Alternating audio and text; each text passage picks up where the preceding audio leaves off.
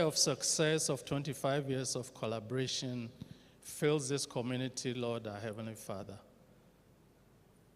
We thank and praise you for the collaboration, the networking, the hard work of your sons and daughters whom you have endowed with skills, with knowledge and expertise in helping to bring your kingdom down in the area of healthcare. For this also we thank and praise you. Lord, looking forward after 25 years, we commit the community of collaborators and networkers into your hands and pray that you continue to grace us. Grant us your spirit of cooperation, that we'll be able to forge ahead so that 25 years to come when we meet, we'll have reason to praise and to glorify your holy name. Lord, we pray for your special presence in this community today. Day 2 of the celebrations. Lord, help things to be successful. But above all, Lord, whatever we do here, praise and glorify your holy name. And we make our prayer in the name of Jesus the Lord. Amen. Thank you, Reverend Father Professor Apia Poku. So, once again, you are all welcome to day 2 of our anniversary. Yesterday, we saw it was awesome. We saw how KCCR came into being when the center moved from Liberia to Ghana looking for a center to do research. And that was at the same time when KNUST was also looking for a partner to collaborate with to do groundbreaking research. So the two met, and it resulted in a very good marriage, which actually led to this 25th anniversary. And yesterday we saw the groundbreaking research and data that came out of these 25 years of collaboration. And today promises to be awesome as well. Today is for scientific symposium, which will be followed by scientific session of presentation. And the theme for the scientific symposium is improving the quality and quantity of scientific research in Africa. Sometimes when you talk to people and they ask you, what are you doing? You say, oh, I'm a researcher. So does Africa need research? And sometimes you talk to politicians. If you want to convince them to give money for research, the question is it necessary? But at least we know that there's a strong data showing that there's a strong correlation between research output of a country and then the standard of living of its people, which means research is very, very important.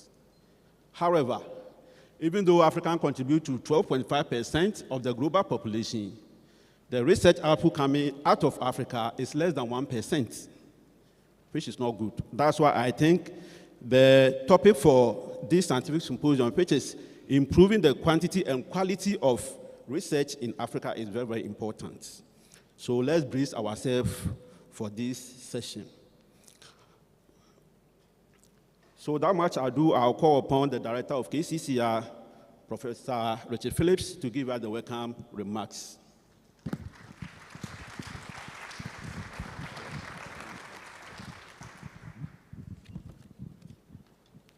All right, good morning, everybody, once again. Thank you for making time. I want to welcome all of you once again for coming to join us for this celebration, especially for the speakers for today who agreed to speak. I need to single out a few people. We have with us the Pro Vice Chancellor for KNUST, Professor Ellis Owusu-Dabo, with us. We say thank you for coming to join us. And there is one obvious person who wasn't mentioned yesterday, and she's an old friend that worked with us together in research, and she agreed to join us. Unfortunately, her flight combinations didn't allow her to get here on time. But we are pleased to have with us Dr. Pauline Mwenzi from the S-Pen in the Afro office. Dr. Pauline Mwenzi, you are welcome very much. I'm sure some of you know her. And I'll also like to mention the director for Noguchi. I'm sure most of you know her, but I just want to say how grateful we are.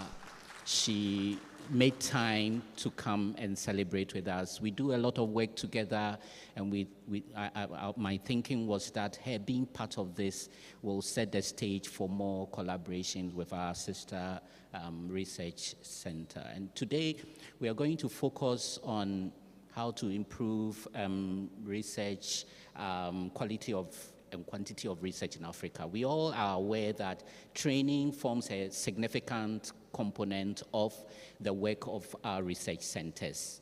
We all want to improve the quality and the quantity, but as you know, Africa, we are still lagging behind, significantly with capacity building. As we celebrate the 25th anniversary, we need to be thinking about how to escalate and improve so that then after another 25 years, we can sit here together and say that maybe there was re-strategization and we're able to find a solution that helped us to escalate and to produce more quality scientists for Africa and Ghana. So it will be a time of reflection, a time of thinking through, and a time of looking for solutions, looking for how to build the necessary human capital to further increase research in solving Africa's problems. So I'm pleased that we are all here. We have friends from all over the world, those from the UK, those from Germany, those from Accra, and people have traveled to join us to be able to make this a success. So I just want to really welcome all of you. Know that we are really grateful that you made time to come and that you enjoy the meeting and connect with other people. So through this meeting, we can improve our networks and be able to work better than we previously did. So I want to say a big thank you, and I'm hoping that we have a very nice meeting. Thank you.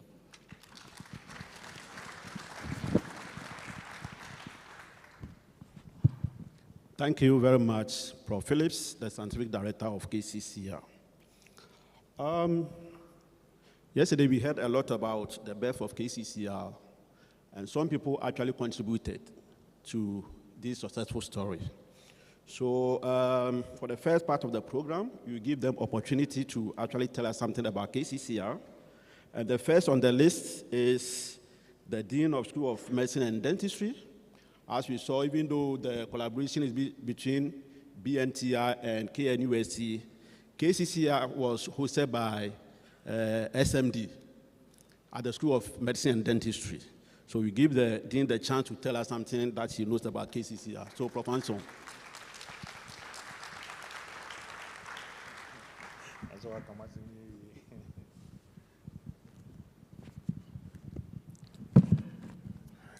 Pro-Vice Chancellor, Professor Ellis Owusu-Dabo, all dignitaries present here, protocols observed. Right, so he's mentioned most of the things, and we heard more about the genesis of KCCR and the fact that KCCR started off from the School of Medical Sciences, where offices were established to begin this wonderful initiative, for which I think the forebearers of this novel idea should always be congratulated. The need to train more scientists is now, and we would always collaborate with KCCR to do this. Now, looking at the theme for this celebration, improving the quality and the quantity of scientific research in Africa, I think that indeed it is critical for us to pay attention to this initiative. At the level of the medical school, we try our best to improve the research potential of our undergraduates so that they become the products that will enter into MPhil and PhD programs at places like KCCR.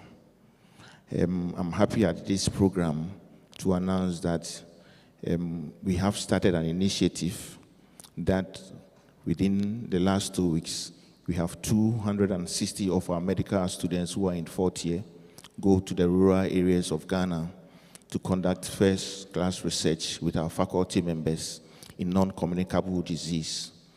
They entered into the rural communities and interacted with them and collected over 2,000 information from patients or participants.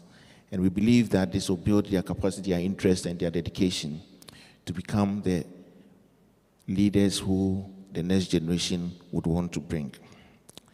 Indeed, we need to have quality and very good research for credible information. And KCCR is the platform to focus because they have the best advanced machines, scientists, team, and networking that we believe that our collaboration from the School of Medical Sciences would help build that critical mass of information that is needed for policy and decision-making for the country. Their effort in the fight against COVID-19 is remarkable, and therefore we always would partner with them. I believe that this morning the scientific presentations that we're going to hear will still steam us up and prepare us for the next couple of years as we prepare ourselves as a country, as partners, as stakeholders in the fight against disease. Thank you.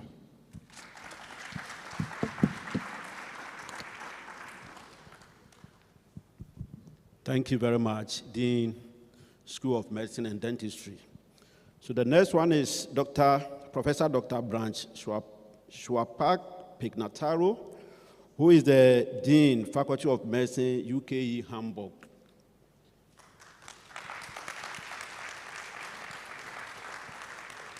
Thank you. Yes, dear Pro Vice Chancellor Owusu-Dabo, dear Professor Phillips, dear Professor Anson, dear colleagues from all over, students, members of the KCCR, and for the rest, I'll stand on the protocol of Professor Phillips. It's a huge honor. I'm really grateful to have been invited to this momentous anniversary.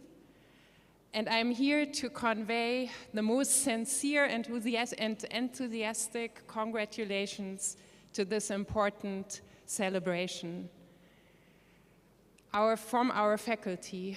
Our faculty is very closely intertwined with the activities of the Bernhard Docht Institute for Tropical Medicine in Hamburg.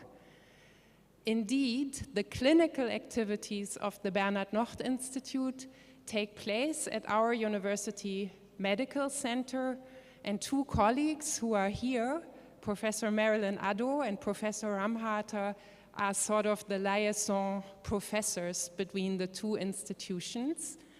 So Marilyn Addo heads the clinical section of infectiology and also has an institute for research into infectious diseases and vaccine development at our university hospital. And Michael Ramharter runs our vaccination program that we have on site and also conducts many important clinical studies. Many other PIs at the BNI are professors at our medical faculty. And this is very fitting because one of the big research emphasis themes, the big strategic research themes that we follow at our faculty is research into the combination of inflammation, immunology, and infection. Because as many, or I guess all of you are aware, these are very closely intertwined aspects of the same phenomenon, and it's really good to study them all in conjunction.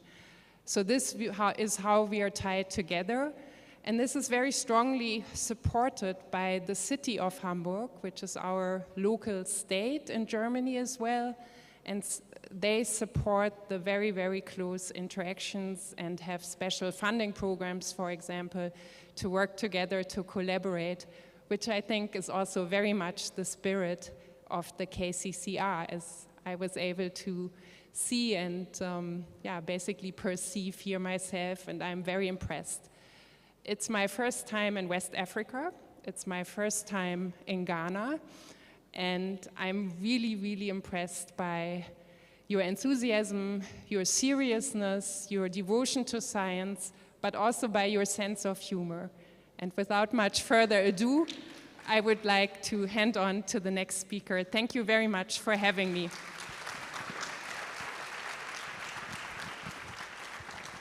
Thank you very much. Thank you, thank you, thank you. So the next on the list is our former deputy director. Actually, he was the longest serving deputy director and a PI of the filariasis project, which has lived on for 25 years.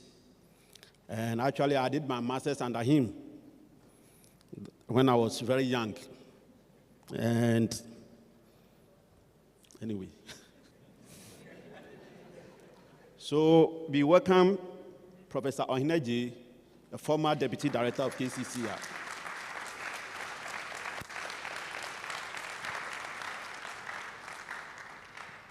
Thank you.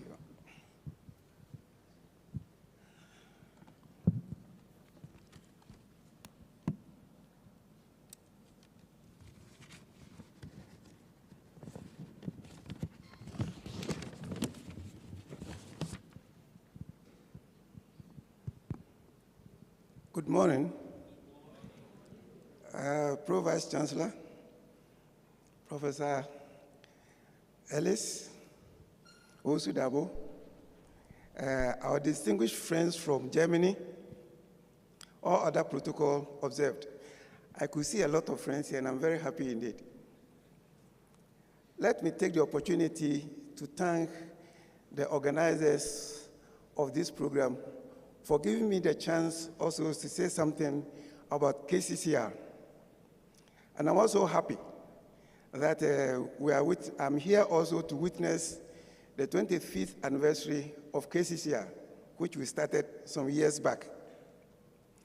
As we all are aware, KCCR was established in 1997, and I'm proud to say that I was one of the first School of Medical Science staff members who joined KCCR at the time.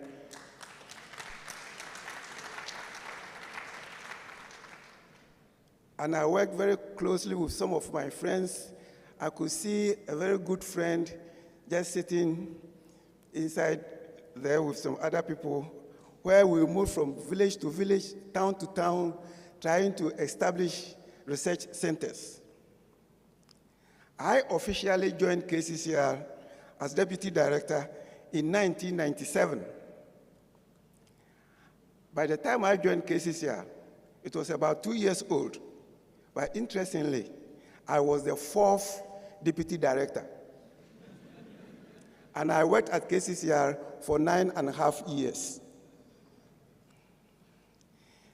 During this period, activities centered around filariasis, onchocerciasis, malaria, deafness, entomology, biliary ulcer, and tuberculosis. Various research centers were opened at Dunkwa-Onofin, Agogo, Axim, Ekwe, Esiama, and Bolgatanga. So you could realize that we moved almost everywhere, trying to make sure that we established a very good institution. Our activities were not only centered in Ghana, but also in other African countries such as Cameroon, Tanzania, and Togo. I'm happy to observe that the foundation that we put up was able to bring positive results. And quoting from some of the results or data from the filariasis program, by the time I was leaving, the number of projects executed was about 11, but now we have about 27 projects. PhD people trained were about 3, now have 8 PhD students who have been trained. Masters have moved from 4 to 22.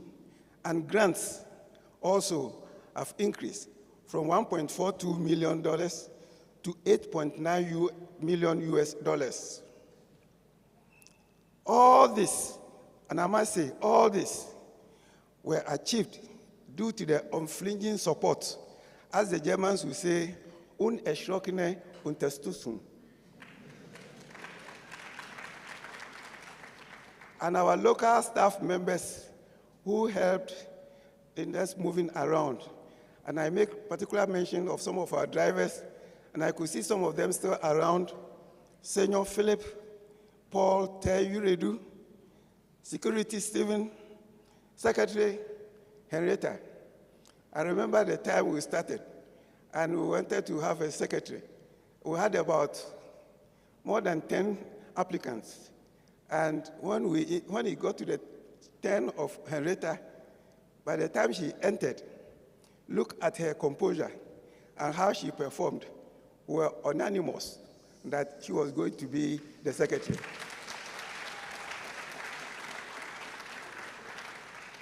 And I'm happy she is still around.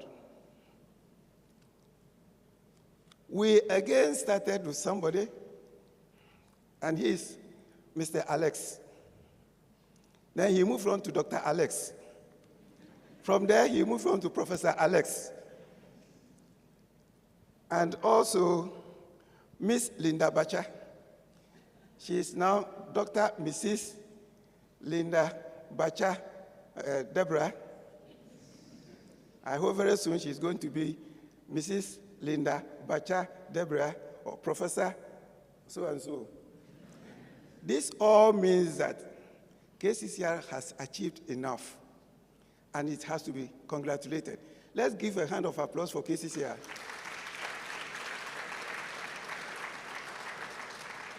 I will also say to all my Ghanaian colleagues and staff members, I say, Mumu ni ejumapa maye. Well done for the good works. I believe all those who doubted the ability of KCCR to succeed have now realized the potential of KCCR. To the new members who have joined, I say keep on working more harder than before to sustain the center, because KCCR has come to stay. I'm also happy to see some of our German colleagues we started with, and here I make special mention to Dr. Thomas Krupa, who was my director, my friend, my colleague. We talked about almost everything. We discussed everything, and we still keep in contact.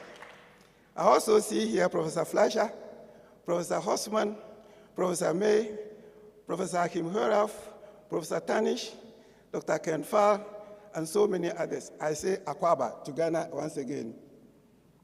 But before I end my speech, let me say something to our German colleagues. Ich hoffe, dass wir irgendwann die Gelegenheit haben, uns wieder zu sehen. Danke.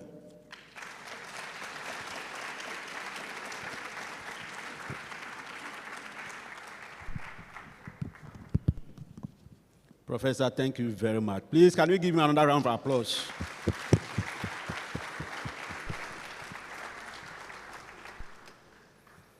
He's done very, very well. I remember last time he said, hey, Alex, you're a professor. Meaning, Alex, have you become a professor? Yes. Thank you very much. We are very grateful. I think the names can go on and on and on, but time is on our side. So, Prof, we want to say thank you very much for what you've done. You've indeed trained us very well, and that's why KCCR has chopped all these successes. The next on the list is the former director of KCCR. Here at KCCR, we call him father of KCCR. Again, he's one of the longest directors of KCCR. As we heard yesterday, he moved with them from Liberia or Guinea to Ghana, and he went around all the countries looking for onchocerciasis, as we heard from Prof. Hossmann. So we call upon Dr. Thomas Krupa to tell us something short about KCCR. So,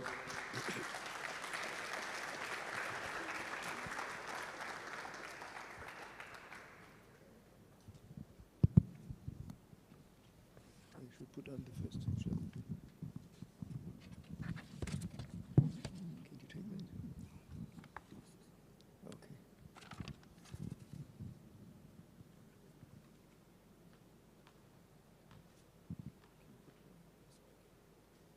first picture. Okay, thank you. Good morning. I feel honored to be invited to participate on this 20-year celebration of KCCR. The speech covers the time of 2000 to 2008. I bring all of you greetings from UK and from Germany. I first arrived in Ghana in '97, having driven overland, as you heard already, from Guinea. I went to Kumasi and arrived at the KNUST Medical School guest house. Here I met Jennifer Evans, and we spent much of the next 10 years living here on campus with our children, Katrin and Alexander.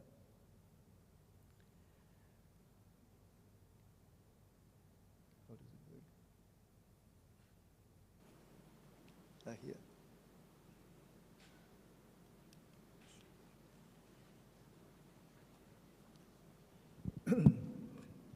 My initial task was to oversee the construction of the KCCR buildings. Here I am standing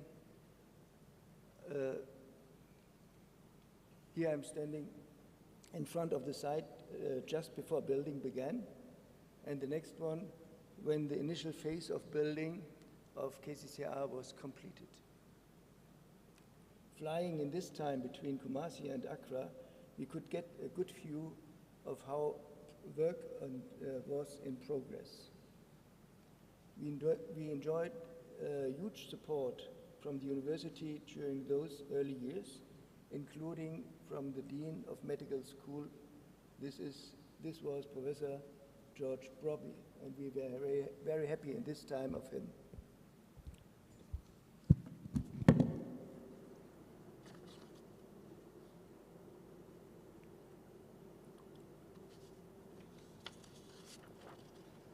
The building was inaugurated during a meeting of KCCR board in 2003. And we see here Professor Rolf Forstmann, Professor Chiri Akbenjega, Professor Frank Kwame, our first board chairman. And then you see Mrs. or Frau Wilmshoff from the Volkswagen Foundation. Next to it is Vice Chancellor Professor Andam. We were very happy with him as well in the time when we had here. And then Jennifer Evans and myself. And on the right side is Professor Owen Ajay, who you just heard. And I know him very well from the early days. That means early days means in Hamburg when I studied biology. He was over there as well. And I was very pleased when I got him here as a very, very good partner. And he was a wonderful worker at KCCR, and we enjoyed each other very much and were very happy about it.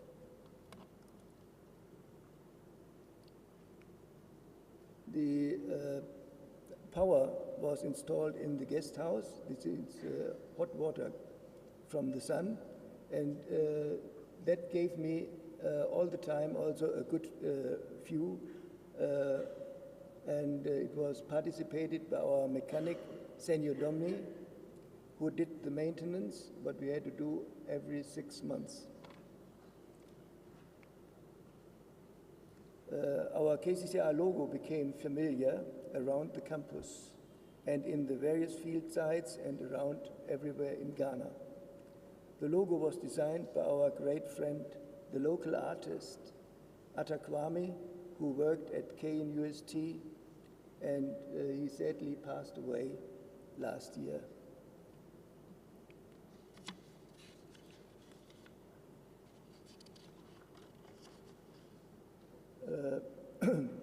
One of the early programs are still living today. It was about onchocerciasis research, led initially by Achim Hörhoff and Ohenaji, but we all fondly remember Professor Büttner and his wife, Marcel, from the Tropical Institute in Hamburg, who made many field research trips to the Dunkwa area. Professor Achim Hörhoff started after 2000 the elephantiasis research, at the southwest of Ghana. Several villages at the Atlantic coast around Esiama had been investigated. And he was, with him came Dr. Samine Mand, and we were very happy with this team, who was very working wonderful.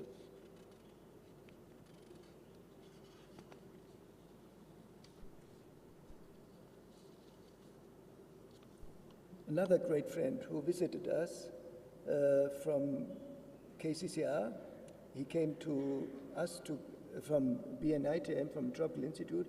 He came to visit us here in KCCR, and this was Professor Rolf Garms. And it is a humble man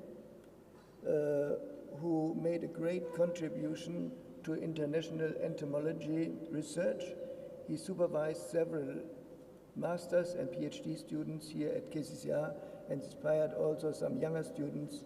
And I hope he would be pleased that my son Alexander, who is on the left side, intends 14 years later to study zoology.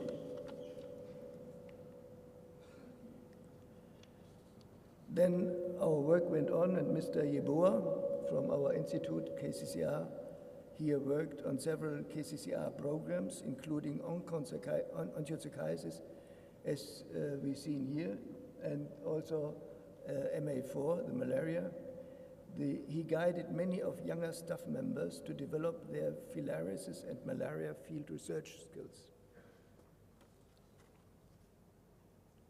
Then we had, in that time, also a 10-year celebration. And you see here, everything was going on in the family as well as at the university. And Ghana Kumasi was for our children a special place. And on the right-hand side, you see in the center our Konimo, who had been here yesterday with his team. And he was also celebrating the 10 years of our institution. And then you see here Jennifer Evans, my wife, and he's known so many of you. Sends to the whole of KCCR many congratulations today, starting as a lecturer in SMS, working with Professor Ajim Yeager and Dr. Ansong. She worked in Kumasi at the Komfanoche Teaching Hospital, and in Agogo on MA4 and MA5. And she did also, was participating for KCCR on RTSS malaria vaccine project, making lifelong friends with many colleagues.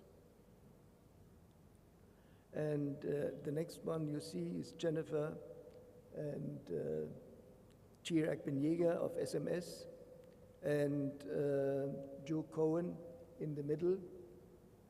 He was the first who developed the RTSS vaccine, and we were very happy that they came over also with a complete good team to monitor how we did the work. And I have to say, the result was that from 12 countries in Africa,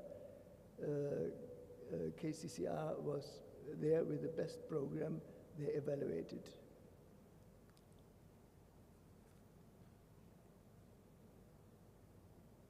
So we went to Agogo, and in Agogo we did that malaria vaccine study as well. And so the formal education of the personnel was very, very important. And Jennifer and Chiri were talking to the most responsible in Agogo, King, and he was very happy that we worked over there. We were not only here for programs, we did also social life, and the social life was a marriage, and this was a wonderful idea that we could see that Isaac Aguna married, and on below we see all members. When we go through it, it will take too long, Ben Ando, this was our administrator in that time, and also the personnel who came with us from Liberia, who joined us from Liberia, and this was Gang Pala with his wife. And they were very good in doing many works at KCCR. And I have many fabulous memories and still feel today part of KCCR family. And that is a very important point.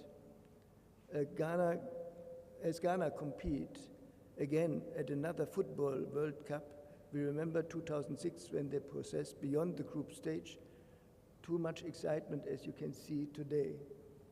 And on the right-hand side, that is my daughter, Katrin. She was 7 years old and absolutely happy here in Ghana and at KCCR. The Kumasi Center for Collaborative Research with its partners at the Medical School of KNUST, Bernhard Nocht Institute of Hamburg, and University Bonn and Charity Hospital at the University of Berlin.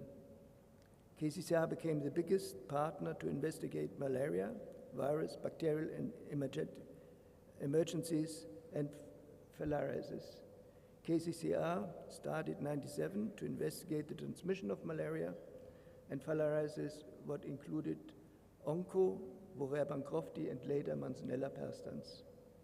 Further studies included the transmission of onchocerciasis by Symposium black flies, the transmission of Borrelia bancrofti in the coastal area by Anopheles gambiae. And I'm very happy that everything is going on, and I thank you very much.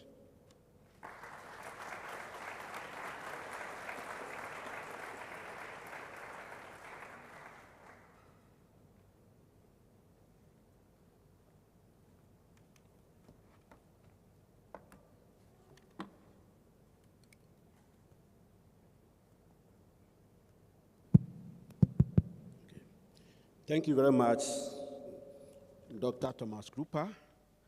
We want to thank all our speakers so far. Please, let's give them a round of applause. They've done well. Our fathers, our mentors, our everything. Thank you very much. Now is the time for the scientific symposium. And as I said earlier, it is titled Improving the Quality and Quantity of Scientific Research in Africa, the Role of Research Institutions in Africa. And for such a scientific symposium, you need somebody who can actually steer the affairs of the session. And looking around, we could not settle on any other person but a good friend of mine, who is a public health scientist and a molecular geneticist with vast experience in areas of medical parasitology, epidemiology, medical entomology, and molecular genetics. Actually, he's a professor of CSIR, College of Science and Technology, and he has 25 years of experience in prevention and control of infectious diseases. Actually, I remember Prof. Mike Osei, Prof. Richard Phillips, and myself were the pioneers of the FENTD, that's European Union Initiatives for Neglected Tropical Diseases. That was in 2006, thereabouts. And the money actually went to BNI, which was actually managed by Professor Fleischer. And yesterday I was having a discussion with Prof. Fleischer, and he said, hey, I remember those days, and now you are a professor, Mike is a professor, Richard is a professor. Yes. So we started with Mike some time ago, and he's now the professor of CSIR. And together with Mike, Richard, myself, we actually, that was when FENTD was being transformed to ANTD. And ANTD was supposed to be hosted either in Kenya or in Ghana. And if it's in Ghana, where? And I remember Mike, Richard, and myself, we fought hard to bring ANTD to KCCR. And that's why we have ARNTD at KCCR. He's the current director of CSIR, Water Research Institute. And ladies and gentlemen, please help me welcome the director of CSR, who is actually going to chair this session. So, Professor Mike Osei, you are welcome.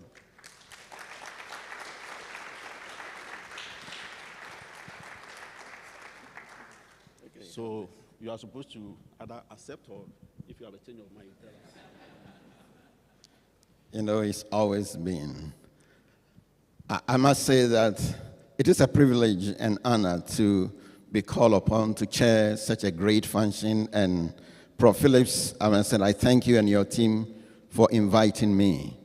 I must say that this is really a great occasion. And we have, I think for the keynote session, we have two important speakers. And the first one, which talks about improving the quality and quantity of scientific research in Africa, the role of research institutions in Africa. I think it's very, very important, especially during this time when KCCR is saying that they've made 25 years of research for life. And I believe that this keynote is supposed to challenge KCCR and say, okay, you have done this for 25 years, and you agree with me that yesterday they enumerated a lot of research activities. But I believe that Prof. Osu-Dabo is going to challenge them. And it's good is also, he was also a director of KCCR. And he's going to tell them, because in the midst of the many resources that have been provided for them, now they have a Petri lab and other labs. So I believe strongly that the next 25 years, when they will say that KCCR 50th anniversary, I believe that they are going to change here into a higher level of risk, because you are going to be challenged to improve the quality and the quantity of your research. And I believe that we're going to have more of cutting-edge research even before, because having your Petri lab, you're even going to do more. And I believe that there's going to be a lot of capacity building. Now we are talking about 27. On your 50th, we'll be looking at over 100. Then I will tell Professor Deborah that the 10 million he has brought for the past 25 years, this must go into like 50 to 100 million. That's what we're expecting for the next 25 years. So the very young ones, that the next 25 years, the KCR scientists over here, that the next 25 years you are going to be here. I think by that time, I'll be invited and come with my old face here, holding probably my walking stick, coming to enjoy and listen to the 50th KCCR anniversary. So I want to challenge you young men. You need to see that with the coming years, you're going to shift into the next level of research. And I'm also then asking that our beloved German, especially our director, you are going to increase our collaboration with KCCR. And we need to extend and go beyond, because if we can improve our quality of research and the quantity, it will need more money. Then we'll be producing a lot of patents. So the young ones, I'm expecting the next 25 years, we need to count a lot of patents that will come from KCCR. A lot of technologies that you need to develop, and a lot of things that you need to transfer onto other people. The next, we're talking about neglected tropical disease initiative, which is very important so far as the drugs is concerned. You know, with the NTDs, you agree with me, the big farmers are not going to invest money into drugs, because that's going to be a little bit of money that they are going to gain. And that is why I think that the DNDi is very important for development of drugs for the NTDs. And I must say that I'm very happy also to see my sister Pauline. In fact, when we talk about the ARNTD, he was then our board chair who came to have discussion with Angry, and then they said that yes, they will accept it. I believe that today is going to be quite an exciting period, especially the first two keynote address. And I believe that Prof. Dabo is very prepared to deliver this. I'm expecting quite exciting presentation. On this note, I must say that I accept to chair this function. And may you have a very good presentation. Thank you very much. Thank you very much, Professor Mike Osei, for accepting to chair this session for us.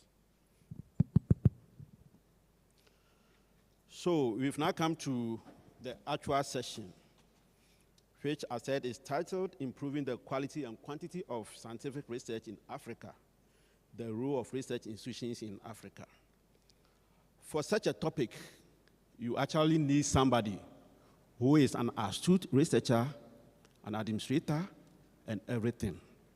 And again, looking around, we could not settle on anybody but our own, who is a consultant public health physician, a university teacher, and a researcher. He is a professor of epidemiology and global health, and his area of expertise in medical epidemiology and applied health public technologies. He was a researcher at KCCR. I remember we all started together at KCCR as the PI when I was a student, and then he became deputy director of KCCR, and then the scientific director of KCCR. He was then appointed as acting dean of School of Public Health of KNUST, and is now the pro-vice chancellor of our noble institution.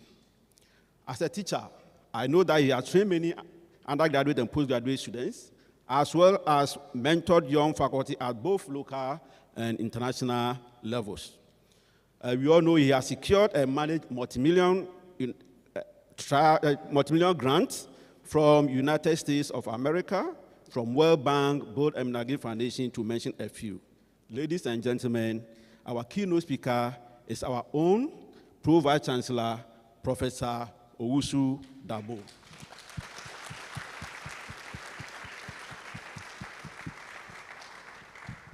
Thank you so very much, Professor Alex Debra, compatriots in crime,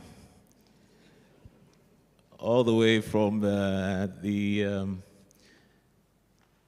early 2000s, I think, when we were chatting and continuing with the work that others have done. Professor Chair, I thank you for the opportunity. Distinguished Director of the Kumasi Center for Collaborative Research, Professor Richard Phillips, many of my friends here, esteemed professors, Professor Rolf Horstman. I don't want to commit any crime by mentioning names, but you know, there are some people that you work so closely with and you commit several crimes together. Professor Jürgen May, Professor Bernhard Fleischer, and distinguished professors from the Bernhard Nocht Institute for Tropical Medicine. What a delight to be here. This morning I have an assignment. The assignment is to discuss the role of African research institutions in forging quality and quantity as far as research publications are concerned. And to do so, I shall have this outline which will take us through some introductions. I shall go ahead then and then discuss some conceptual framework which I believe will guide us in developing a quality research model. And then I will look at the achievements of some research centers across the African divide and the blocks. I will then take us through the obvious, which are some of the challenges that bedevil us as a continent in terms of our outlook as far as Africa is concerned. I will propose some solutions and I'll give you a take-home message, and hopefully this would be done. I welcome you to the best destination for quality education as far as the Times Higher Education is concerned. And for those of you who will not clap, I'm tempted to clap for the Kwame Nkrumah University of Science and Technology, which is Ghana's premier science and technology university. We continue to improve, and hopefully one of these days we should find ourselves in the top 10 as far as the global ranking is concerned. I would like to start with a quote by Nicolaus Copernicus. And it is not so much as in what the quote says, quote, to know that we know what we know, and to know that we do not know what we do not know, he believes is true knowledge. But importantly for me is the gap that exists between what you know and what you do not know, and what you do with that gap. And for us in Africa, we do know that we contribute to less than 5% of the global research output. In fact, at the last check, the exact figure is 3.1%. I'm sorry that I'm not starting with some good news. And what is even more worrying is the fact that we account for 1.3% of the research spending. And the situation is even worse when it comes to patents. When it comes to patents, it's 0.1%.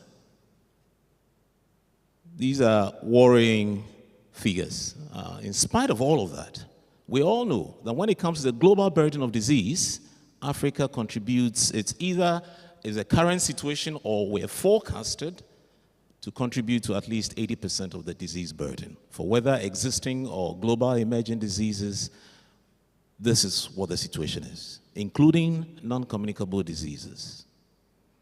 And so what is the situation? We're aware that Africa has made some significant strides. And in spite of the gloomy picture which I've just painted, in the last decade, there has been at least 20% in the trajectory as far as the global research agenda for Africa is concerned. So we have made some significant strides in scientific research, including technology, and this goes across perhaps all the 17 Sustainable Development Goals areas. And I'm talking about disciplines, across disciplines. But of course, I'm aware that I'm speaking to a largely biomedical science audience. Scientific institutions in the region have played a crucial role in contributing to the understanding of several diseases and shaping measures and policies as far as these diseases are concerned. Many of these diseases have threatened the entire globe and continue to do so. We are aware of several recent and current and recent epidemics and several outbreaks. I was surprised when one of our colleagues presented a case of genital monkeypox, which looked very much like syphilitic chancre. It's very interesting. But the point is that Africa has contributed and added, to the understanding of the knowledge of some of these diseases. In response to these challenges, African institutions have spearheaded numerous and important groundbreaking studies that have supported the decision-making process. The point is that when it comes to fashioning out a model that helps us to define what quality ought to be,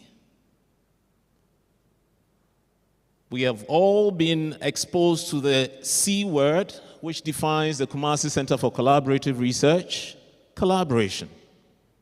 It's very, very important.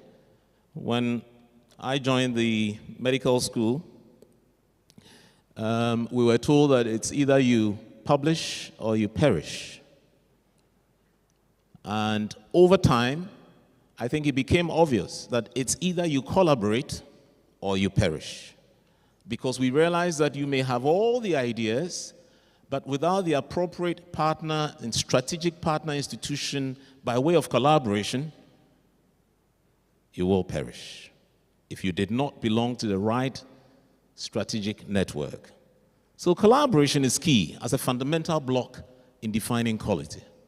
The other key fundamental block is human and infrastructure development and capacity building. It becomes the capital. It is the knowledge that the individuals within the institutions have that defines and help to combat the challenges that we do have. We can put in place all the state-of-the-art facilities, but if the individuals are not well equipped to be able to utilize those, then we haven't done anything. So it's important that whilst we focus on state-of-the-art facility, it's also important that we look at the human being. And that is why it's important that we do generational development and forecasting of human research needs. It's critical, and I'll come to that later when I discuss the points on human capacity development. And finally, it's important that we apply ourselves to standard frameworks, standard operating procedures, requirements across the globe, and subject ourselves to the rigor of these quality indicators. Some people, who would sit in their own corner and do things without applying themselves or subjecting themselves to the standards and the dictates of the global research economy and ensuring that whatever we do complies with and adheres to some of these. Now, beyond that block is objectivity. That's what we're looking for. Beyond all that we do, so ensure that, it's objectivity and that it's influenced by data. Diligence and our quest for critical analysis is very, very important. And then, of course, what I've put here is demand for quality improvement and seeking knowledge to generate evidence. Evidence that will help us to combat existing, emerging, and re-emerging conditions. Sometimes we're of the opinion that, this one works, but over time, we are aware that even when it comes to pathogens, it's always a challenge between their wits, our grips and grits, as far as science and understanding of science is concerned. One must win, and we humans believe we will and will continue to win. But the point is that, what is the prevailing evidence? And how do we continue to generate those evidence to inform decision making? I am of the opinion that if we seek quality and we seek quantity that is on the basis of quality, this model will do us some good. So, in the light of the prevailing health challenges, there's the need to adequately ensure that we have high-level scientific research for the development of novel techniques. Ensure also that we make investments in resources such as skills, knowledge, infrastructure, and if we look at today and the future, data science, huge and large data science, and making sure that we have efficient, robust, effective, and adaptable scientific knowledge that helps us to make decisions as far as controlling these diseases are concerned. So across Africa, there have been several research institutions dotted, and when you look at the landscape, you realize that they are disproportionately skewed to Southern Africa, the Southern Bloc, to the Northern Bloc, and then it is followed by the Eastern Bloc, and then to the Western Bloc. The Central Bloc is almost, just a few in the Central Bloc. But I just thought that I should let you know that we have over 300 research institutions dotted across the continent, doing all sorts of things. And I'm referring to those that have applied themselves, hopefully, to the rigor of accreditation and ensuring that they are doing science that ensures that the science that we're doing is cutting edge. So the next few slides, what I'm going to do is that I will show you some of the contributions of these research institutions towards contributing, obviously, to scientific research in technology. So I just mentioned a few of the 300 which, I have mentioned earlier. In North Africa, we have our friends in Egypt, Institute of Pasteur, Tunisia, Morocco, Algeria. These are the institutions there. The National Research Center, the National Center for Scientific and Technical Research, and so on.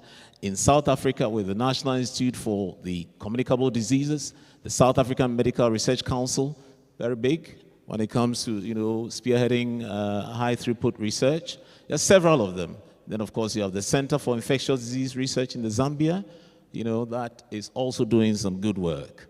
Then when it comes to East Africa, we're all familiar with KEMRI, the Kenyan Medical Research Institute, the Infectious Disease Institute in the Uganda, based in Makerere.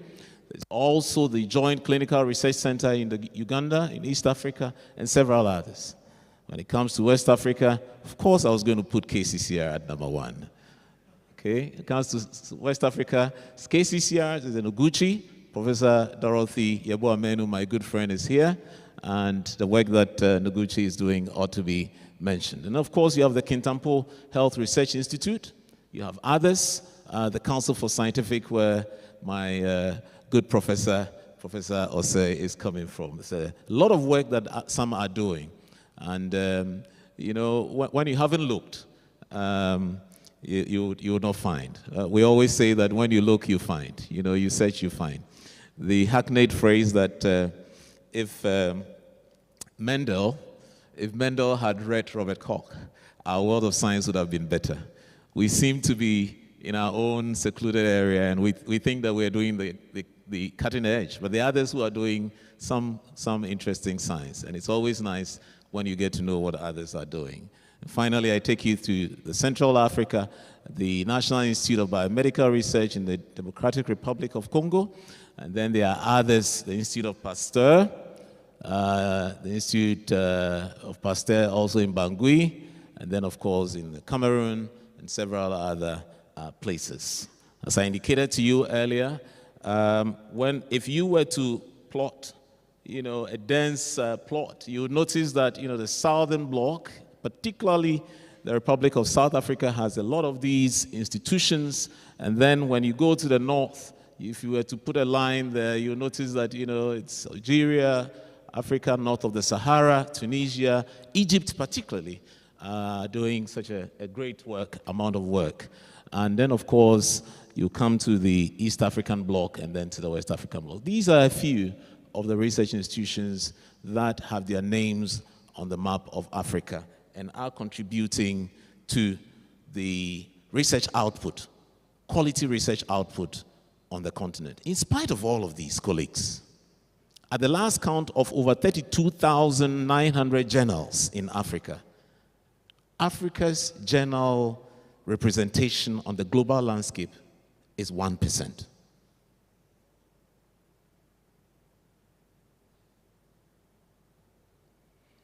So I'll show you a few photographs of some of the institutes, communicable disease, based in South Africa, and some of the work that they do. Okay, so they are interested in surveillance and spearheading, diagnostic services, outbreak services and response, capacity development. Of course, they are also interested in generating additional knowledge and expertise in communicable diseases, not only in South Africa, but within the South African bloc. And then they assist in the planning and policies programs as far as the South African bloc is concerned. They've done some work in surveillance and testing and vaccination and development of vaccines and continue to do such a great job. The Medical Research Council of South Africa is another. As I indicated earlier, it was established in 1969 with the mandate to improve South Africa's population's health through research, development, and technology transfer. And this is something that they have done over the years. And now they're focusing in the leading causes of death and disability, as well as the risk factors associated with them. And I have to say that they're doing a lot more of non-communicable disease and the genetic underpinnings as far as those are concerned. Obviously, many of, including the Kumasi Center for Collaborative Research, started looking into infectious diseases, and over time will obviously look at the trajectory of diseases and ensure that they add onto the portfolio the other things that matter as far as the population is concerned. So the scope of research for the South African Medical Research Council, they have been looking a lot on tuberculosis, cardiovascular, and non-communicable diseases, HIV/AIDS, alcohol and related abuse and misuse, drugs and substances are evolving as a big portfolio. And perhaps for those of us who are seriously looking into infectious diseases, it's about time that we looked at some of these non-communicable diseases, including substance abuse and misuse. So it's done a lot of work on SARS coronavirus, and obviously on other, infectious diseases. The South African Medical Research Council was one of the first to, look at the virus within the wastewater and to use that as an indicator to predict the spread of the diseases during the pandemic. And there were several others who followed. I remember there were institutions in Germany and Netherlands who were also looking at wastewater and the presence of the virus in wastewater and forecasting the likeliness of exposure and so on and so forth. This is just some of the recent things that they have been doing. When you look at the National Center for Research, Scientific Research, in the North African country of Morocco, they have done such interesting work. It was started in 2001. They looked at, some social and economic development indicators, and they have moved beyond that in looking at how they can provide access to scientific research and have done some good work, genomics particularly, molecular chemistry, biotechnology, and of course, seismology research.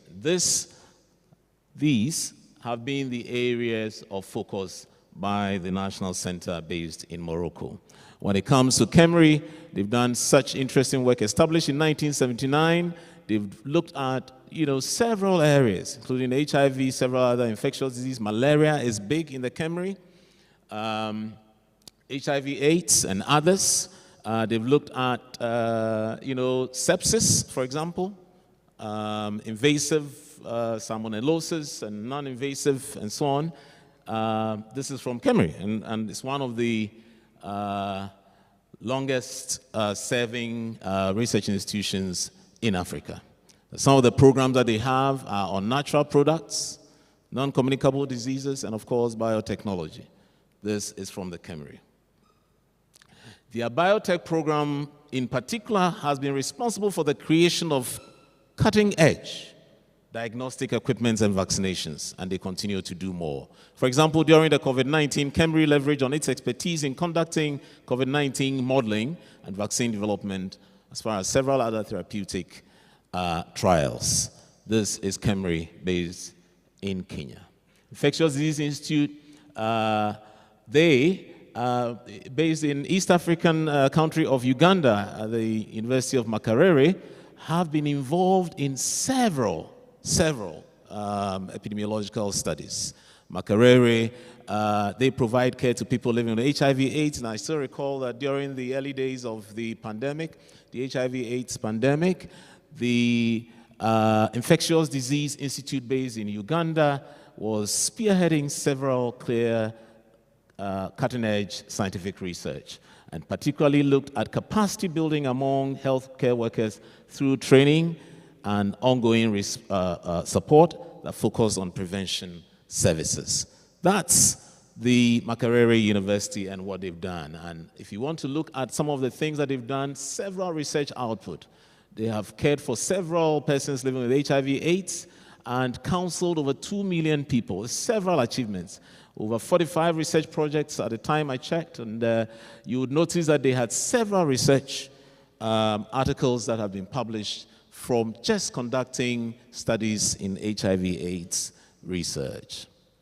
And when you continue with the work that they've done, they were adjudged the best practice in laboratory. When it comes to the African Network for Drugs and Diagnostic Innovation, Andy, same as us, the KCCR, we also had an award in 2011 with them. The Medical Laboratory Observers Laboratory of the Year in 2008. These are some of the achievements. You don't get these achievements if you are not conducting quality research. Now, the following slides will provide a list and overview of some selected institutions in Ghana. And of course, I'm going to be taking you through the African Center of Excellence of Genomics. This center, in West Africa, is based in Nigeria, and is interested in genomics of infectious diseases. My good friend Christian Happy and his team are doing such a great job there. And whereas this is one of the youngest research institutions established in the West African sub-region, they are doing some excellent work, and they are addressing some of the challenges that bedevil us as a sub-regional area. They investigate infectious disease and conduct surveillance. They develop diagnostics and drugs as well as vaccines, and then provide information to public health institutions on the basis of the evidence that they generate. Now, what are some of the achievements of these institutions? They've sequenced the SARS coronavirus genome in Africa. We're among the first to do so. Of course, Ghana did the same. KCCR working with Noguchi. They've developed COVID-19 vaccine candidates. They are supporting diagnostics in Ebola and uncover the origins and evolution of Lassa fever, and so on and so forth. These are some of the things that they've done. And I thought that I should just come closer to us. And when it comes to the middle belt of Ghana, the Kintampo Research Center has done some great job. It was established in 1994. I still remember Professor Seth Osweje, who is now at the University of Health and Allied Sciences. This center's mission focuses on conducting research to shape health policies and improve people's health and minimize the burden of disease, perhaps same as all others established on the continent. They are involved in several clinical trials and interventions, involved in non-communicable diseases, malaria and neglected tropical diseases.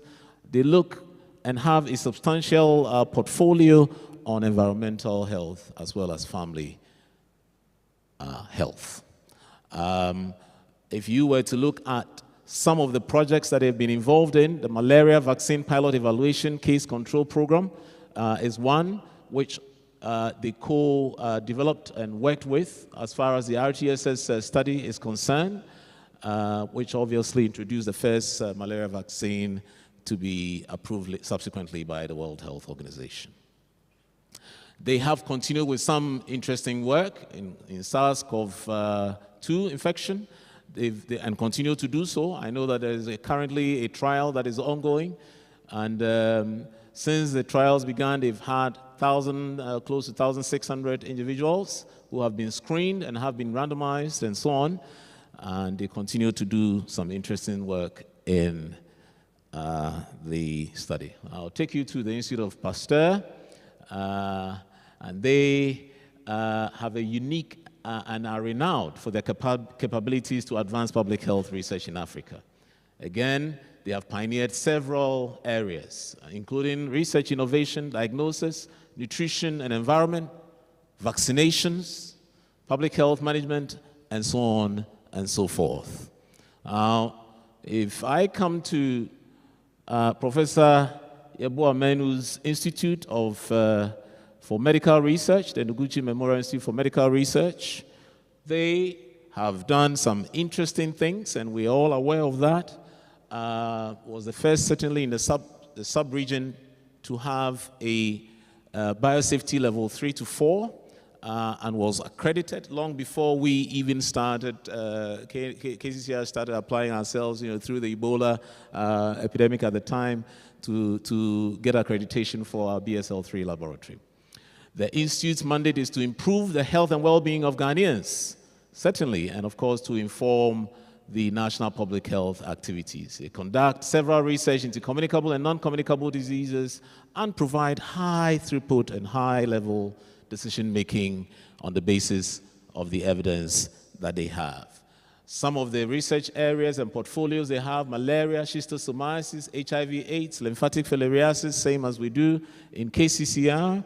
They have several research portfolio in HIV/AIDS, for example, the AIDS-CRIS study, and work with some friends also in KNUST as far as this HIV/AIDS is concerned. Now I come home, and you notice that this was taken during the dry season, the Kumasi Center for Collaborative Research.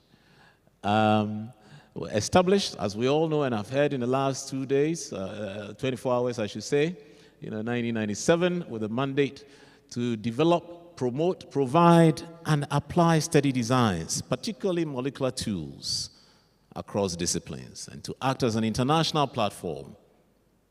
And the plan was also to conduct basic and applied research. And over the last 25 years, KCCR has been doing this fantastically well.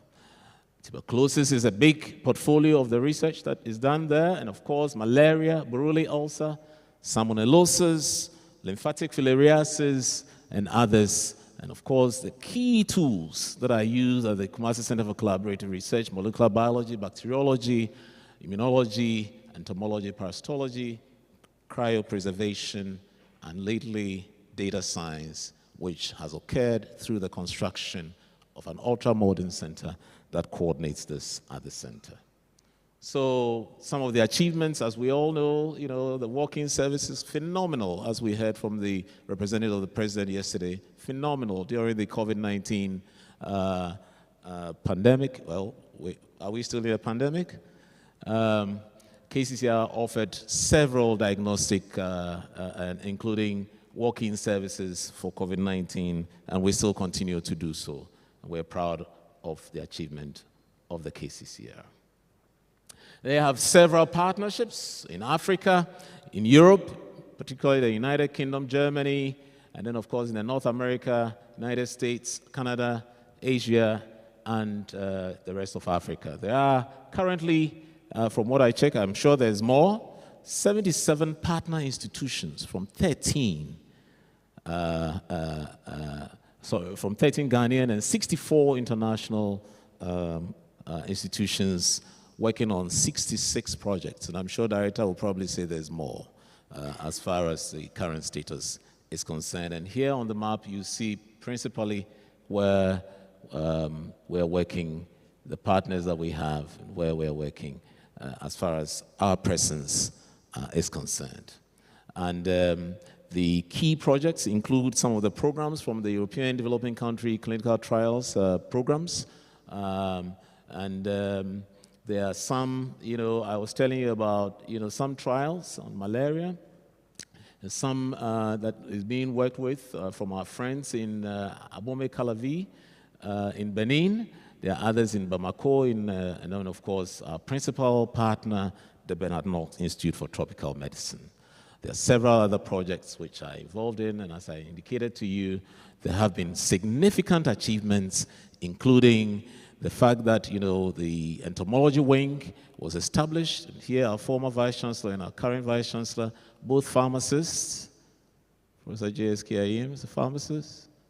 Our first female Vice-Chancellor, Professor Mrs. Rita Kusia-Dixon, behind him, commissioning the newly built entomology wing. Several other achievements, including the Information Systems Lab, which I mentioned to you, on the heels of virology work that is being done, several PhDs, several capacities, working closely with friends dotted across the country and in other countries that I mentioned earlier. But, friends, I mentioned all these achievements to suggest to you that we are not without challenges. There are indeed challenges.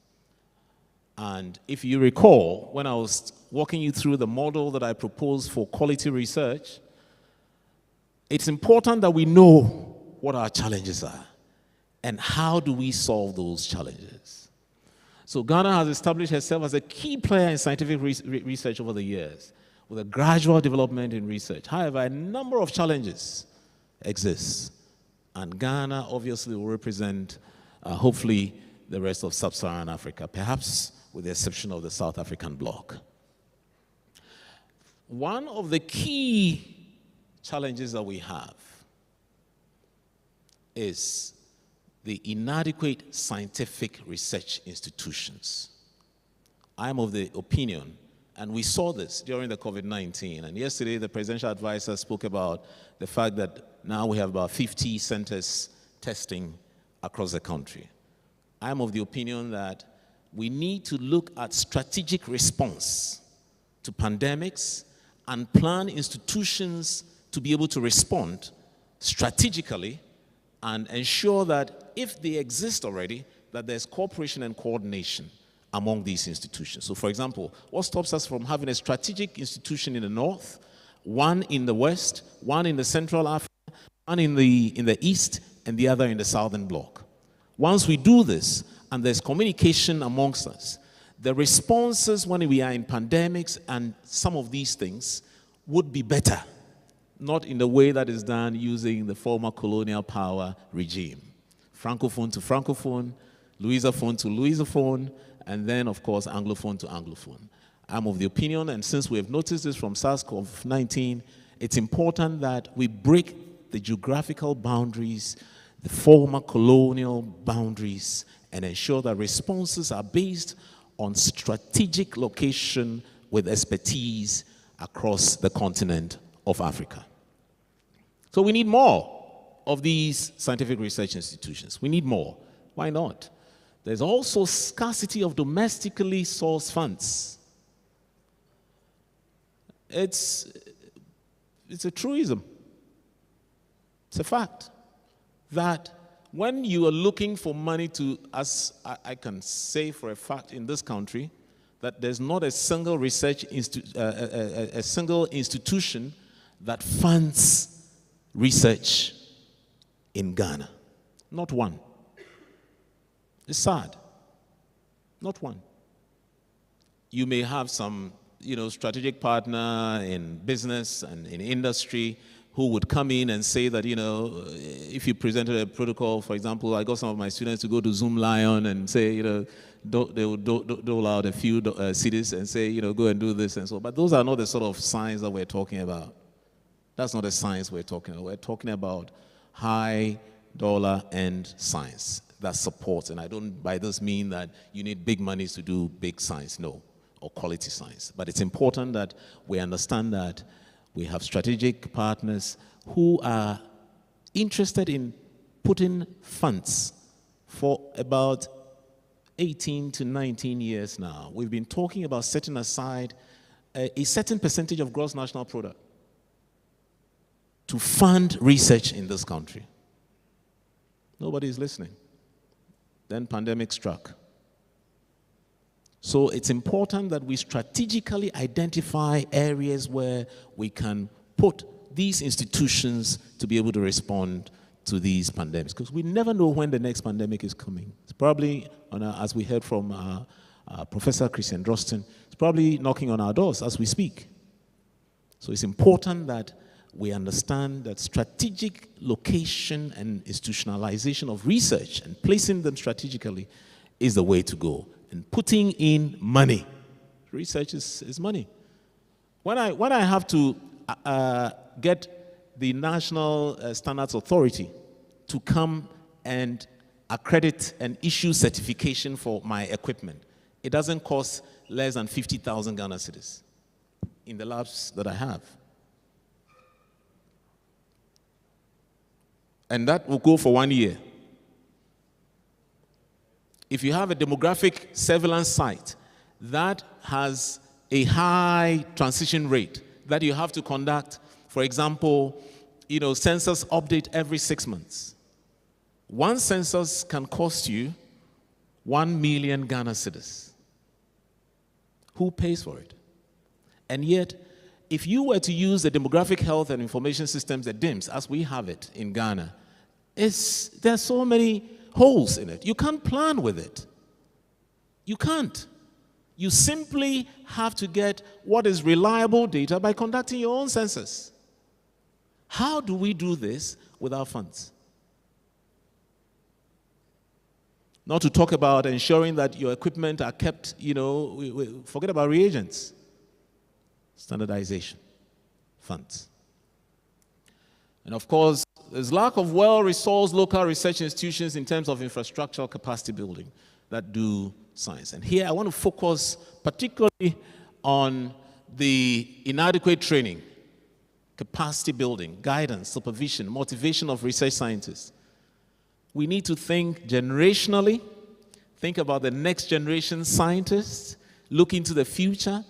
What are the likelihoods of the problems that will be developed as a continent, and then start doing transgenerational strategic thinking to ensure that we train the next generation of scientists with the requisite tools and skills and competencies to be able to manage those resources that we have. It's not just having the institution and the building and having white elephants sitting in there.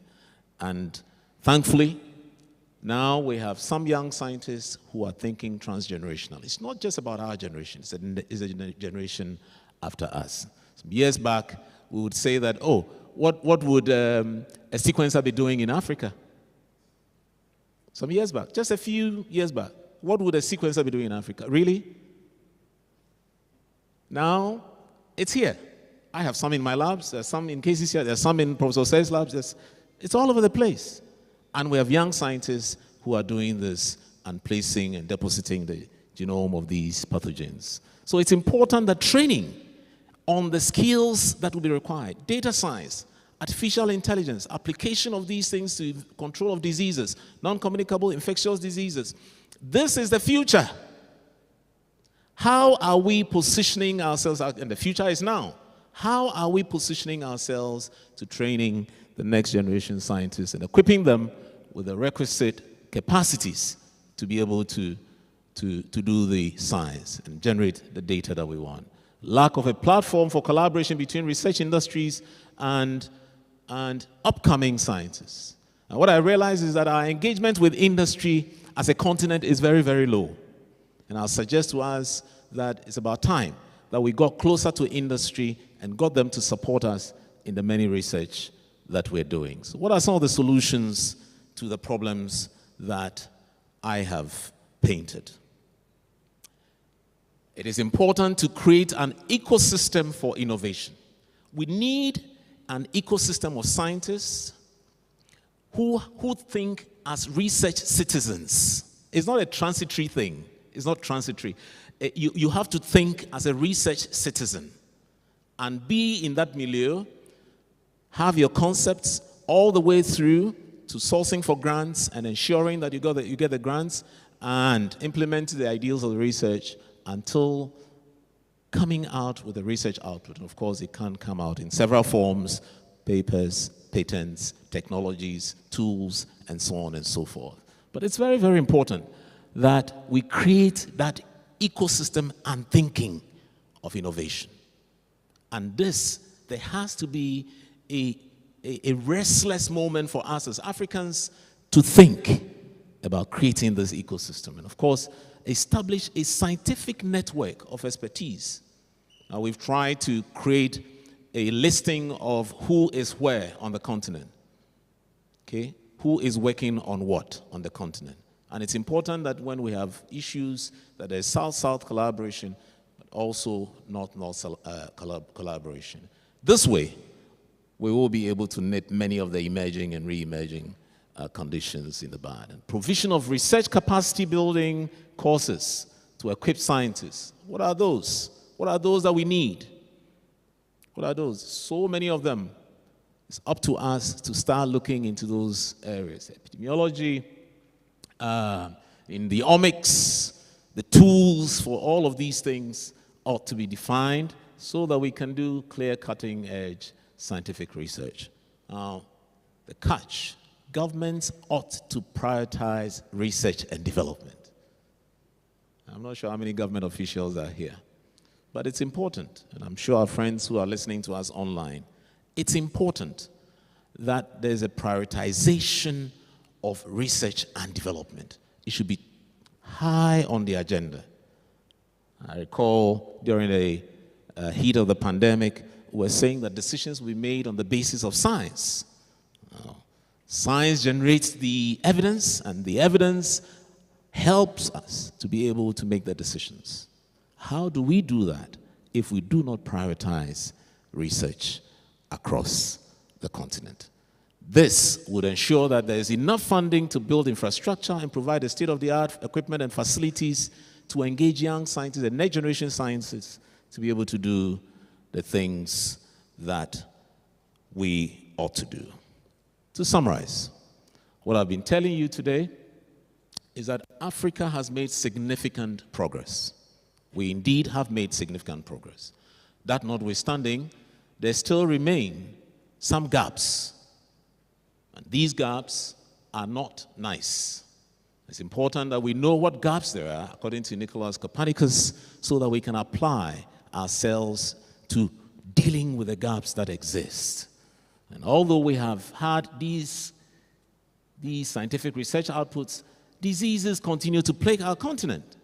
As I indicated to you, it's either current disease burden is around 80% or slightly more, or sometimes more, close to 90, 95%, depending on which disease entity you're talking about. It's important that the continent's research capacity be strengthened to protect Africans, but the entire world's health and well-being. Once we're protecting the region, we're also protecting the ripples that will obviously accrue to the rest of the world. We must cultivate the potential of future researchers through proper human capacity building, and that cannot be overemphasized. Consistent funding for research activities is key. Consistent. And of course, scientists will write for the grants, and hopefully they'll be lucky, but there has to be consistent, deliberate, intentional support for research activities. And hopefully we would understand that will help us in decision-making to improve our lot. Implementing rigorous quality assurance processes through accreditation of our laboratories, of individuals, through certification is also very important. And it's key that we establish scientific research industry and get closer to each other to churn out quality research. To be able to do that, steps must be taken to build a robust research system that will accelerate the growth and development of health research on the continent of Africa. I will end with a quote from Ernest Rutherford, who says, quote, "If you don't do the best with what you have, you could never have done better with what you have had." And on that note, I'd like to thank you so very much for your kind attention. Thank you so very much.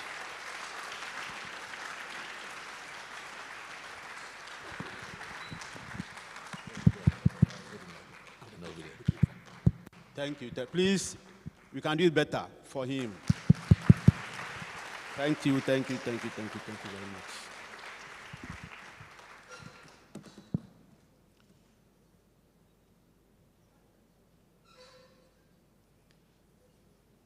Thank you, Prof. Osu-Dabo. Our second presentation is on NTD. What is it? It's on neglected tropical diseases and pandemic preparedness. And this is going to be delivered by Dr. Natalie Strop from DNDI. Please.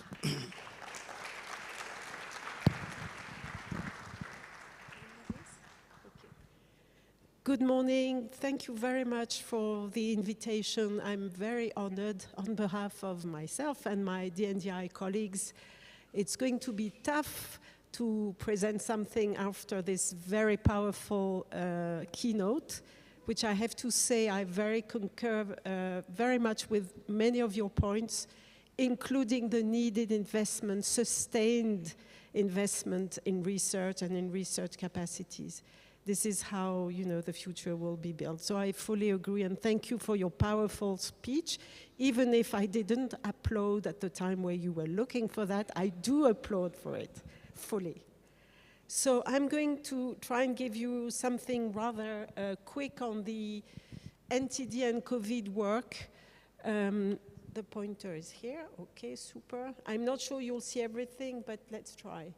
First, to explain that DNDI was built and developed after some of the doctors working for Médecins Sans Frontières, Doctors Without Borders, couldn't find suitable treatments for the patients they wanted to treat.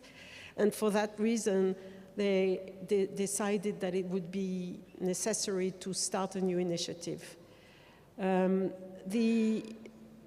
What was mentioned as well, the fact that most of those diseases affect non-profitable markets meant that someone else had to look after that. Okay, so next slide. This is, in fact, The terrible fatal imbalance of the NTD community, where over a billion of patients are affected, where 1.3% of research was conducted when we started at the NDI, and 3.1 when we looked again 10 years after. Very little investment for such a big impact on diseases, and half of those are children. The key point about NTDs, as you know, is, and that was defined a long time ago, is that they are a proxy for poverty and disadvantage.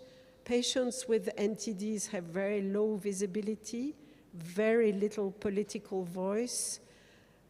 We say that NTDs usually do not travel widely. Maybe that will be a bit challenged now with the climate change situation where, for example, with dengue, but they always cause stigma and discrimination. They have an important impact on morbidity and mortality. They are often relatively neglected by research. There is, for example, very little data on epidemiology of those diseases, which means that they can't be brought up to the attention of the global community because we don't know how many patients are affected. Look at monkeypox recently. Monkeypox became a fake at the WHO level when we saw an outbreak in US, in Europe, in Spain.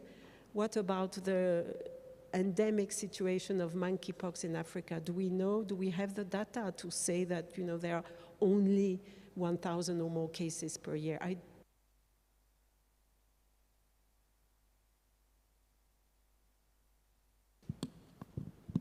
Is it back again? Okay, it's back. Thank you.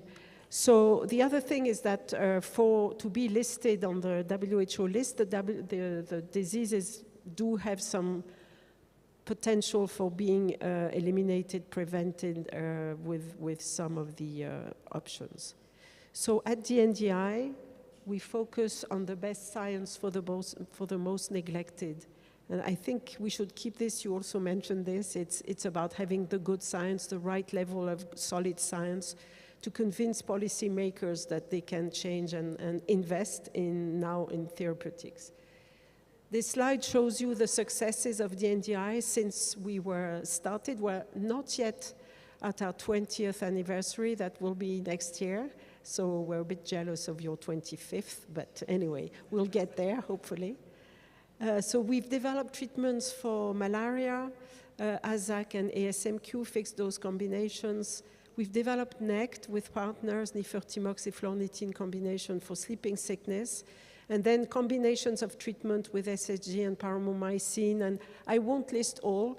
You will see that most of them were repurposed drugs that we reused in a different way, like combination treatment. Then we came with ravidasvir, a new drug for hepatitis C in combination with sofosbuvir, and our new fexinidazole treatment for sleeping sickness. But innovation doesn't necessarily mean starting from an NCE. It can be incremental change by having better use of good treatments. So that's also a message. You don't have to wait for the 10 years. You can do a lot with, we hope, with repurposed drugs as well. So one of the points, I'm sorry the colors are not coming well here. One of the key things when we start development is to think about the end use. What is it that we really need for that specific population? Not looking at what do we have on the shelf, but we have a disease, how do you want to treat it? Ideally or minimally. This is defined as in what we call a target product profile. We think that it's pretty standard to have TPPs, but in fact, in reality, it's not always done.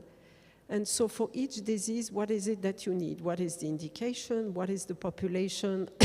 Which type of patients are you going to focus mainly? Do you have to focus on children, for example, which would drive your development? What is the level of efficacy you need? The safety that you can accept? What is the stability? What is the route of administration? A lot about COVID development started with monoclonal antibodies, question is, for outpatients, is it realistic to have monoclonal antibodies that are administered via infusions and that cost about 2,000 or more a dose? So when with partners and Ghana, John Amwasi and Bernard Nocht, Jürgen May were associated to the development of this TPP, we asked you and us, what is it that could work for COVID for outpatients? Well, we thought that an oral treatment was necessary, or maybe an inhaler and maybe a sub-Q, but never an infusion, if you were thinking of that, also for administration and storage conditions. So that's very important. The dosing frequency is also important, as well as the price. What is the end price that you think will be acceptable by countries to deploy once you have your drug in place? So look, goes without saying, but better to say it still. Here, it's again, sorry for it's small, it's to show you our portfolio, mainly to show you that we have a portfolio of, sorry, of research projects that come from discovery to implementation. And if you look at the value chain here, what's probably interesting is to look, you know, at all the different steps you need to go through from discovery to implementation and access. And you need some skills to do hit to lead, to do lead optimization, which means chemistry. Then you have to go through your animal studies to look at the dose, to check that it's safe, to look at PK/PD models to derive what should be the best dose to give in humans. Then you have to have a drug that you can administer to humans. Then you have to study in healthy volunteers. And I have to say again that for healthy volunteer study, we should, I think, do it more in Africa when it's designed to be a drug that will treat African patients, because the pharmacokinetic or other factors might influence that. So if you start in Europe and then have to do it in Africa, that's a bit of a delay. On the other hand, you want to make sure that you have the capacity. So I think it is growing. Phase 1 units are growing also in Africa, so that's great.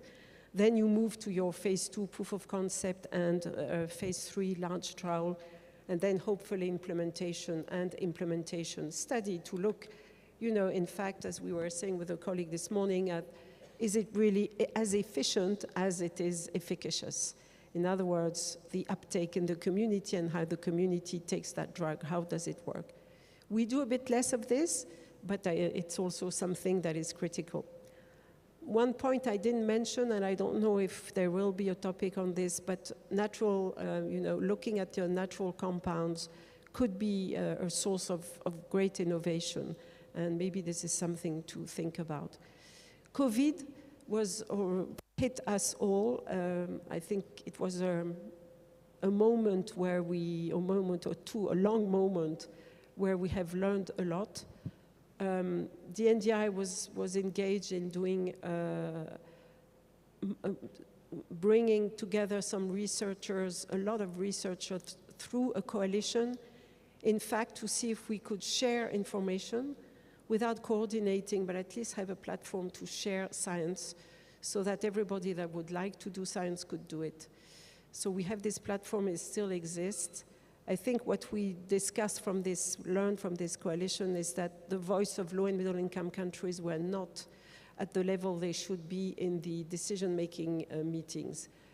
We mentioned this for the ACT Accelerator, for example, where decisions were made, but representation from LMICs was not there so much. Anti-CoV, I'll speak to this in a minute. We have interesting models. You mentioned artificial intelligence. I think a lot, I'm sorry, can be done with this, and it's good to see that we may have a project there. And so a word about anti-CoV, which is the study that we are conducting with colleagues from Ghana as well, which is very innovative, best of the art, I think, adaptive platform trial with the objective of treating outpatients with COVID to prevent that they become severe and need to be hospitalized, where we know it will be an issue. And we are conducting this in 13 African countries. Brazil has joined us, and we hope to start in India soon. So here, a word on science. When people started looking at COVID, they were looking at severe patients. But then we thought, okay, what about outpatients? And we realized that probably when the infection starts with a virus that develops, and at some point it is the host immune response that is becoming more prevalent, and the inflammatory response that maybe is the reason for patients to deteriorate. So our approach has been in anti-CoV to combine what we hope would be an antiviral with a drug that has some level of anti-inflammatory activity in a period of time of 0 to 7 days post-symptom onset. And I'm mentioning this because, as you may know, some of the new antivirals only test patients or are given to patients after 5 days of symptoms. In anti-CoV, in our study, we have that's the design of the adaptive platform trial. I don't think it's so useful. It's just to say we can stop if we have good efficacy or lack of efficacy, and we can test several drugs. So you can see the countries here that we are working with, and here you can't see, but Ghana has recruited 214 of the 1,700 patients. And when we looked at these interim analysis to guide our decision-making on the drugs, 50% of patients were presenting after between 5 and 7 days of symptom onset. So this means that, I think the strategy is the good one, because if you only look at, and that's due to access to diagnostics, patients wanting to be diagnosed, many things, but at least it's a lesson. We have to be careful about this. Now, I'm almost finished. A lot about onchocerciasis is one of your expertise, and we have had some collaboration on onchocerciasis in Ghana with the support for KCCR, filariasis working group, and the prevalence surveys for clinical trial feasibility in Bono and Western North regions, with the University of Health and Allied Science School of Public Health, with a clinical trial for the phase 2 trial of emodepside. And we will have a bit less of the clinical trials in Ghana due to the very solid progress made in disease elimination. So in a way, it's good news. This is now a slide that my colleague Sabine Specht has developed to show what we do, how the repurposed work of anti-helminthics can help and serve the filarial portfolio. So we are working on 3 drugs: flubentylosine, which is an anti-Wolbachia drug, emodepside, and oxfandazole. Flubentylosine, I believe, was developed together with AWOL, so collaboration with you. And oxfandazole, I believe, will be tested with some of you in LOA. And we are focusing now on onchocerciasis with emodepside and flubentylosine. So it's a very complex slide, but it's interesting to see how we can make connections and save the information we get from the safety of those drugs to be repurposed in other drugs. And I will not talk today about preparedness, no time, just to say that in line with all the lessons learned, we will develop a new platform, a new project on preparedness, which we think will connect and will be aligned with some of the points, again, made by my predecessor on strong leadership from Africa and connection and communication between partners, and preparation and investment. But I would like to end this talk by a message from my colleague Sabine. Sabine has been working, she was a young scientist when she joined KCCR, I think, and Bernard Nocht. And so she has prepared these photos and this message, ending with Meda ACP. So that's a message from Sabine, and a thank you from myself, hoping to see you for the 30th anniversary. Thank you very much.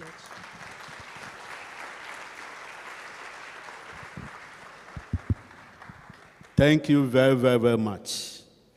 I remember some of the pictures in your last but one slide. We'd like to thank all the presenters for the insightful, educative, and thought-provoking presentations. Time is fast spent, but we can allow 1 or 2 questions or clarification from the speakers. So if 1 or 2 people have any questions or clarification, please, we can allow that.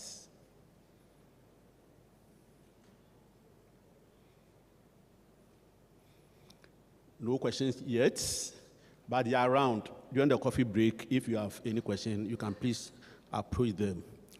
So at this juncture, I will invite the chair to give a very short remark. And chair, if I say very short, I mean short. Very short remark about the 2 presentations. Thank you. Don't forget I'm the chair. So you can't restrict the chair. But I'll make sure that it's going to be very brief. I must say that these are quite insightful presentations that have been made. And I'll just touch on some few things, and especially for our young scientists. I think you heard Prof. Davo indicating that of all the research outputs, it's just 5% from Africa.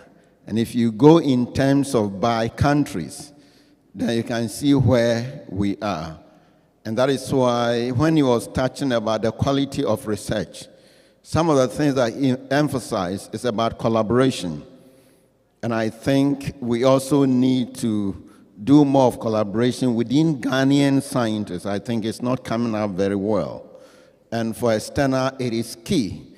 And also talk about the knowledge of the individual scientists. So sometimes I ask some of my mentees, how many publications have you read over the week? In fact, sometimes they keep working and they forget to update their knowledge.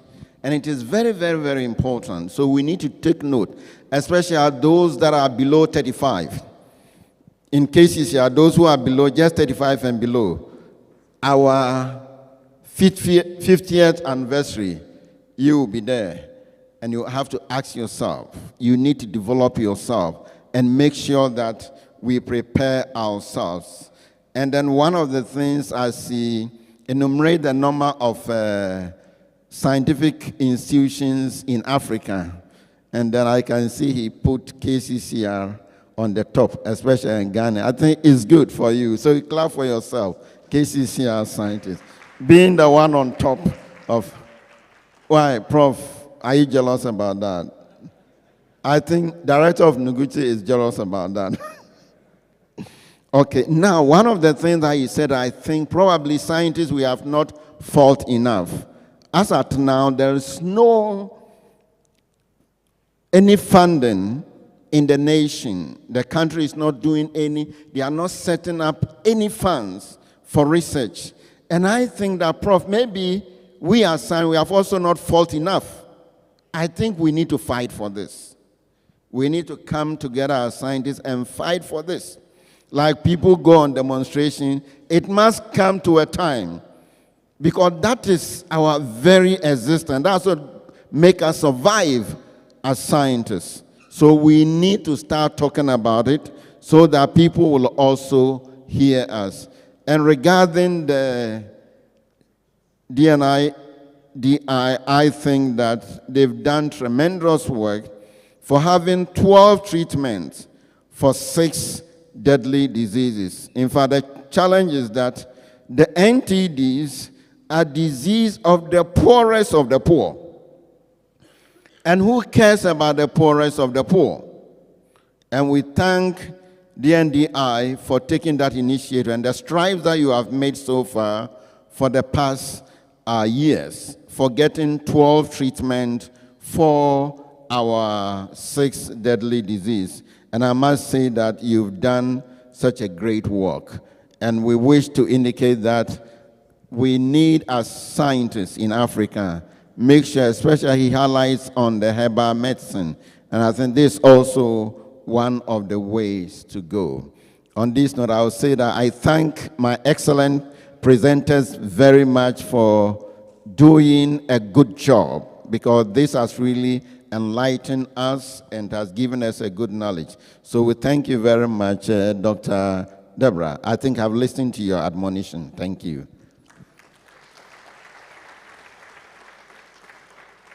Thank you very much, Professor Chair, for that short remarks. So now we have tea break, which is for 15 minutes. And please, it's tea break. The table has been set upstairs. So for 15 minutes, I will stay 2 minutes there, 2 minutes here. And then we have 11 minutes to grab something and come back. And then when we come back, we have scientific session. We are going to have 3 brilliant presentations, and it's something that we all enjoy. So on that note, we are breaking for the tea. I think tea, coffee, they are all there. And then please come back in 15 minutes' time. Thank you very much.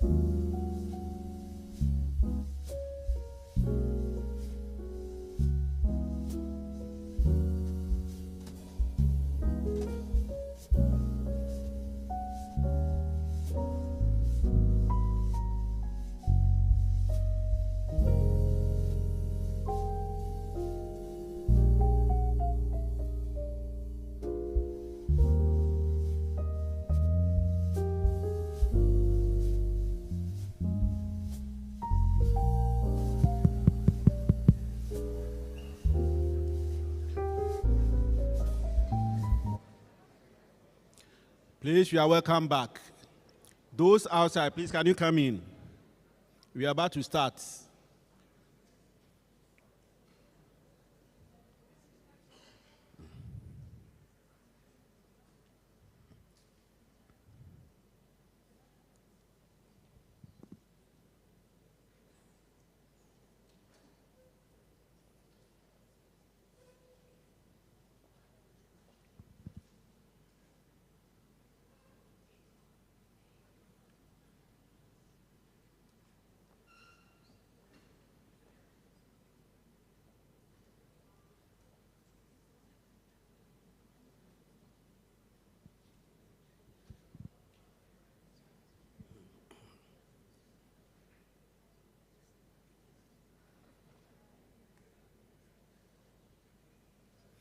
Good afternoon, and we are welcome back. So we are moving on to the scientific session where we are going to listen to 5 eminent research scientists. And for this session, we have 2 moderators, Professor Michael Ramhata and Dr. Lydia Mosi. If they are here, can they please come upstairs?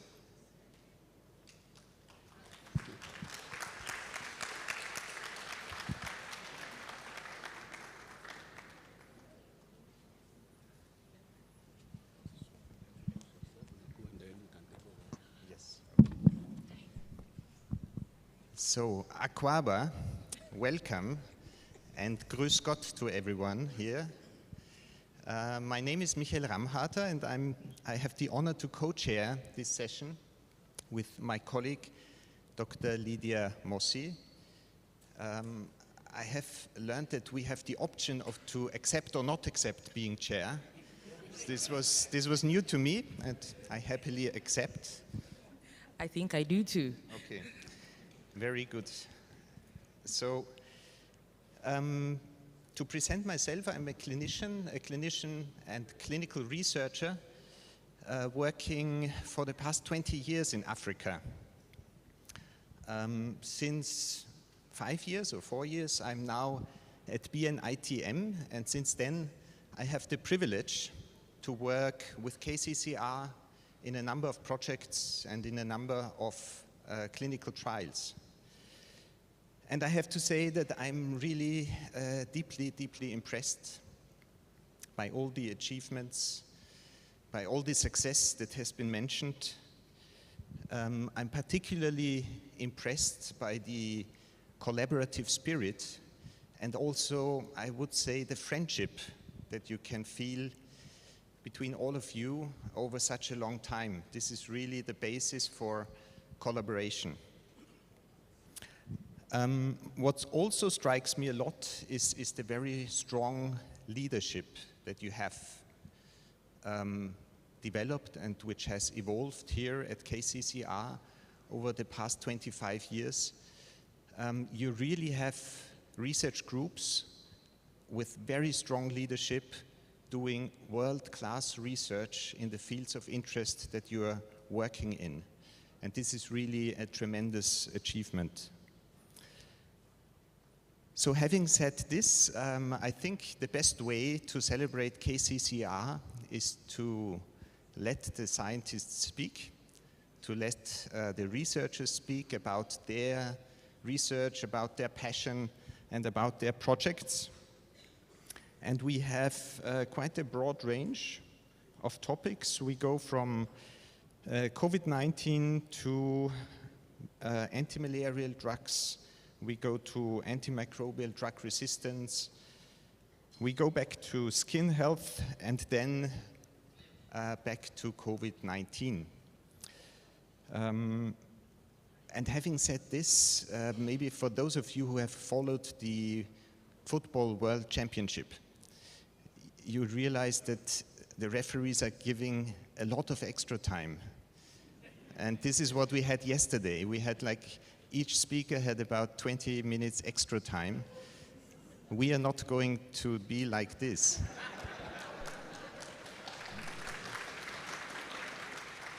So please stick with time.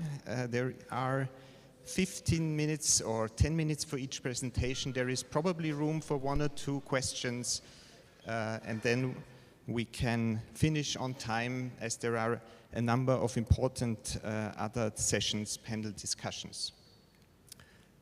So do you want to introduce the first speaker? Sure. Yes. I guess. Hi, everyone. My name is Lydia Mosi. I am a lecturer at the Department of Biochemistry, Cell and Molecular Biology at the University of Ghana. I'm also the Deputy Director for a research institution which is just about 7 years, called the West African Center for Cell Biology of Infectious Pathogens, for short, WACBIB. We do a lot of research in infectious diseases. Anyway, it's a privilege to be here, and thank you to the organizers for inviting me. So the first speaker, and again, remember, you have only 10 minutes to talk, is Dr. Michael Owusu. He'll be telling us about SARS-CoV-2 antibody responses. And yes, you'll probably see his title again. Thank you very much.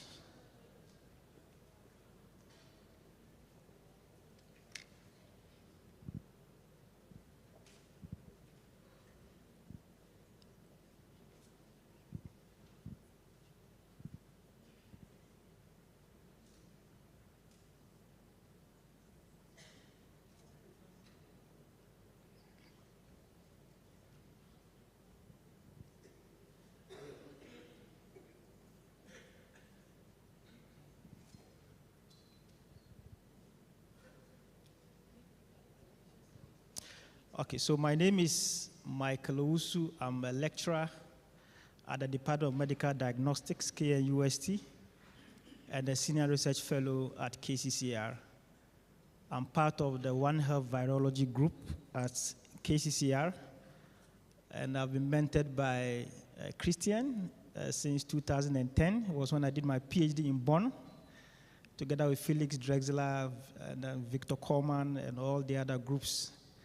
So that is why I studied how to do PCRs on coronaviruses. Those times, outbreak of MERS, have been part of the design of the assay as well, and have really gone through a lot of training.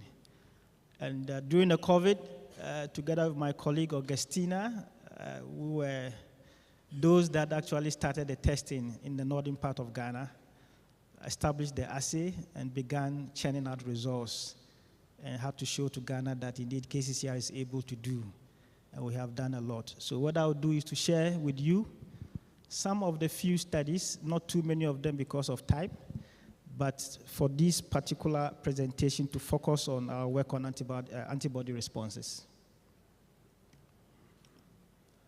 So I'll give overview of SARS-CoV-2 briefly, trajectory of the virus in Ghana, overview of immune responses, and then lab methods that were used, and findings from the study, and then I draw on conclusion. So I believe we've heard a lot throughout the week about SARS-CoV-2, the fact that it's part of the bigger family of coronaviruses, and also the fact that mammals harbor these viruses, especially bats. But over the years, we've had many other animals that have served as a reservoir for transmission of this virus. Is the projector working? Okay, you can just move on here. We also know that since the outbreak of SARS-CoV-2, there has been a lot of evolving pathology associated with this. Initially, it was seen as a respiratory virus, but now you know that issues that concerns gastrointestinal disorders, brain problems, and almost every part of the body. Now we're talking about long COVID. It never ends, and it means that the story keeps rolling on. And it's good to understand the role of the immunity when it comes to this particular virus. So in Ghana, in March 16th, 2020 was when we began recording cases of SARS-CoV-2. We had about the first 2 cases that came into Ghana, and KCCR was part of having some of these tests churn out within that period. Immediately there was some interventions from government when we had about 25 cases, some of them including some lockdowns in some 2 major cities in Ghana, Kumasi, Accra, and its other suburbs. And then there were border closures somewhere in March, 23rd March, and there was also somewhere else, as at April also we had some, the lockdown was lifted, but then still there were some restrictions with regards to opening up and then going out for parties, beaches and all that were restricted. So as at that time, the team of KCCR with the virology team, we had to put our heads together and did quite a number of tests. And as at August of 2020, we had run close to about 72,000 tests, and we had to quickly describe the epidemiology of this. And I'll give you just a short brief on that next. So we handle about 12 out of the 16 regions across, including planning, strategizing, and doing all the testing. And we were able to show data that this virus was quite predominant in the active age group between 23 and 31.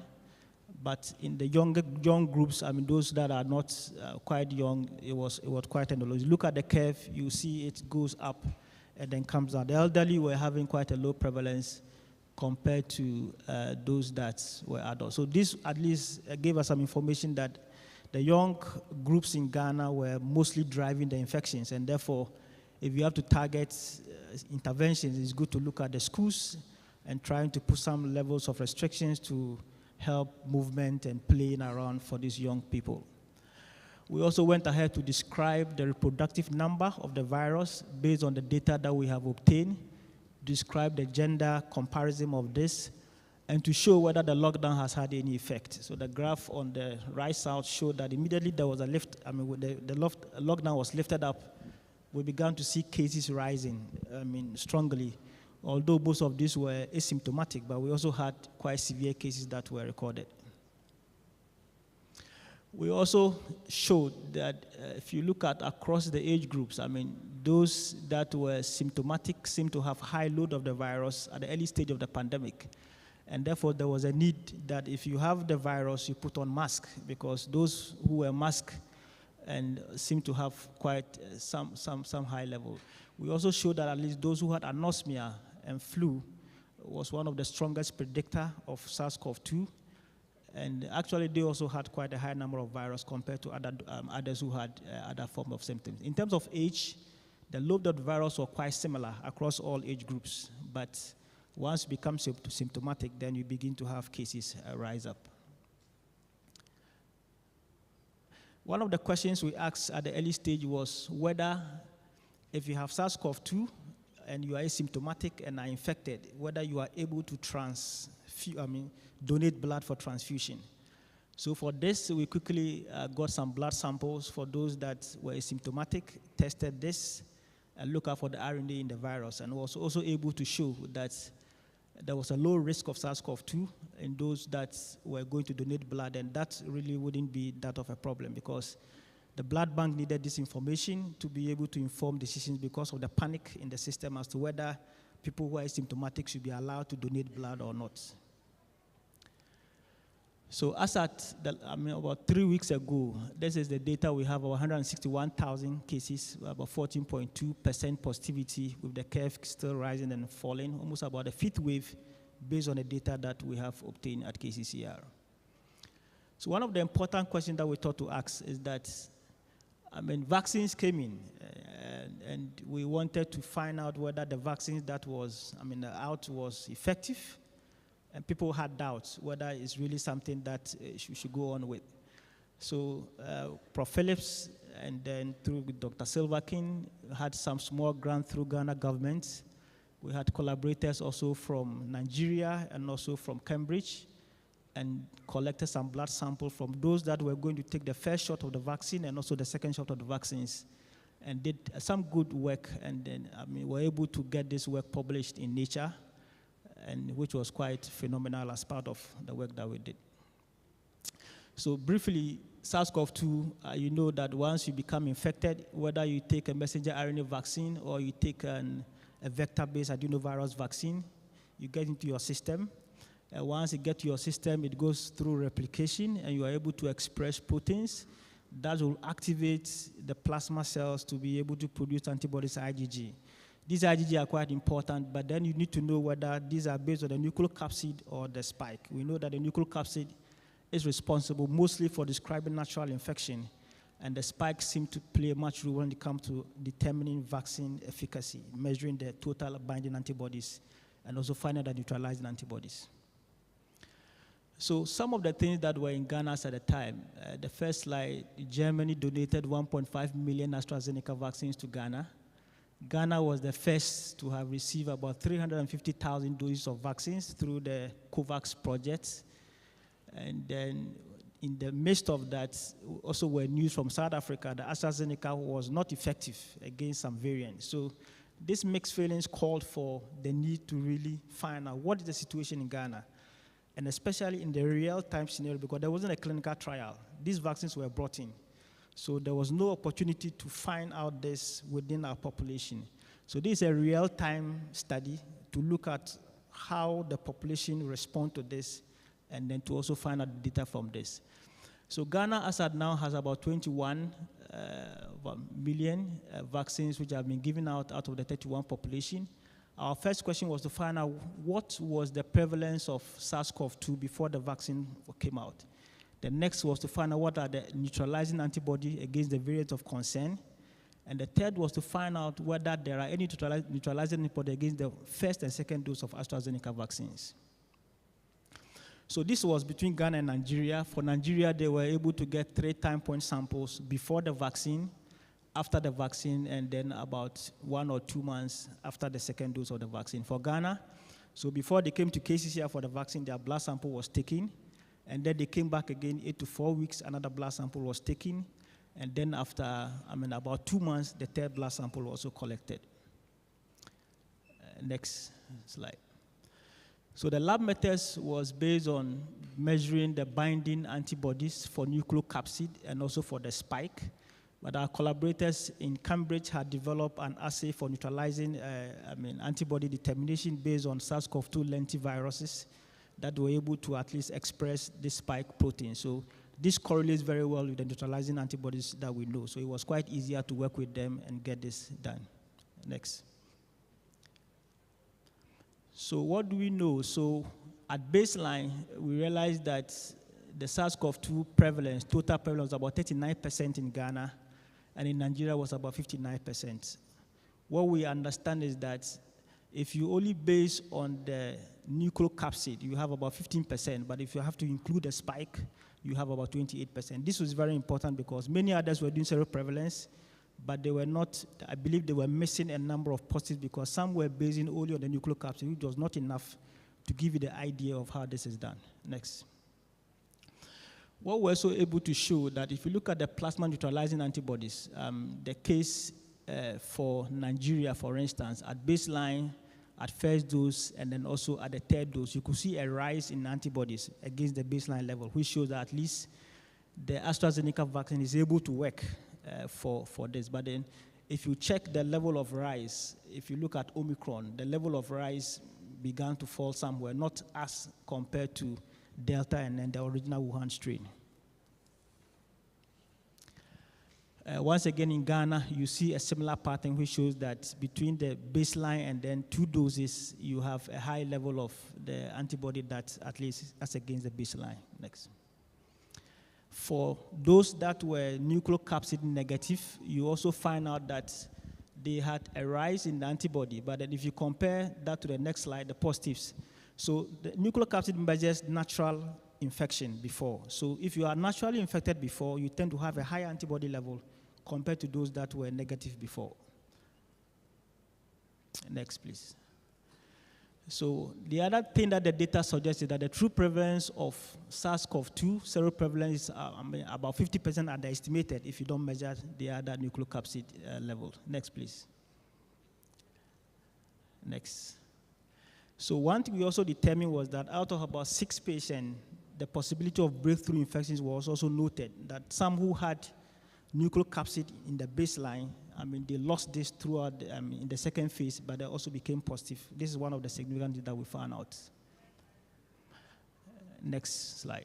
So our conclusion is that 1, measuring antinucleocapsid underestimate the SARS-CoV-2 prevalence. It's good to combine this with the spike and then also the anti-receptor binding domain antibodies to be able to have a true idea of what these vaccines have done. The second point is that 2 doses of AstraZeneca leads to an increase in neutralizing antibody, although this is quite lower compared to Omicron.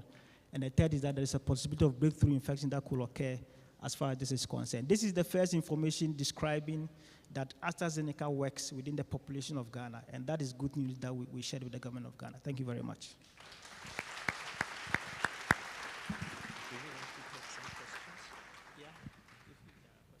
So there is room for 1 or 2 questions, pressing questions. I know the room is not very interactive, but still, if there is 1 or 2 questions, no? So then I would probably ask 1 question. My impression was from several African countries that there was a very strong reluctance in doing phase 1, 2, 3 clinical trials for the development of COVID vaccines. From very early on, it was the political will not to do these vaccine development studies in Africa. And most of the studies are then post-registration studies.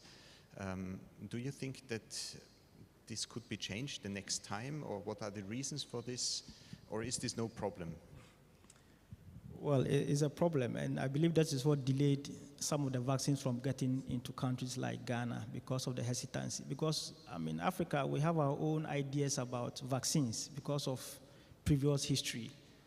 People thought that it's not produced in Africa, so it's produced elsewhere, and therefore, some people have an idea to make others impotent, and in Africa, people believe in fertility, so if you're a man and you become impotent from taking a vaccine, it's a problem. So a lot of misinformation was around, and this, even as we speak now, is difficult for people to understand, even including some government officials and politicians who didn't know why vaccines will have to come. But I believe that based on education and based on advocacy, that mindset is gradually changing. And what we see today also have given confidence that indeed the vaccine works, and therefore we are free to go about our duties.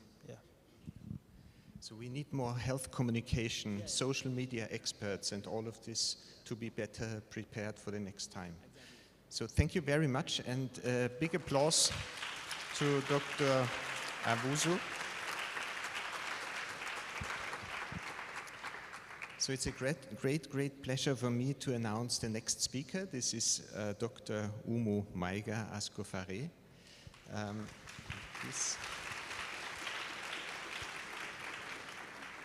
Dr. Umu is working on anti-malarial drug treatments, entomology, and she's actually my boss in one of our joint projects, an EDCTP-funded project evaluating a triple ACT combination. So, Umu, the floor is yours. Thank you very much, Michel, and thank you for giving me the opportunity of talking today.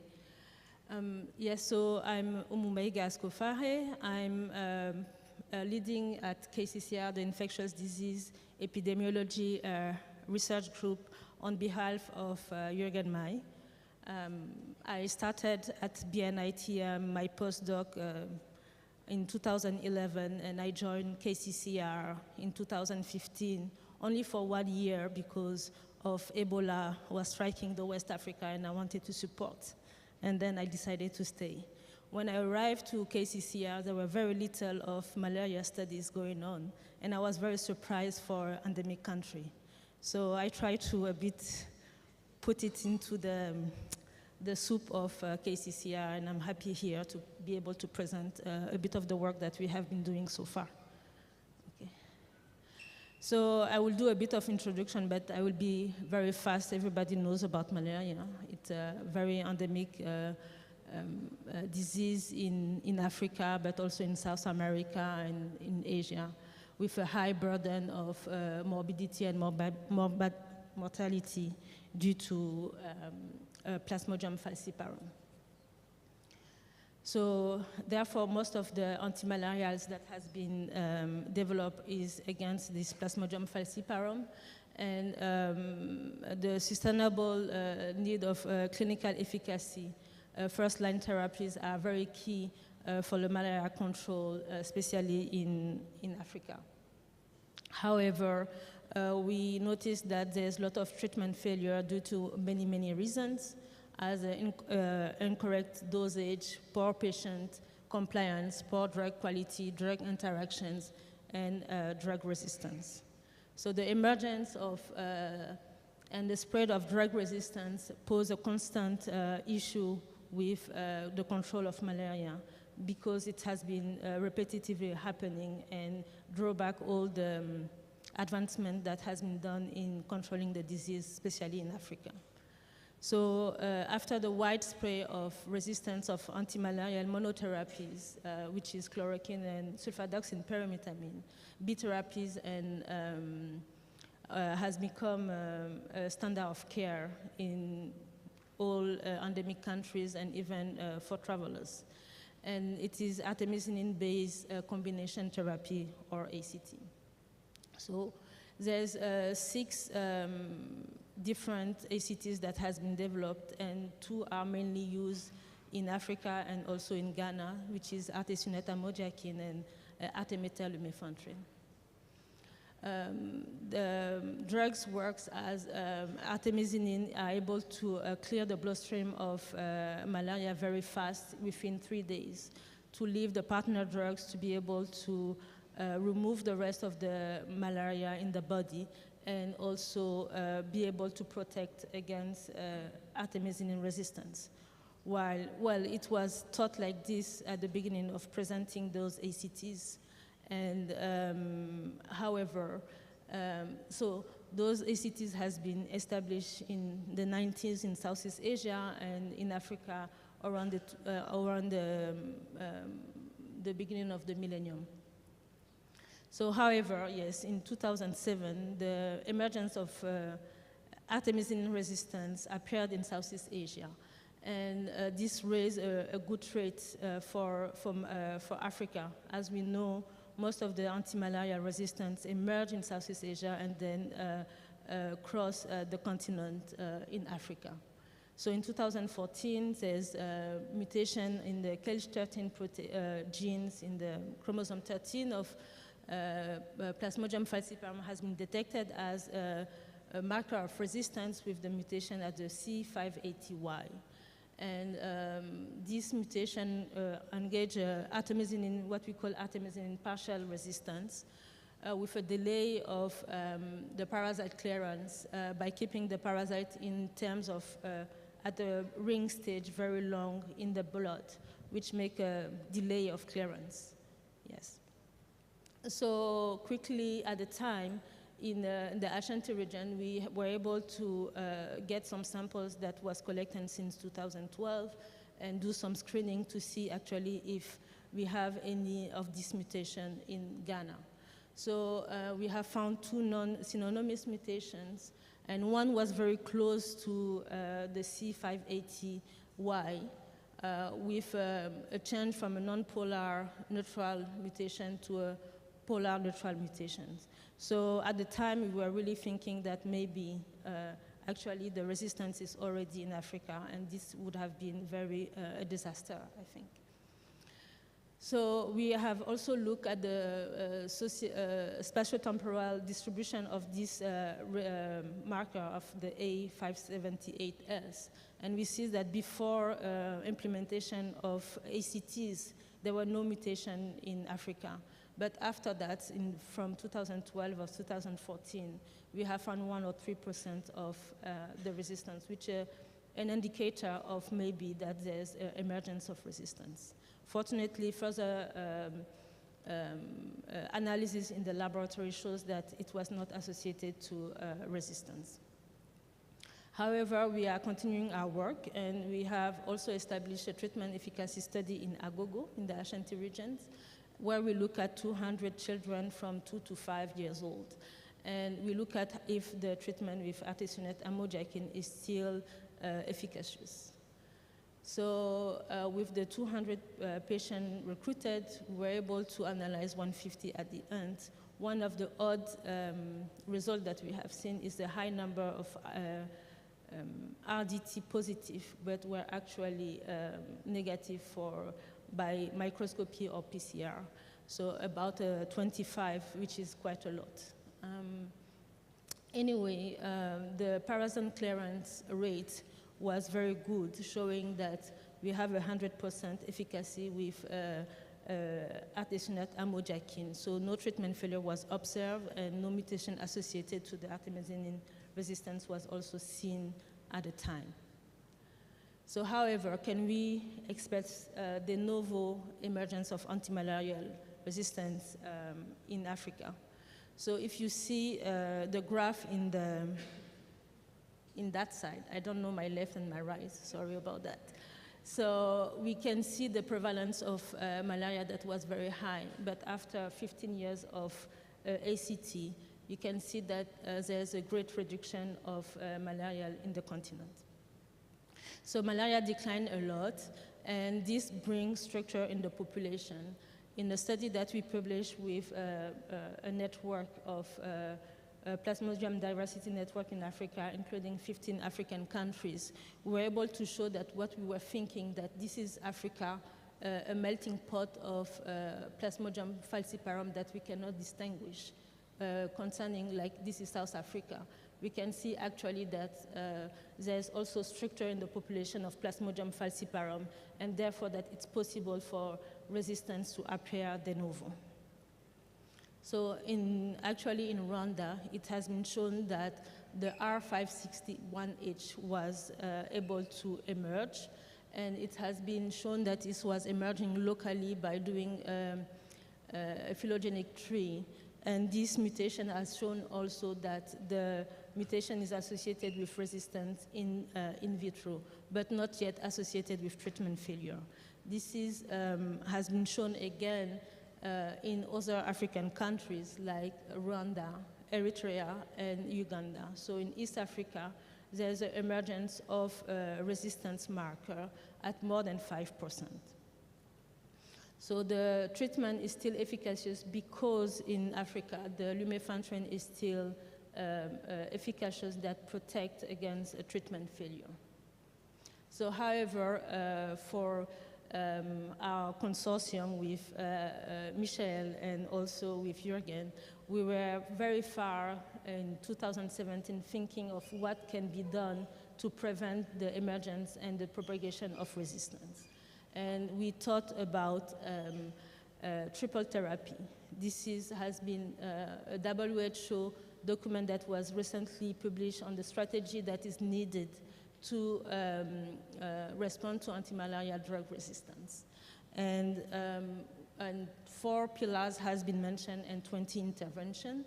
And for that we were very glad to see that actually 1 pillar and 1 intervention was addressing actually the question that we have since 2017, if triple therapy was a good idea for Africa. And with that, we have developed 2 clinical trials, one multimal, who has been led by Michel Hamhada and the ASAP studies. So for multimal, we are looking at 2 countries, Ghana and Gabon, where 100 participants has been included, and 2 arms has been tested, the artesunate pyrimethamine, atovacon proguanil, and artesunate fosfimidazine and clindamycin. So we have worked on adults, adolescents, and children, and with the partner in Gabon, Sermel. So we have been seeing that actually the number of adverse events was equally in the different arms that has been tested, but a mild episode of diarrhea was seen in the AFC. So the tolerability was also very good. However, we see that for the atovacon proguanil artesunate pyronahydrin, there were a slight number of vomiting that was higher. However, the efficacy by PCR-corrected cure rate was above 95%, showing that the 2 arms were also very efficacious, and we have not seen any pharmacokinetics issue there, showing that those both arms can be used as alternative to the current drugs that is existing.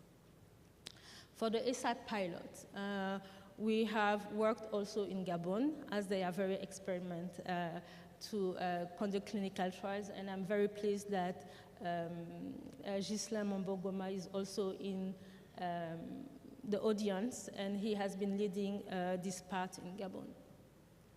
So it was a phase 2 monocentric double-blinding randomized placebo-controlled study with uncomplicated malaria in adults and adolescents. The safety shown that actually we have more adverse events in the experimental arm, and also the tolerability showed that there were more vomiting in the experimental arm.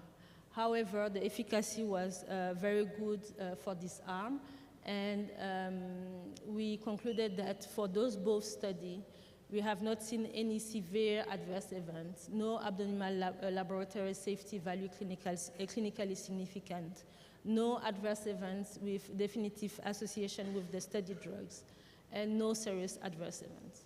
So this says that it meets the criteria for a good use for ACTs, for treatment against malaria.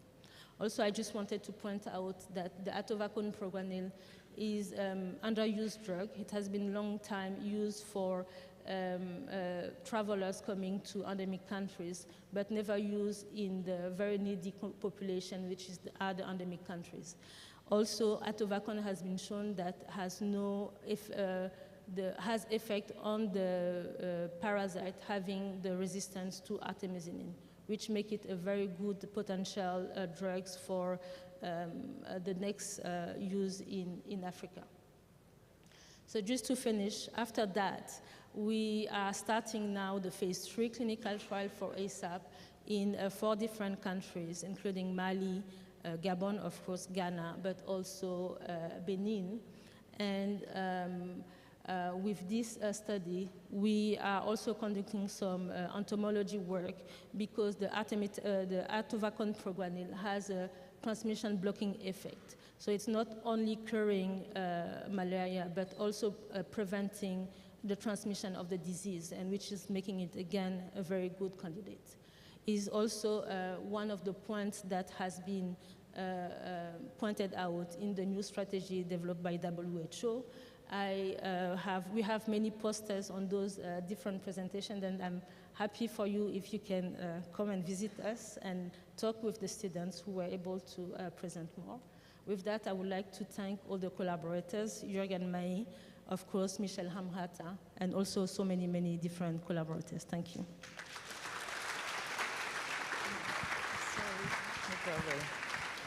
Thank you for that very clear presentation.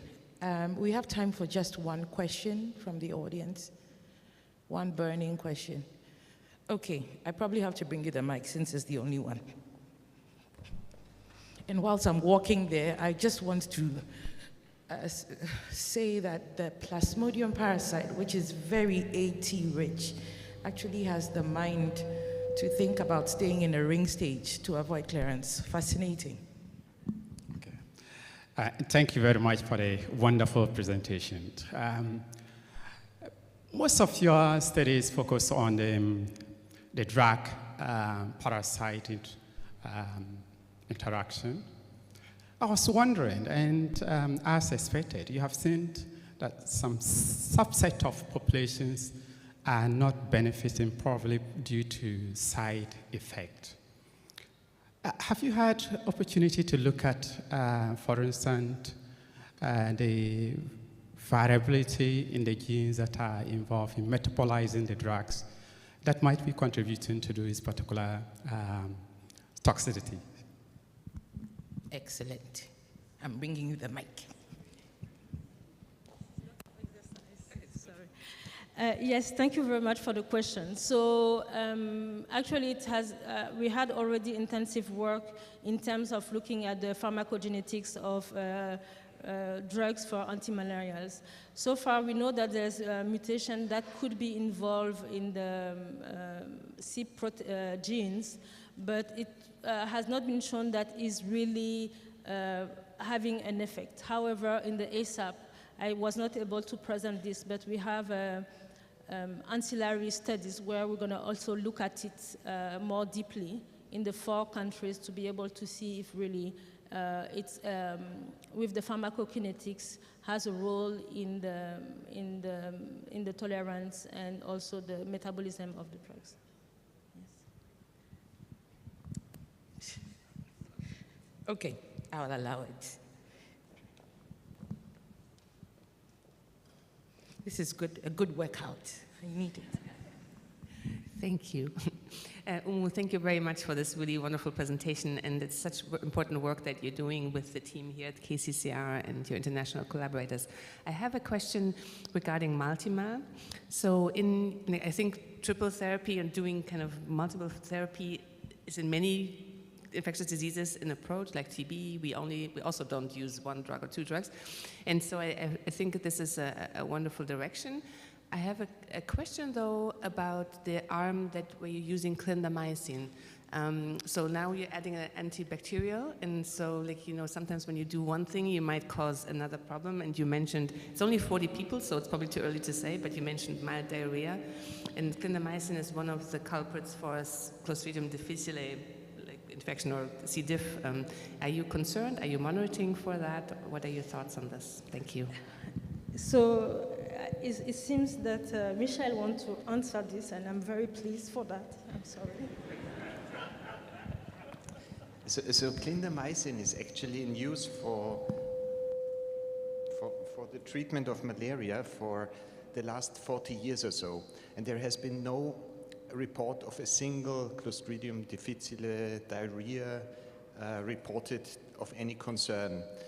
The main reason for this is probably the patient population. These are young children. They have not comorbidities. So it's very different from a Hamburg setting where if you treat old comorbid patients. And we have not seen, we only have seen self-limiting diarrhea. Great, thank you. So let me just cheat. Thank you. Uma, please let me just ask a yes or no question. You can actually just nod. Do you ever think we'll go back to chloroquine?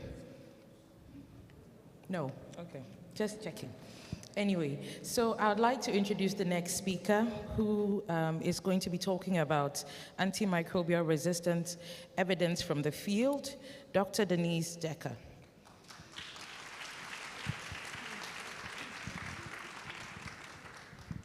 Thank you very much. So I'm Annniversary, the group leader of the group One Health Bacteriology at the BNITM. But I started my work here in 2009 as a PhD student at the KCCR when I was in the group with Jürgen May. We've been working together for many, many years.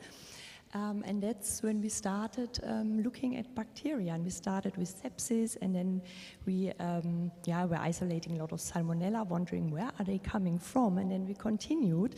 And while we searched for them, we looked at different places in water samples, in the earth, and so on. And that's how the One Health concept of the group actually developed. So what I'm going to do now is I'm going to show you a collection of data in the field of bacteriology and antimicrobial resistance, and most studies were carried out in the Ashanti region. And I work very closely together with a group of John Amwasi, also with Richard Phillips, and the classes, and with KNUST-TEK. So as you all know, AMR is a global burden and poses a major health risk because obviously it's leading to difficult to treat infections, and it's difficult to understand the burden, and that's particularly true for regions with absent surveillance systems or limited facilities in terms of diagnostics. There's an estimate that was published in 2019, and in 2019 1.3 million deaths attributable to bacterial AMR worldwide were the estimates. But as I said, it's difficult to estimate, and it's only an estimate, but 1.3 million deaths attributable to AMR is very high, and it's on the rise. The 6 leading pathogens are E. coli, Staphylococcus aureus, Klebsiella pneumonia, Streptococcus pneumonia, Acinetobacter baumannii, and Pseudomonas aeruginosa. They are also pathogens of the WHO priority list. There's another estimate that was carried out by O'Neill. He's a health economist. This was released in 2014 in the UK, just actually showing the estimates deaths attributable to AMR every year by 2050, but this also includes HIV and malaria, and we are talking about estimated 10 million annual deaths by 2015 on the globe. As I said before, AMR is not only one world issue, it's also a one health issue, and it's very important to consider the interaction of humans, animals, and also the environment. This is because AMR develops mainly because of the overuse of human medicine. Develops because of the overuse of antibiotics in human medicine, but also in animal husbandry for growth promotion and to treat infections and to prevent infections. But it's also used in plant production and aquaculture. And resistant bacteria are very capable of spreading from one side to the other and are happily excreted in the environment, and they can persist in the environment for prolonged period. This is a study that was conducted by one of the PhD students, by Alice Painsel, and what he actually did, he conducted interviews on farm level. So he was visiting commercial and domestic farms in the Ashanti region, and he found that 97% of commercial farms were using antibiotics. It was much less in smallholder farms. So when I say smallholder farms, it's animals bred on household level, when people keep birds or whatever animals they own, and they're around 200 or 300 animals or even less. And 43% of smallholder farms were also using antibiotics. Most commercial farms used at least 3 different types of antibiotics. This was not common on domestic farm level. Here it was more likely to use one antibiotic, and in this particular region it was amoxicillin, but it might be different for another region. Commercial farms were more likely to administer the drugs weekly, and domestic farmers were more likely to administer drugs daily. Here, actually, good news is that 60% of domestic farmers have not had made use of any antibiotics. A reason for administering antimicrobials, or the most predominant reason, was actually not to treat infection or to promote growth. It was actually used for prophylaxis. So both in commercial farming and also in domestic farming. Commercial farms were more likely to buy their drugs from a specific veterinary store, and they were also seeking advice from veterinary officers. It was different for domestic farmers. They were more likely to seek advice from friends and buy their drugs in a normal pharmacy. And this is the first data I would like to present to you from the animal sector. So what we were looking, it's also a study conducted by Alice Painsel, one of the PhDs, and he was collecting fecal samples from the livestock. That included all sorts of poultry, but also pigs and cows, and he was going to visit commercial farms and smallholder farms in the Ashanti-Akim district. This was done in 2020. And the overall Campylobacter frequency was around 20%. He collected almost 1,600 samples at a time. And the predominant species were Campylobacter coli with almost 70%, followed by Campylobacter jejuni with 30%.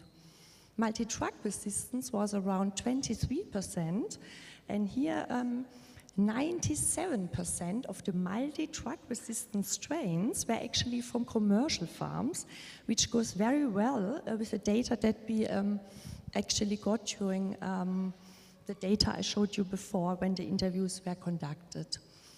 An important result here was the very high level of ciprofloxacin resistance, with almost 74% in commercial farms.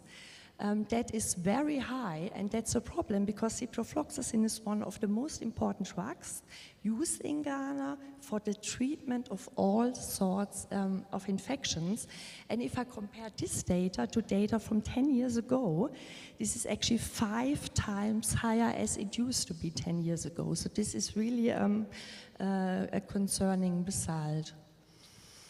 We have another study that with a focus on ESBL, E. coli. This was a study conducted by Charity via Vakenten, and she collected fecal samples from smallholder farms in Agogo in the Ashanti-Akim North district.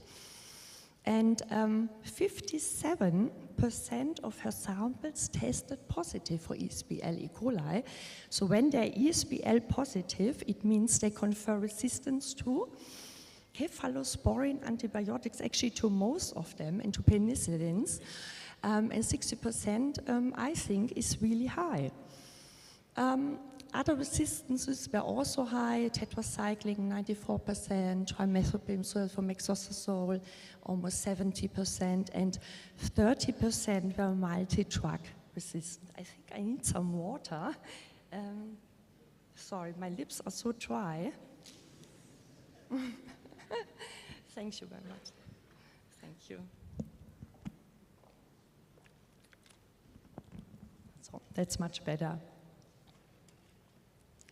Okay. This is data looking at environmental sampling with a focus on Salmonella. So we were collecting data from 28 commercial and 16 smallholder farms in the Ashanti region. In total, 1,500 samples were collected, 800 soil, around 400 fecal samples, and almost 300 samples from dust.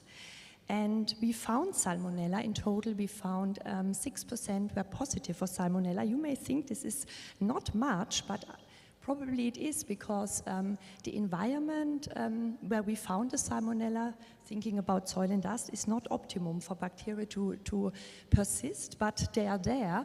And there's also multi-drug resistance. So we saw that 13.3% were resistant to at least one of the tested antibiotics, but amongst those 13.3%, above 80% were multi-drug resistant. So there's a definition for multi-drug resistance in Salmonella.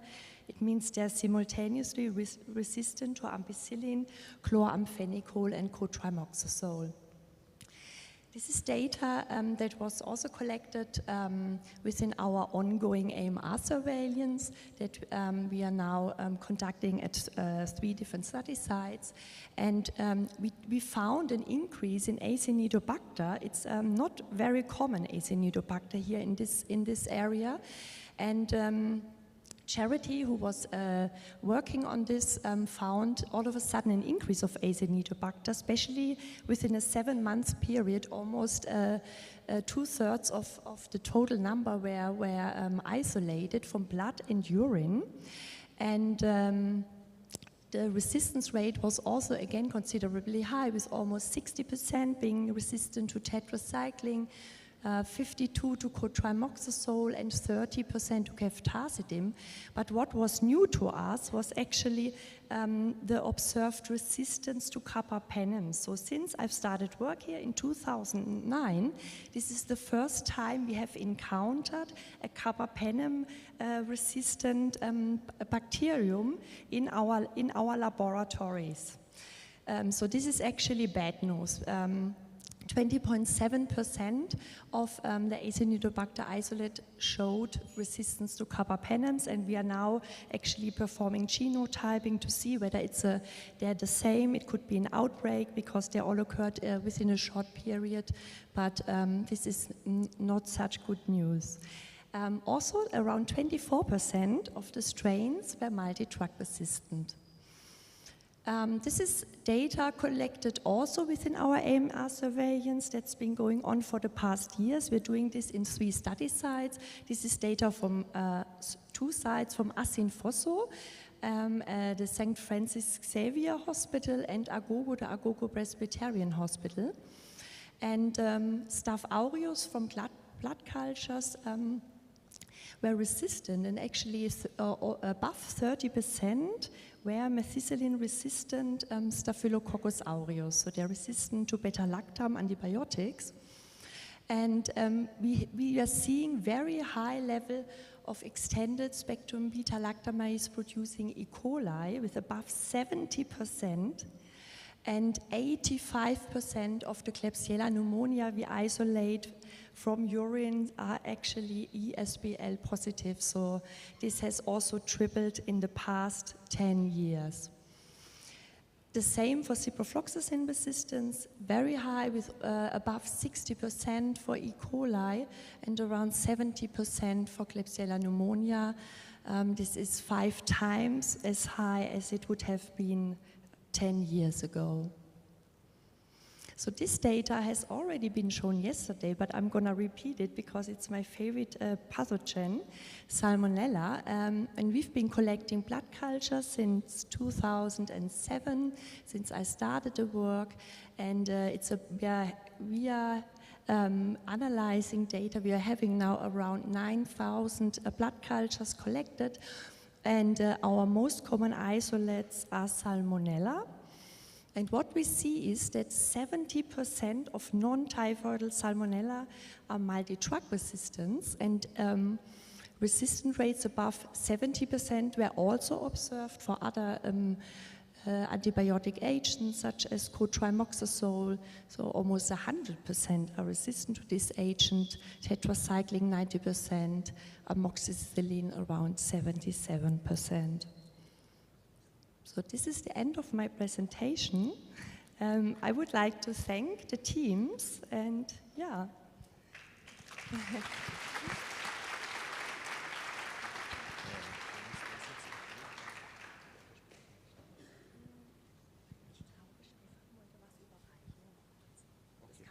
So there is a very short follow-on presentation for 1 or 2 minutes. Yeah, apologies to the chair if we are into extra time now, but I'm representing the One Health Bacteriology at Bernard Nocht and Denise Stekker's group, and we would like to congratulate KCCR for excellent first 25 years, and with handing over a small present. So can I ask Professor Phillips to come up?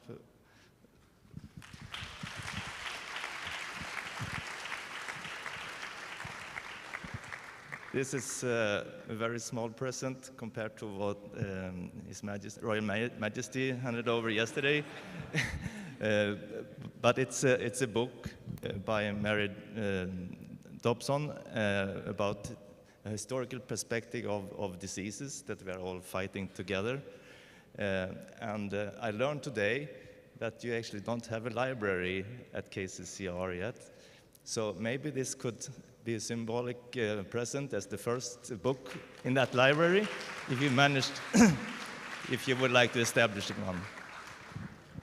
Okay, thank you very much. So I want to say a very big thank you to you for donating this to KCCR. We are really grateful for doing this on our anniversary. Thank you very much. So Denise, thank you very much for this presentation. You already left, but I would still ask for 1 or 2 questions, pressing questions, if there are. There is one behind. Denise, do you want to come back to me?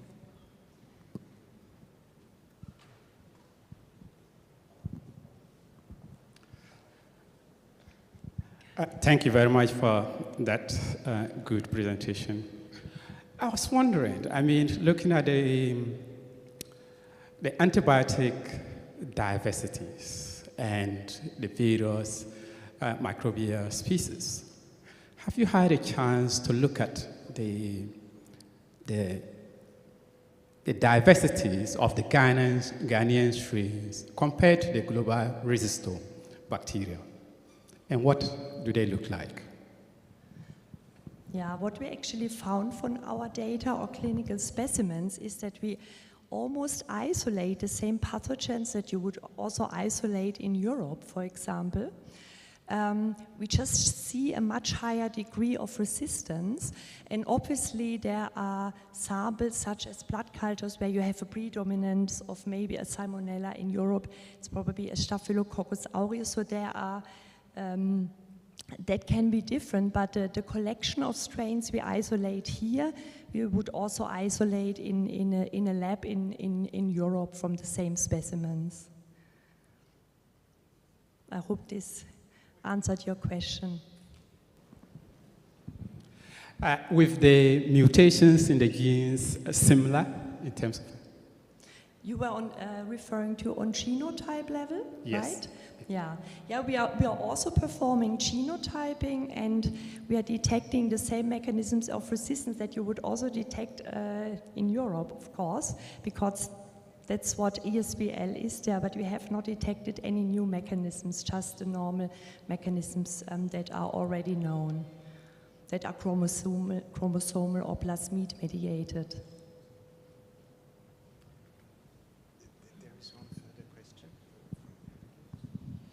Denise, thank you very much for this presentation, and I'm a little rattled because this is very concerning data to my eyes, and you alluded to it. So especially when you describe the clinical specimens, so I was wondering, maybe you know this, so this, if you have 30% resistance to one or the other, like that means you need a salvage antibiotic regimen. Are these regimen available for MRSA? Like for the Staphylococcus aureus or for ESBL, if you see 20% carbapenem-resistant bacteria. So, like I don't know if it's clear to people that these people, if they had this in their bloodstream, most likely died, right? So, because even in such a strain, even in a different setting, if you don't have salvage antibiotics, these people will succumb to these sepsis or bloodstream infections. So could you comment on availability of drugs for these type of situations? Yeah, it's getting a bit more and more difficult because we were fine till now, but with the emerging carbapenem resistant strains, I'm actually really more concerned than I probably was before, and also the increase in ciprofloxacin resistance, because ciprofloxacin was used a lot the past years, and that's what the data now reflects. That's why we are seeing more than 70% of resistances in a urine specimen and from an E. coli. So I'm not sure what is going to happen in the next years and what other drugs. I guess the problem is that the drugs that are available now are very expensive, the reserve drugs that you can get here, and not everybody can afford this. This is actually another problem I see coming. Thank you. Thank you so much. Applause for Dennis. So I have the honor to announce the next speaker, Professor Rachel Pullen from the London School of Hygiene and Tropical Medicine, and she will give us a presentation about Skin Health Africa Research Program Africa. So a lot of Africa. Right, 10 minutes, is it? Yes. 10 minutes, okay. Okay, hello everyone. I'm really excited to introduce this new program of work. I'm an epidemiologist based at the London School, and I've been working on NTDs for a long time. And I'm now part of a new consortium, program. So we've been going since 2019, but we really got going in 2020, just in time for COVID. And this is a new collaboration, which is collaborative in multiple ways. So it's a collaboration between multiple institutions across Ghana, Ethiopia, and LSHTM in the UK. But it's also a very multidisciplinary study, which involves applied global health researchers from clinical sciences through health economics, social sciences. So it's a bit different to some of the more biomedical presentations that we've seen this morning. Before I get started, I just wanted to provide a very short bit of background context on the global policy environment that sits behind this project. So this project is looking at skin NTDs. Skin NTDs cover around 10 NTDs that present somewhere on the skin. And the most recent WHO roadmap for NTDs actually calls for a major scaling up in diagnosis and management of this group of conditions. And these are often amongst the more neglected of the NTDs because they are challenging. They are rare, they are stigmatizing, they're difficult to diagnose. For many of them, there aren't necessarily readily available treatments, although not for all. And so this leads to quite a challenge with how we go about designing and implementing intervention programs that are cost effective and actually reach those people that are affected. And so there has been a call recently for more integrated packages rather than working in disease silos, so a BU program, a YORS program, a leprosy program, instead to be working in a more integrative manner to enable us to address some of those common challenges across those multiple diseases. And recently, just in the last few months, WHO published a strategic framework which kind of gave a platform for how these kind of integrated programs might work.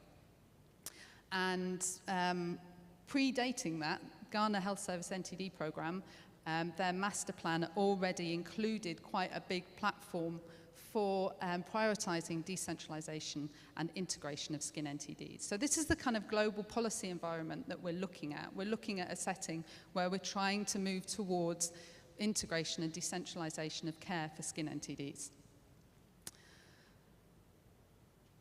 Our program is specifically looking at trying to improve outcomes for people with, now the funder in this particular instance call them severe stigmatizing skin diseases. We're thinking about skin NTDs and other problems, severe skin problems. And we are particularly interested in looking at how we can scale strategies for earlier detection.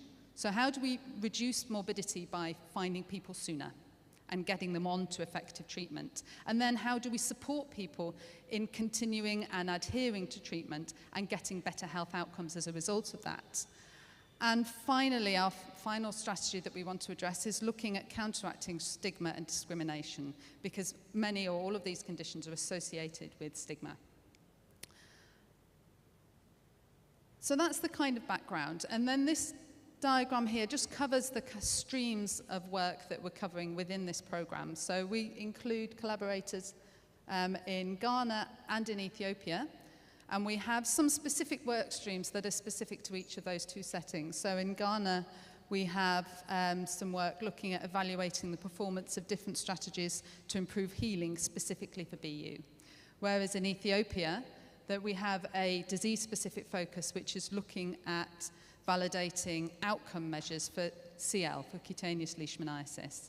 And then we have a large project which is multi-disease, so this is the integration, and we're looking at this in settings in Ghana and in Ethiopia, at looking how we can co-develop and evaluate strategies to improve access to care and adherence to care.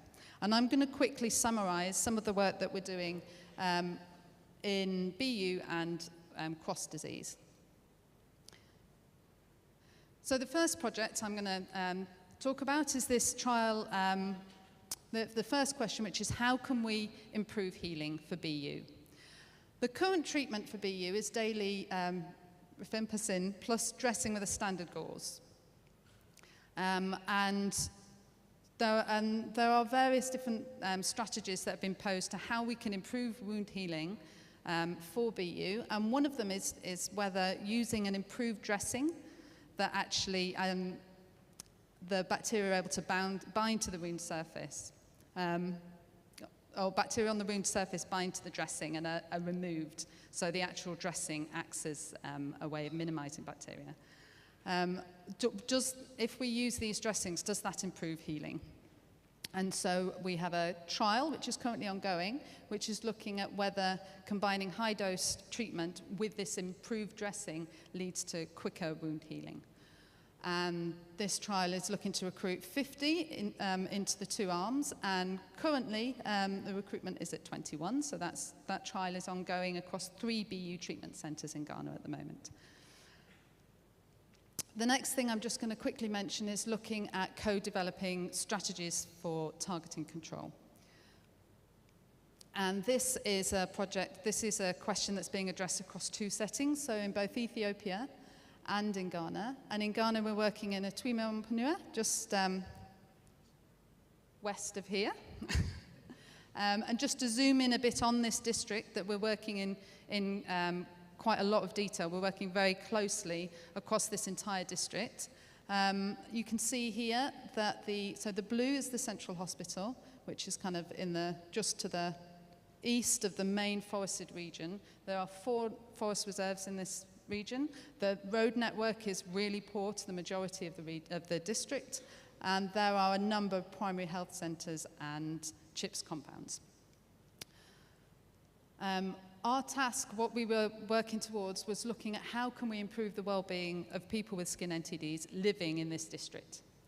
And we went into this thinking what we really need to do is case finding. We need to do some active case finding, link people with the health system, and we're done. So that was what we thought we were going to have to do. But before we set about designing that, our first key question was, what don't we know? So we needed to do some formative research to really understand what was happening in this district in terms of accessing care for skin NTDs, to know what should our intervention really target, what should we be looking at? And so we posed a series of questions. The first questions were looking at what's the current capacity of the health system in that district to care for people with skin NTDs? How accessible? What services are currently being provided? How are people able to reach those services? The next question we asked was more around looking at what is the impact of skin NTDs amongst people living with them. What are the financial consequences? What are the economic consequences? What is the effect on stigma? And we wanted to take all of this body of information and use this to co-develop interventions that would address the key problems that came out on the ground in this particular district. We used mixed methods to do this research. It was led by researchers from both KCCR and Noguchi. And we're currently in the process of writing up all those papers. But the key findings that came out of this research was, firstly, patients with skin NTDs currently have to travel far to access services in this district. They have to travel frequently to collect medicines, and they often have to buy their own supplies because dressings and other materials aren't available in local health centres. So they're not able to access those for free in local health centres. And parallel with that, healthcare workers within the district had very limited knowledge and practical experience of skin NTDs. And combined, this meant that communities and community members were very aware of these limitations. They weren't going to the health centre because they knew there was no services available for them there. Instead, they were going to places where they knew they would be able to get service care close to home, such as traditional healers and drugs vendors. So this led us to kind of pivot from that initial focus on case detection to actually thinking about how can we work to strengthen the health system to address skin NTDs and wounds more broadly, and provide community engagement. And so our intervention design process moved away from case finding and more to health system strengthening. The intervention that we proposed includes providing care from health centres, so training healthcare workers and equipping them to be able to provide wound care and treatment at the local health centre instead of people having to travel to the hospital or outside of the district for that care, and also raising awareness of those services within communities. We believe this will increase the affordability, availability and acceptability of care, which will lead to an increase in people seeking care, then receiving treatment and hopefully completing full packages of treatment, which in turn will reduce costs to them and will lead to improved clinical outcomes and patients who are happier with their care and therefore improved well-being for those living with skin NTDs. And lastly, so we're about to implement this, and we will have a large-scale evaluation which is going to look at the impact and the equity of this intervention. Is it reaching everyone we want it to reach? Is it feasible? Is it actually something that we can implement with fidelity within this district? And what are the perspectives of both those providing it and receiving it? And lastly, one kind of real key component and strength of this program is the involvement of health economists, because we want to look at not only are we reaching people, but is it cost effective to reach people using these methods? Okay, so this has a very large list of collaborators. I flagged up those from our Ghanaian institutions in bold here, but just to emphasize, there's a real large body of people working on this new program from lots of different disciplines, so it's really exciting collaboration. Thank you.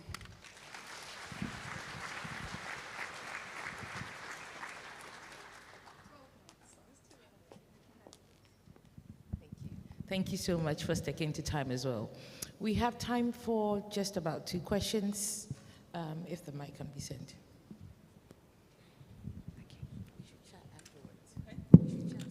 Thank you very much. Yeah, I'm just wondering what your definition of skin diseases are. Because you've mentioned blue ulcer. Good point. I know there are other skin diseases caused by onchocerciasis, lymphatic filariasis. So when you say skin diseases, exactly what do you mean? Yes. Thank you. This is a really, really key point. Yeah, so the skin NTDs that we initially are targeting through this program is BU, yaws, and leprosy. Even though, there are LF, there's onchocerciasis, there are another range of diseases, but the ones that we're particularly focused on and which are of public health concern in the district we're working on are those 3. However, what we've really seen in the course of particularly the formative work is that there are a lot of aligned conditions, and there's a lot of opportunity for us to integrate and think more broadly than just siloed conditions. And that's why we've broadened our intervention to address wounds as a whole, rather than just 2 or 3 specific skin NTDs so that we can sort of try and tackle those and at the same time have a bigger, wider impact on morbidity as a whole. But yes, sorry, I should have said the diseases. Hello.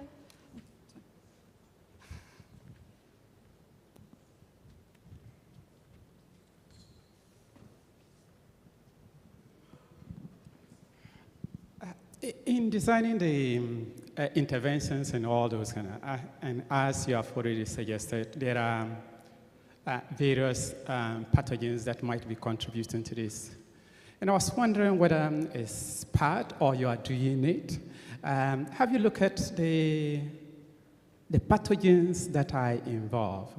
For instance, looking at, for instance, the microbiome variation within the infectious, the skin infections, and whether there are specific microbial pathogens that might be predominantly, and antibiotic resistance within this. Yes, so you're asking what other pathogens, other than the specific skin NTDs, might be responsible for morbidity. Yeah, so there are a number of other bacterial infections that may lead to ulcers and delay wound healing. It's beyond the scope of the implementation of this particular study to be able to say what are all of the different bacterial infections that are causing other morbidity. But we want to try and track prescription. So we're going to be tracking prescription of antibiotics, to get an idea of secondary infections, for example. And we will be tracking other morbidity markers, but we won't be able to say what the precise, I'm looking at Regina, what the precise other pathogens are. But that's a really good point for us to think through. Thank you. Thank you, Rachel. So we've come to the last talk in this very brilliant scientific session, and I am very honored to introduce the next speaker, who is really blazing a trail across not just Africa, but the whole world. He's a global health expert, and he's conducting very important research and training the next generation of African scientists. It feels like a misnomer introducing him as doctor, because he has such a very impressive repertoire of work to date. But yeah, he's going to be telling us about some of the mysteries about COVID-19 when it entered Africa. So Dr. John Amasi, please.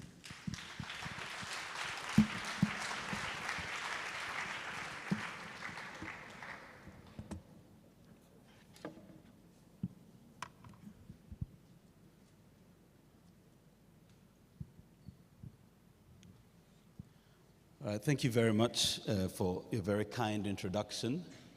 And I'll go straight into business. I chose a rather exciting, or as we would say in what has now become scientific parlance, sexy title. I know our director likes that expression very much. So chose a sexy title, Unraveling the Mysteries of COVID-19 in Africa using Ghana as a case study. Seroprevalence and clinical characterization and outcomes. So I'm just going to share some findings from studies that the group run in collaboration with other groups at KCCR and also with colleagues at the Bernard Nocht and elsewhere. I would like to, I should say I would have loved to go through acknowledgements, but I always say that the acknowledgements themselves are a full presentation on their own. And so one acknowledgement I always want to make is always the group, the Global Health and Infectious Diseases Research Group, really a highly motivated bunch of boys and girls who are really intent on doing science and advancing in their careers. So you can visit our posters where we show some of what we do in collaboration with our colleagues at Bernard Nocht and elsewhere. So starting off, we all know about the SARS-CoV-2, COVID, and I like to describe it as a formidable human adversary because it really rattled the world and has changed the world permanently. The world is not the same as it was pre-2019, and this is obvious. In many ways, our lives have changed. But not only has it been a formidable adversary in terms of number of deaths, as you can see, and again, that alone is very impressive, although in the negative sense, the number of deaths, number of people infected. We've not seen anything like this before in modern times. There was much more during the Spanish flu, but the total impact has been amazing, especially in our economies. The government tells us that the present economic crisis we are facing is a direct result of the COVID. I'm not going there, but I'm just saying. All right. The exciting thing is the speed with which we developed these vaccines, which are now deployed and have made a difference in our lives. This has been unprecedented, but there are still questions that we have, things that are not understood, what we call mysteries. Some we have unraveled, but others we are still yet to understand. And what are some of these mysteries? This one has been unraveled. Is the virus airborne or contact or droplet? Now we know the WHO came out boldly to say that it is airborne, but it took them so long. I kept wondering why, but I could understand their conundrum. Maybe for me it was very easy, because who really cares whether it is droplet or airborne? I like using the analogy. An A4 sheet, is it an airborne material? Of course not. A4 sheet is not airborne, but let a wind strong enough blow and your A4 sheet to be airborne. Let me even take that to a vehicle or a car. We've seen the tornadoes and other weather conditions in North America, which can lift houses and cars and throw them into the air like viruses. Of course, cars are not airborne. So for me, it was neither here nor there. It didn't really change anything. But for some reason, we seem to be so fixated on, is it airborne or droplet? Then what is the role of vaccination and antibodies in the control of COVID? I mean, we have answers to these now because we see that these work. But with the variants emerging, it's now very checkered. And we all heard from Christian in his presentation explaining some of these things. And this one is more for our part of the world, COVID-19, more a disease of the rich or the more affluent. And this is something we kept on hearing over and over. It's for the rich. See how they are dying. Is that really true? Of course, we know better today, and it's important we show the evidence that really, in actual fact, and some of what I'll share with you will show this, the rich or the poorer were actually more affected, not only in terms of infections, but also in terms of the overall impact on their lives, on economies. The rich are obviously more resilient to economic hardship than the poor. So it really is a bit of a paradox. And this is just this paper in Nature, or article in Nature, that really took a stab at the WHO for taking 2 years. So it was only in December, I think December 23rd last year, that they eventually said that, okay, it is now airborne. And they actually just changed it on their website, so they didn't make any announcement. Changed it on the website just a little bit. But I can understand why it was so. Because if I was in their shoes, I'd have done exactly the same. All right. Was Africa really less affected by COVID-19? Now, less affected, if you're thinking deeply, you ask, in what way? Are you talking of number of infections, number of hospitalizations, number of deaths? It's always a very different question. So were we less affected? I would say no and yes. Yes, in the sense that I believe there were less deaths, and I'll provide some reasons why I say there's enough evidence to show that there were really less deaths. But less infections, no. And Michael already beautifully presented some work from their seroprevalence studies, and I'll also show some of what we did. And the figures, I'm happy to say, are very similar. It would be very odd for me to come up with different figures than Michael, but I'm happy to say that, yes, the figures do add up and show that the virus spread very, very fast in Africa. Before we had vaccines, our seroprevalence was already through the roof. But we didn't know this before. Questions like, how come South Africa alone generated 2 variants, Beta and Omicron? I'm always intrigued by this. How possible is it that one single country in Africa donated 2 variants of concern to the world? There must be something we're missing here. Then how can we rebuild trust in science and in our institutions? This is a big question. But it's a bit of a misnomer, because science never really lied. Science did not know, and so we had to keep shifting the goalposts. The general public does not like shifting the goalposts. Today it is this, tomorrow it is that, or we are now learning. No, no, no. They say you are a liar, and they show this is what you said. Now you are saying this. Why? So how do we fix that perception of science? Or maybe have we misrepresented ourselves as being all-knowing, and now that we didn't know, we couldn't say we don't know. And yet still, there is debate over the virus's origins. Still to date, people are questioning, where did it come from? Was it lab engineered? And Christian did a great job of talking about this. But it is clear, there's enough evidence to show that lab engineering is a really, really long shot, like the guy who threw that ball over the dam and, scored, right through the hoop. Well, it can happen, yes, but it's almost unlikely so. But I encourage you to read this paper. This is just some self-marketing going on here. We published this last month in PNUS, looking at the origins of SARS-CoV-2. This is together with my colleague Peter Dasak, who took the bashing and is still taking the bashing from the general public because he had that grant that was doing the work in the Wuhan lab before the outbreak happened. So some of these questions will defy answers entirely. We can only resolve them later. But there's also a lot of things we know and a lot more that we do not know. I already made mention of two variants of concern that emerged in South Africa and us trying to understand how come this has happened. I am almost 100% sure, in science you never say 100%, that there were variants that emerged from elsewhere that were missed entirely. And as Christian also presented, I'll keep making reference back to him because he really went into depth on some of these things. It is perhaps clear that some of these variants of concern did not originate from the places we thought they originated from. They only were first reported there. So first reported does not mean originated from. Another interesting point in this, especially with regard to COVID, is the changes in symptomatology in the disease. I like to say that the progression right from Alpha through to Omicron, which we have now, for me is almost like a new disease completely. It's the same SARS-CoV-2, but different variants and almost like completely different diseases. And this brings into question therapeutics and vaccines, and what does this really mean for understanding of the way these things work. There's a good article, actually paper, that was published in Nature, specifically looking at the UK and looking at changes in symptoms for COVID. And you can see the wide changes in symptomatology for the different variants that have emerged. For me, it raises a lot of questions about some of the work that we have done in the past and the conclusions that we've drawn in the past, because the symptomatology, even clinical presentation, is quite different per variant.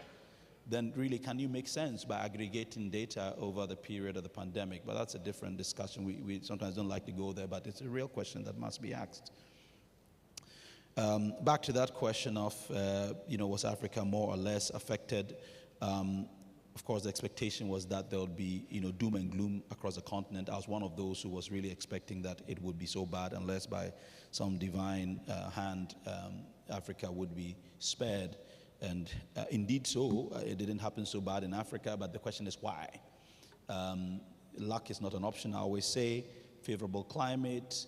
Our governments like to say that, oh, we did very well, we closed our borders and so on and so forth, but I always contest quite vehemently that really was not the solution to the problems. And the data does show that, yes, in fact, Christian stopped short of saying that it was actually an exercise in futility, all these lockdowns that we did. But can you really blame anyone? At the time, that was what the evidence was available, suggested that's what we have to do. So again, these are some of the conundrums. Some have done work showing or suggesting that more deaths in Africa, or then there's just a problem of reporting. But the evidence shows that hospitals in Africa were not overwhelmed. Of course, health-seeking behavior would vary from place to place, but ultimately, mortuaries were not overflowing.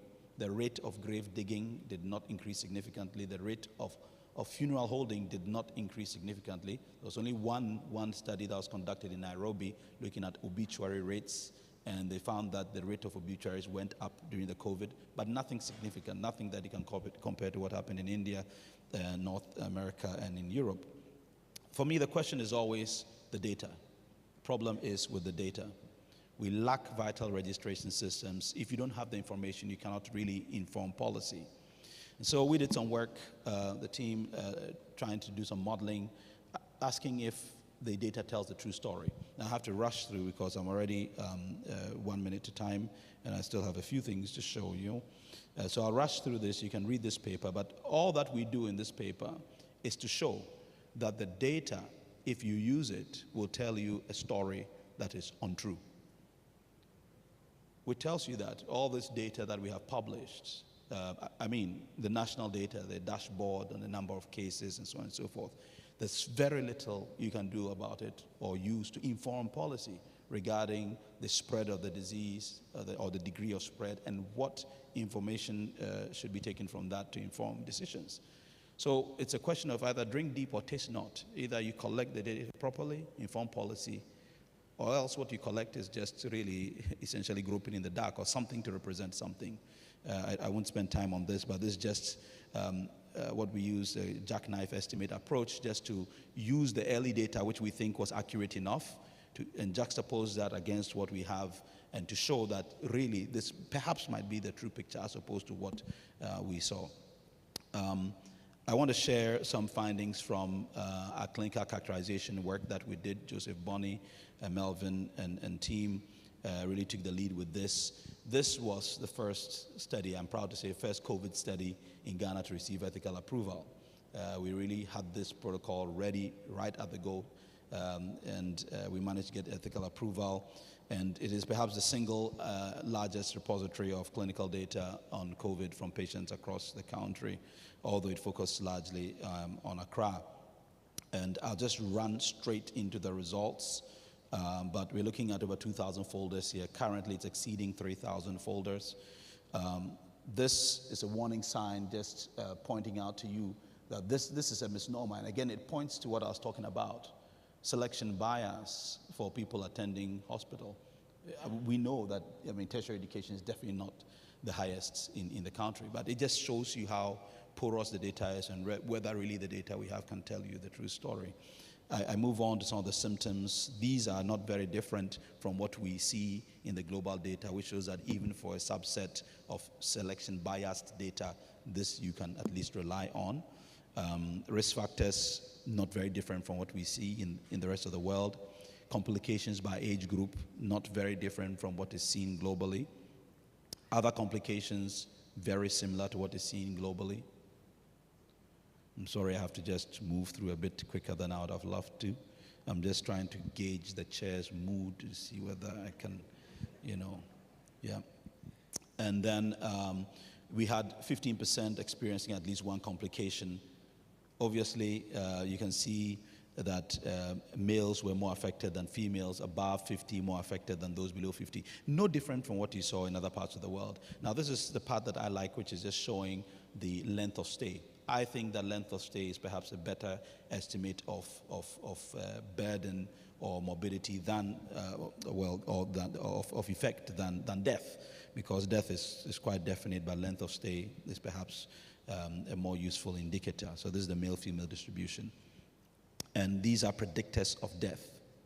Now, the good thing about this is we managed to put it on a live dashboard. So as the data is collected and entered, there's a live dashboard which we made available to the authorities in Accra, and they were able to see this real time, and hopefully, it was used to inform decisions.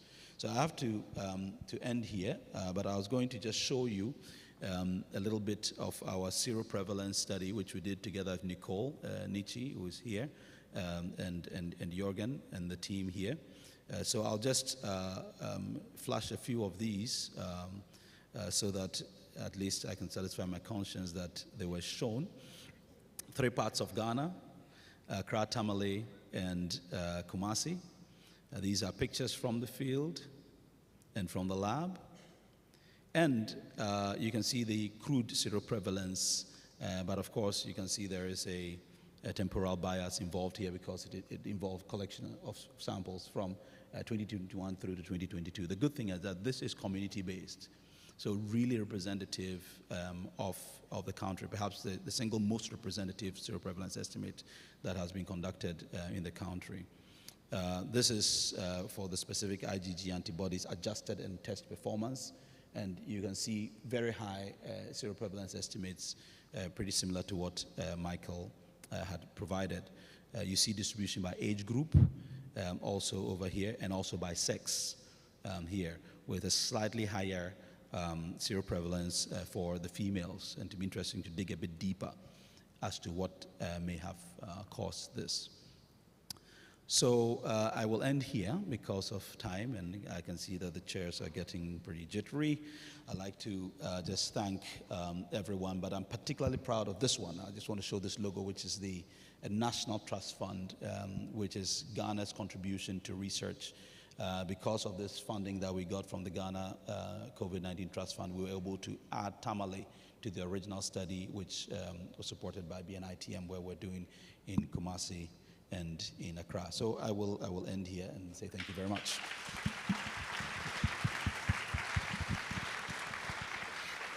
Thank you. Thank you. So as moderator, it's very difficult to halt a very intriguing presentation.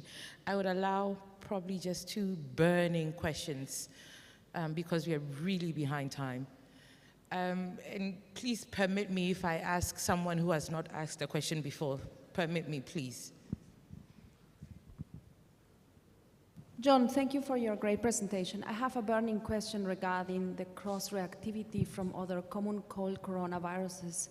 Do you know to which extent they circulate in Ghana or in Africa overall? And have you included this differential cross-reactivity in your study? All right, so first disclaimer, I'm not a virologist, so this would be a bit outside of my scope, but the literature does not suggest any such cross-reactivity. In terms of the distribution of coronaviruses, Augustina and Michael have done quite a lot of this work, and they should be able to tell you more about what the distribution is in Ghana. So I would suggest that you could speak to them after this. But at least for the work that we did, there was no evidence of such. In fact, the ELISA kit we used was the in-house kit developed at BNITM, which has been shown to be one of the world's most reliable kits for SARS-CoV-2.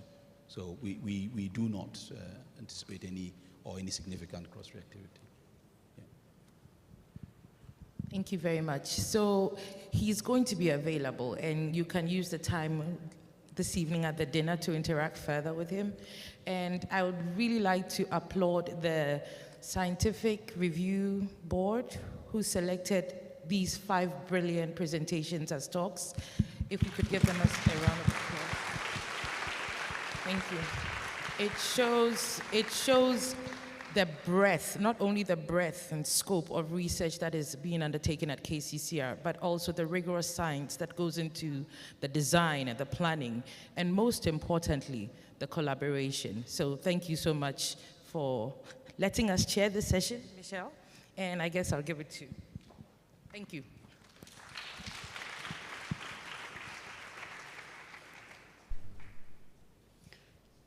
Thank you very much. We want to thank all the presenters for the brilliant presentation. Please, can we do it once more for them?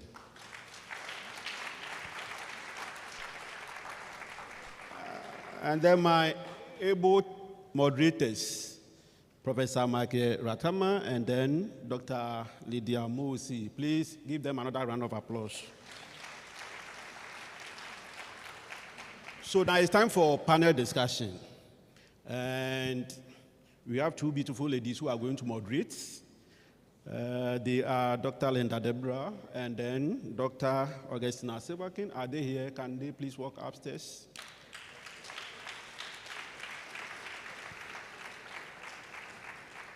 And then our moderators. Okay. I think you have to call the moderators.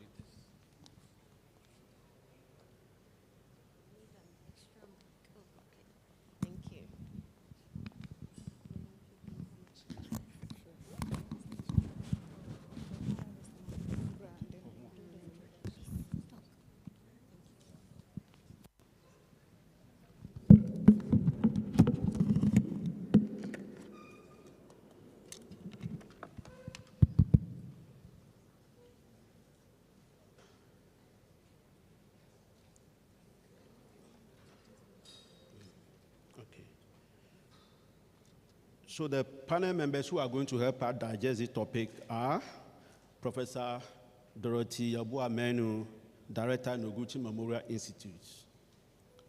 Please, let's give her a round of applause. And then Dr. William Kofi Bosu, West Africa Organization, that's WAHO rep. And then our own Dr. John Amuesi, ANTD Director. And then Dr. Pauline Iwinzi, SP WHO Regional Office for Africa.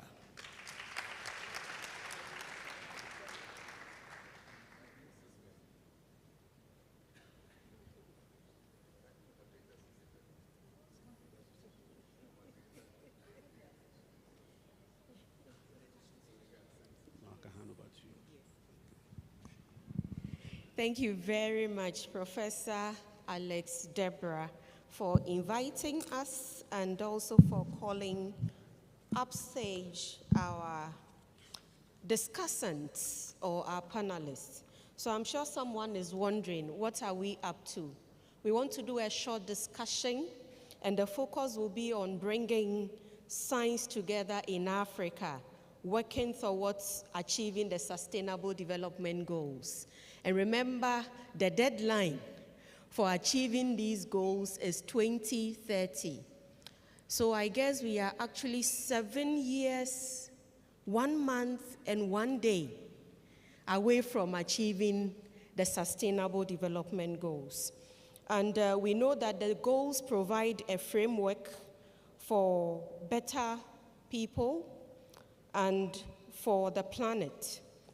17 of them. I will not run through the Sustainable Development Goals, but we know that they are hinged on no poverty, health, quality education, gender, several others, but importantly on partnerships. And we know that in Africa we have generated a lot of information, several policymakers and scientists, but I guess we need to intensify what we have started doing. And so this will be the focus of our panel discussion. I will allow my co-moderator, Linda, to start with the killer questions, and then I will follow. Killer questions. Okay, thank you very much. I would want to have a seat, get close to the panelists so that we are able to bond better. Thank you so much. So we got our panelists up here, and they were mentioned by name.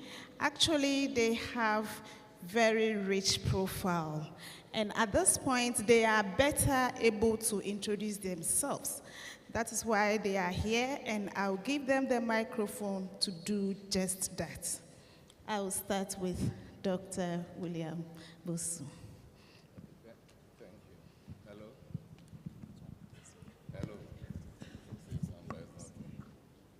Hello? Hello? Okay, this is working, yeah. All right, my name is William Kofi Bosu. I'm a medical epidemiologist working with the West Africa Health Organization.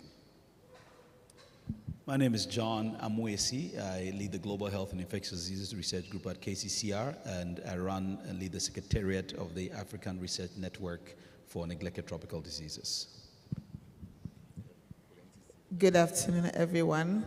My name is Dorothy Yabu-Amenu. I'm a professor of microbiology. I'm proud to say I'm an alumnus of this very university, and I'm the director of the Noguchi Memorial Institute of Medical Research. Good afternoon, and my name is Pauline Mwenzi. I'm with the... Yes, thank you. I am with the... Pauline Mwenzi. I am with the WHO Regional Office for Africa, working for the Expanded Spatial Project for Elimination of NTDs, and I am a scientist. Thank you.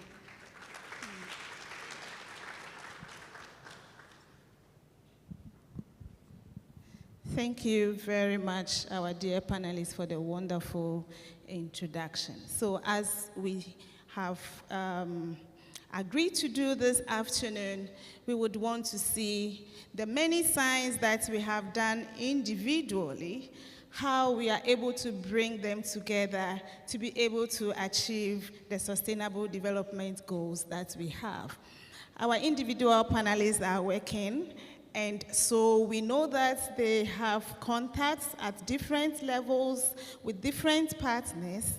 And so I would begin with Dr. Bosu with regards to being a West African health organization's representative, working on many communicable and even non-communicable diseases, infectious diseases, malaria, TB, what have you. Definitely you have been in contact with the West African sub-region, and I envisage that dealing with science, there has been some challenges.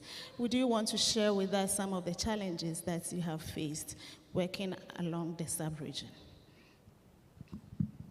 Thank you very much for your killer question.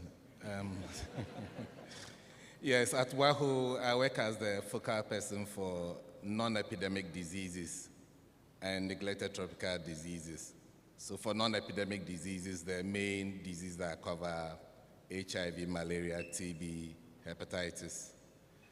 The challenges, I suspect I'll be repeating what Professor Ellis brilliantly presented this morning.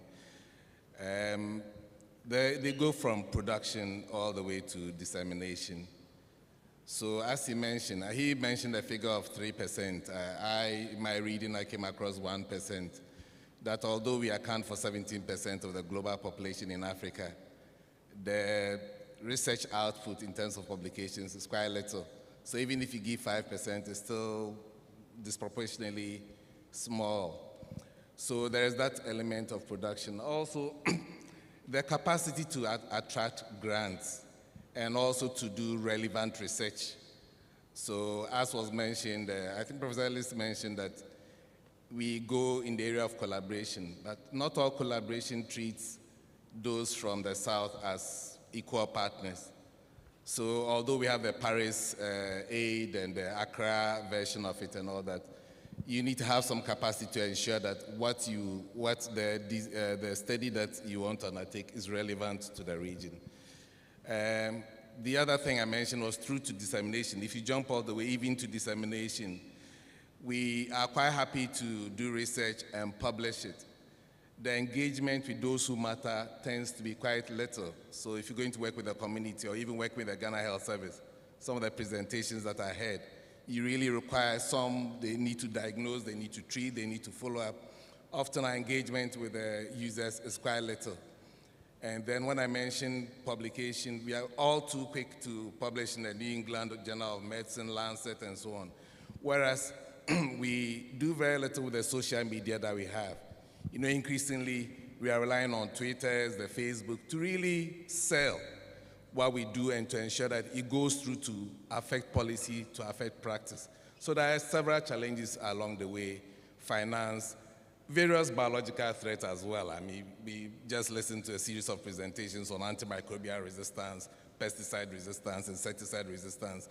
So as you move, the biological agents also try to thwart what you've already achieved. So these are about a few of the challenges that we encounter across the region. And my intervention is not limited to medicine, but across the divide, agriculture, climate, all of that. Thank you. Well, thank you very much. If you say these are little challenges, then it means we really have challenges, because they are enormous. But I don't think it's that gloomy. Probably we've made some progress when it comes to linking the sub-region together to achieve the Sustainable Development Goals, from where you sit. Yes, we've made tremendous progress. Let me start off with ECOWAS. The West African Health Organization is the health agency for ECOWAS. So as some of you would know, I suspect most of you know, since Ghana is a member of ECOWAS, the ECOWAS is an economic union the way European Union is set up, and is to favor integration among 15 West Africa countries. And health is an agency or tool for this integration, so it covers these 15 countries. The specialized agency, WAHO, is where I work.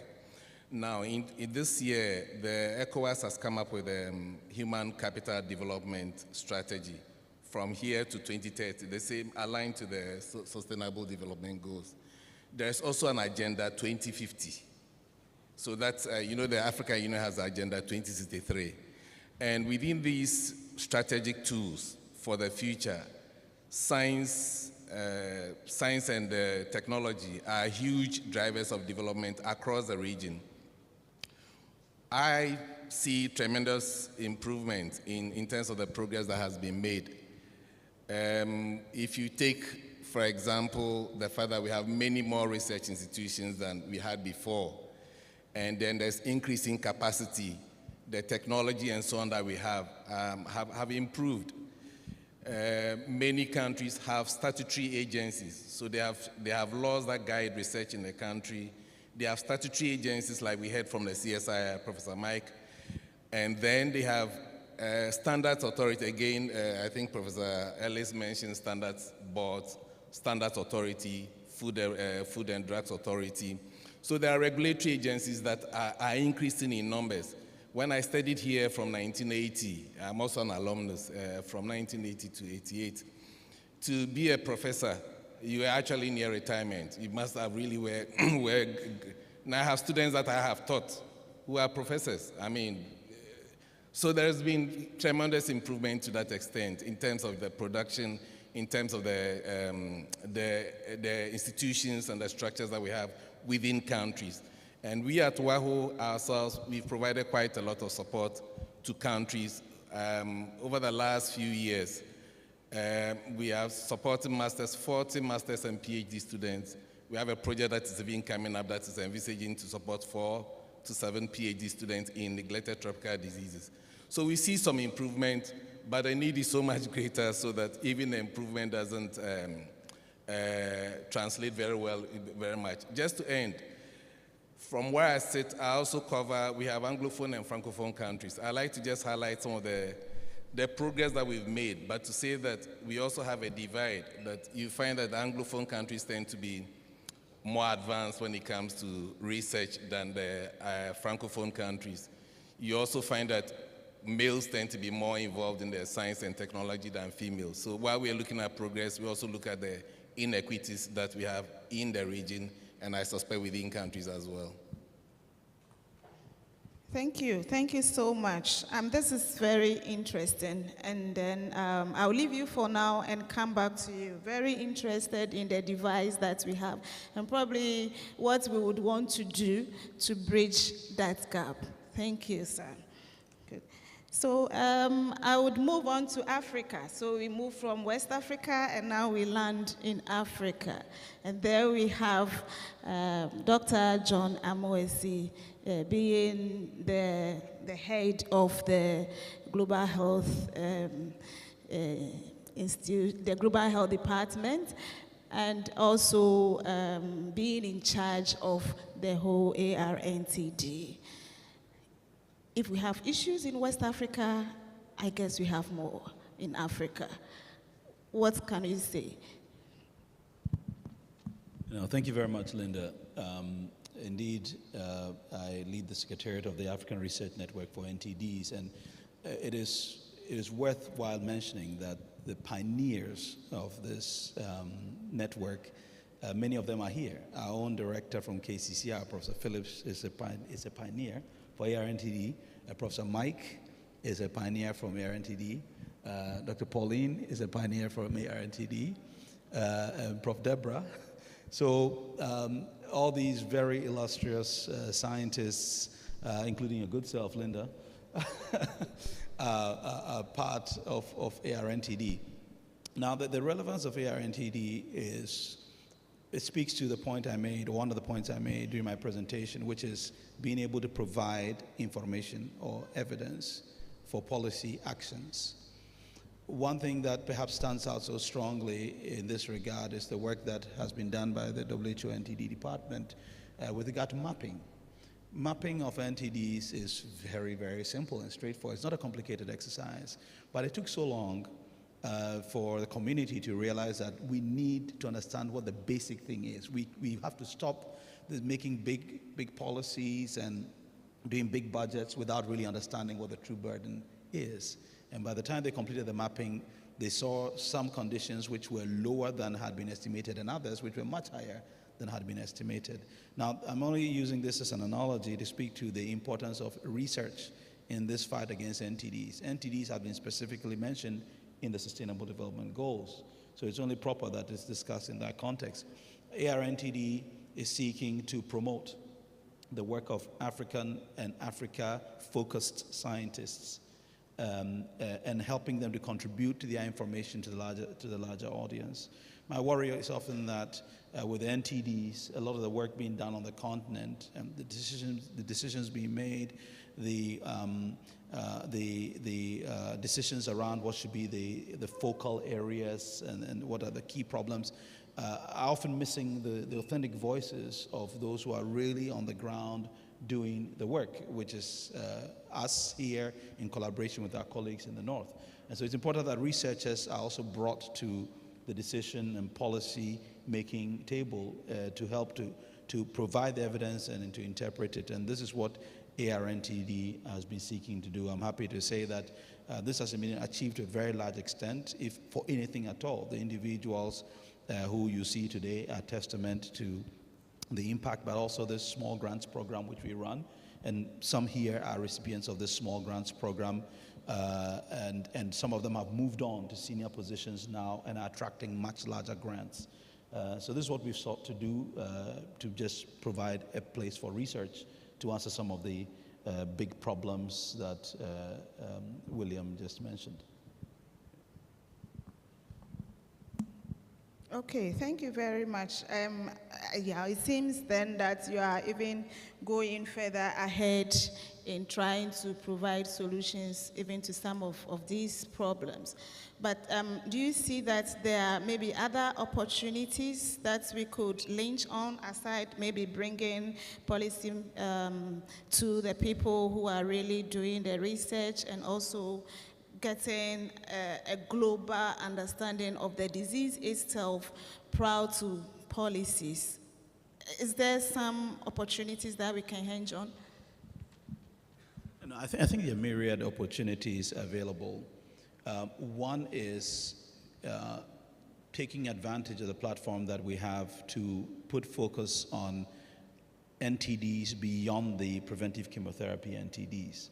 For me, this has been a big problem. All the attention has been on these 5 PC NTDs when there are many more, 20, 21 if you want to look at it in another way, including snakebite, which is one of my pet areas.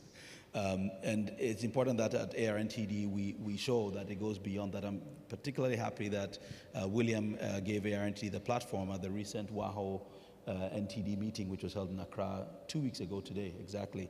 And I spoke about snakebite. There at that meeting, the NTD program manager for Guinea approached me. We had a chat. Unfortunately, the next day I was heading to Hamburg for a snakebite meeting with Benno and team. And Dr. David Williams, who is head of the snakebite unit at WHO, was going to be there. So I had a chat with him, sent an email, and already they're working out solutions for Guinea to their anti-venom problems. So I think it's really great that we have this kind of platform and can really connect things. Beyond that, you can think about the relationship between NTDs and again, the presenter on the SHARP project, Prof. Philip's project, and Prof. Dorothy's project, talking about the stigma and the mental health issues associated with NTDs. This is another completely neglected area. Think about NTD and NCD comorbidities. Now think about even NTD COVID interactions, poorly understood. Could there be something in there? The literature is equivocal when it comes to, say, the relation between soil-transmitted helminths and COVID. Some literature says it actually reduces the clinical presentation or the ill presentation of COVID. Others say it potentiates it. What is really the truth? So there are several opportunities. NTDs cross-cut, and the reason is that they are not a disease. They are a constellation of diseases. And when you have this constellation of diseases, across populations that are neglected, then automatically it has a role to play in almost every aspect. And William did indeed allude to the fact that there's a direct relationship between development and addressing some of these. So I think that there's really a lot more to be done. Okay, thank you very much. I mean, this is keeping me thinking. So we have always starting our research in a smaller foci, and then we would want to extend it later on. Would that be the good thing to keep doing? Because even from the presentations we had previously on skin NTDs, we realized that, yes, of course, the researchers could only concentrate on some few skin NTDs. And then when, some ideas are coming, it's like, okay, then there are other skin NTDs that we probably will have to extend to cover. Would that be the right approach? Or, like you are saying, we have a broader consultation, identify a bigger scope, and then we think of how to merge up together.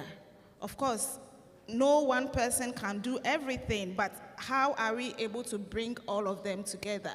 Like you rightly said, snake bite is, something that interests people because it's not common to say I'm working on snake bites, for example. But yes, it is a neglected area. And so what do you think would be the best approach? Start from a bigger umbrella or? To him as well. Go ahead. To me? The two of us. Okay. All right. I would like to move a bit, with your permission, the focus away from NTDs. My understanding is science, unless this discussion is focusing on NTDs in particular. It's a science, but because he is at... Okay. Yes, so our theme is on the bigger science. Of course, NTD is science, and he is an African lead in NTD, so he could actually talk about NTD. Well, I think maybe my other panelists may be even better placed to comment on some of these, particularly, Pauline, who sits at the Afro level. So with your permission, I'd like to pass this on to Pauline. I think she's definitely better. Well, maybe I will have a softer question for the ladies. So we've had, let's move away from NTDs and all the others, and let's maybe try looking way forward.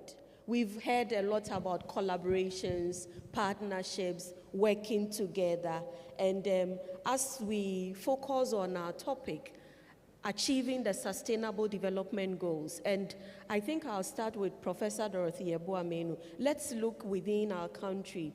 We have a lot of private sector, people working in the private sector, but hardly do you even hear them collaborating or partnering or working with research institutions. From where you sit as a director of this noble, not if I said this, I don't mean KCCR, but I mean Noguchi. From where you sit, how do you think the private sector can partner with research institutions just within the local environment? If you can touch briefly on that for us. Thank you very much. Okay, Stina, you know Noguchi, it's, so I leave it there. Yes. I think one of the things that we need to get in our mind is that the private person is a profit-making entity. They are not, most of them are interested in what can we do to add value to what they are doing. And that is what our research institutions in country needs to start doing. Some has been done, but we need to do more, whereby we engage the private sector, get understanding of what they are doing, and then think through what we are doing and how do we add value to what they are doing. And so that is clearly communicated.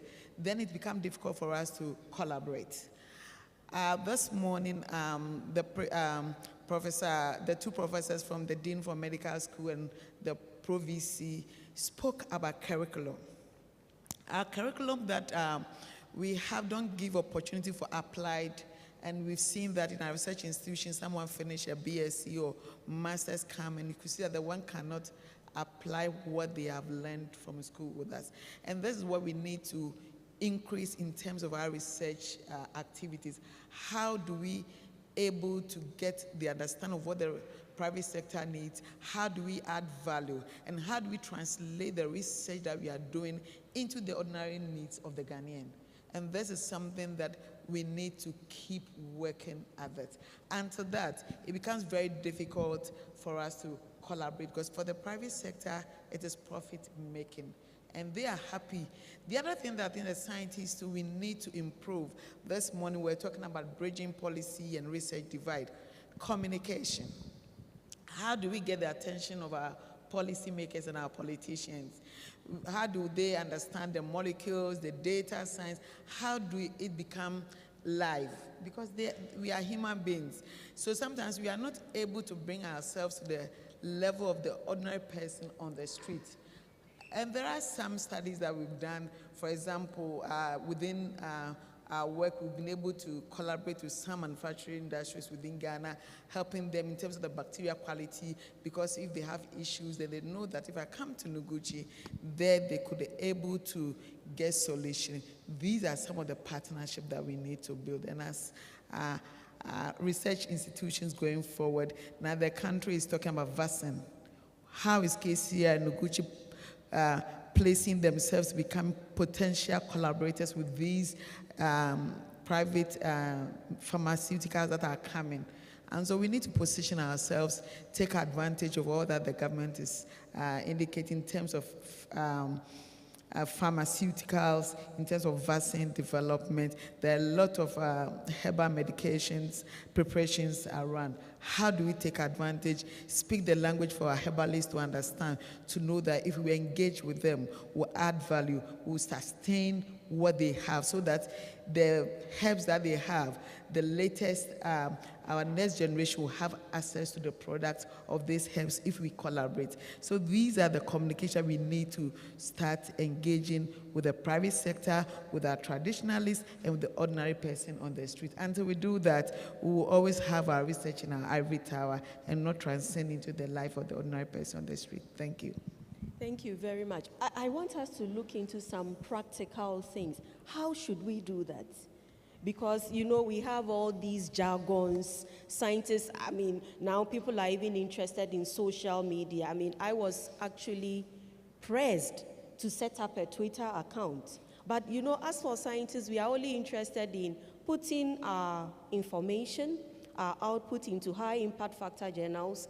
The policymakers are not interested. The private sector, they are not interested. So some practical ways of, you know, making this or ensuring that this actually becomes a reality. And maybe you can also touch on some few challenges. So as we try some solutions, do you envisage some challenges pertaining to engaging in such partnerships with the private sector? I think there are important opportunities. For example, some of the few things, I just want to share some examples with some activity that we've done at Noguchi. We realize that most of the disease that we work on have disease days. And so we thought that, why don't we engage the community? So let's say if the World TB Day, we are scattered all over the city of Accra. We are all over on the radio stations, the video. And this year, I remember during the World TB Day, a very important person called me and said, hey, Noguchi, you understand? To which say, are you doing all these work that we don't have understanding of? And we have no knowledge of what you are doing. So I think we need to go out. And that's something that we are doing now, trying to let people understand what we are doing and the implication of what we are doing. So you can have a graphic publication, KCCR and neglected tropical disease. My big brother here is a very big man, but how does this big man translate to the person at Achumamponwa? Because they don't know what he's doing. How do you break the big science, the data science, the modeling into the simple language and do a one-page publication graphic? We are talking about Lancet. How many Ghanaians read Lancet? How many Ghanaians read PNAS? So if you put it there, peanuts, then one thing that we need to also do is to lobby. Scientists, we are shy. We need to lobby and get positions within the national programs so that your science that you are doing, Augustina, you're doing fantastic work in virology. If it's HIV, you need to lobby to get to the HIV program so that what you are doing could be used to advise the national program so that the ordinary Ghanaian will benefit. And so these are some of the practical things that we could do.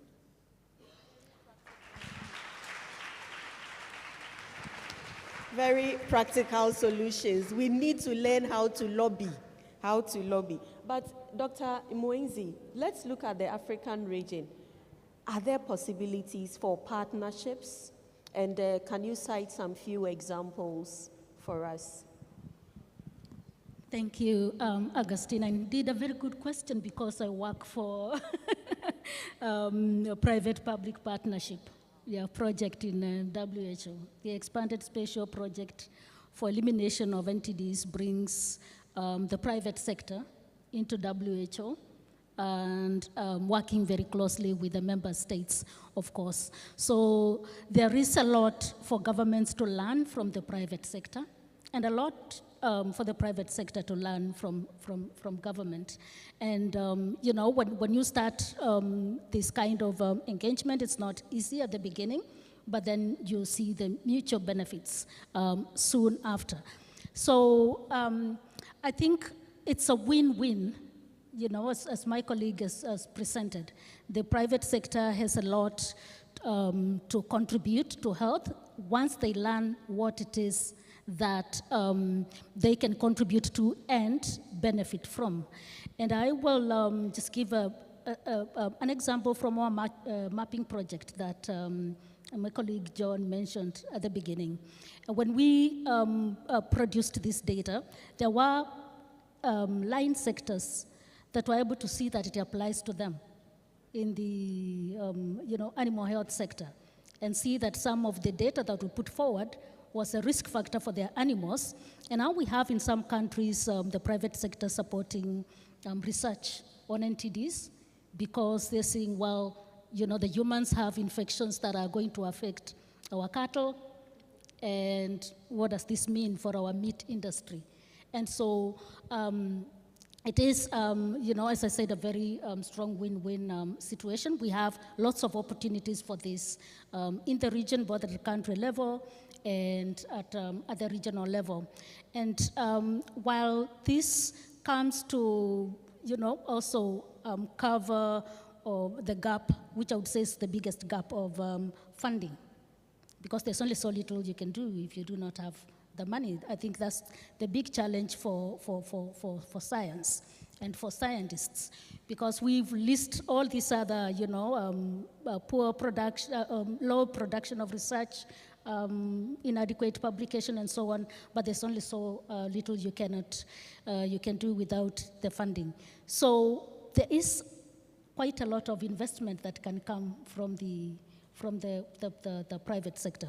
And part of the contribution from the WHO and from the program that I'm working with is the data, to be able to show where can you plug in, you know, for NTDs.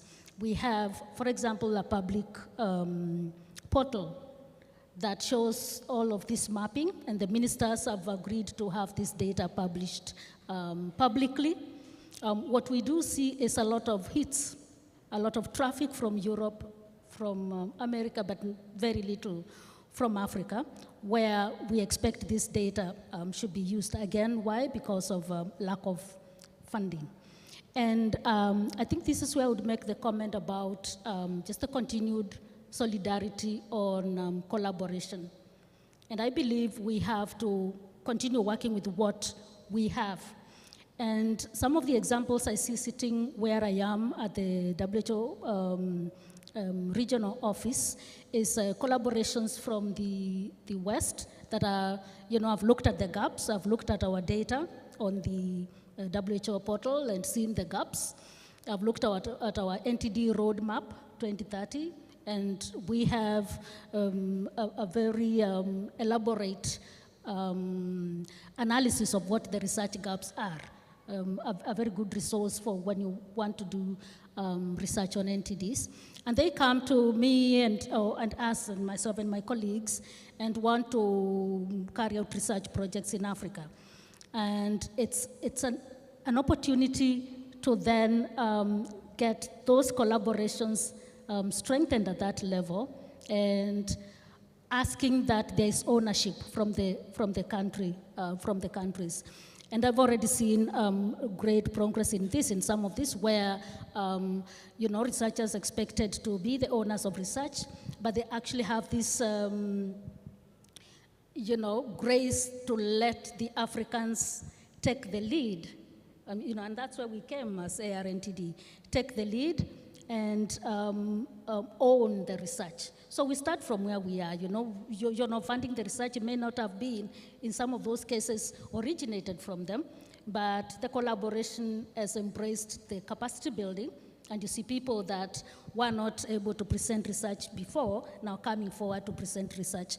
I think that has been, it's the solidarity that I would ask that it continues, because while we need to lobby for funding, make sure that as scientists we are at the places where this is being discussed and decisions are being made for us, I think it will still take some time.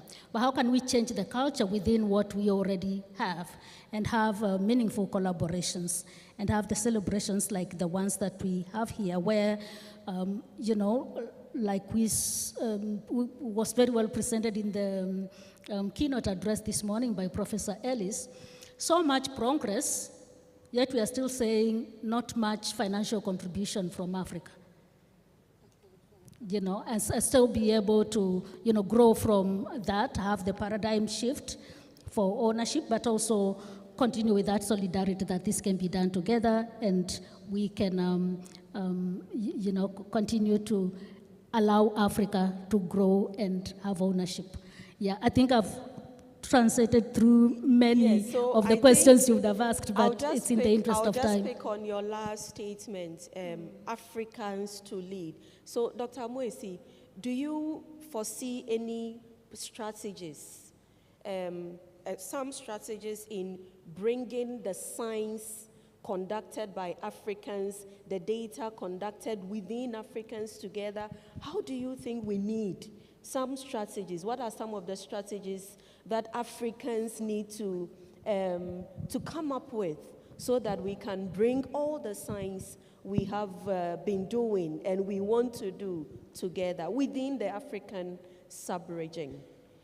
No, thanks for that question, Augustina. I think the solution really is a lot of data sharing.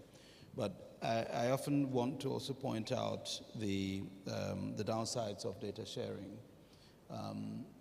Without sharing data, the COVID-19 pandemic would not have been over by now. It was people who shared sequences, shared information they had on clinical characterization, shared it openly, that allowed people to make decisions in different countries because they could not conduct their own research, and also allowed for the development of the vaccines, although some profited thereof. That's a different discussion, but it speaks to my point about the downsides of data sharing. But without that, it's very difficult to know who is doing what. In fact, let's even face it, even in our own institutions, sometimes we do not know who is doing what.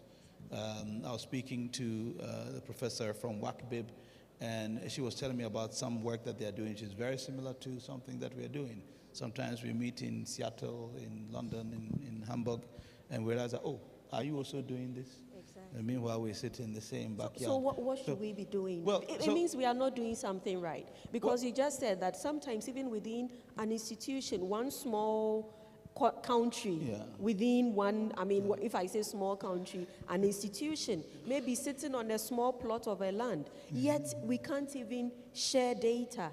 We are working in silos. Are we scared that people will steal our data and our ideas?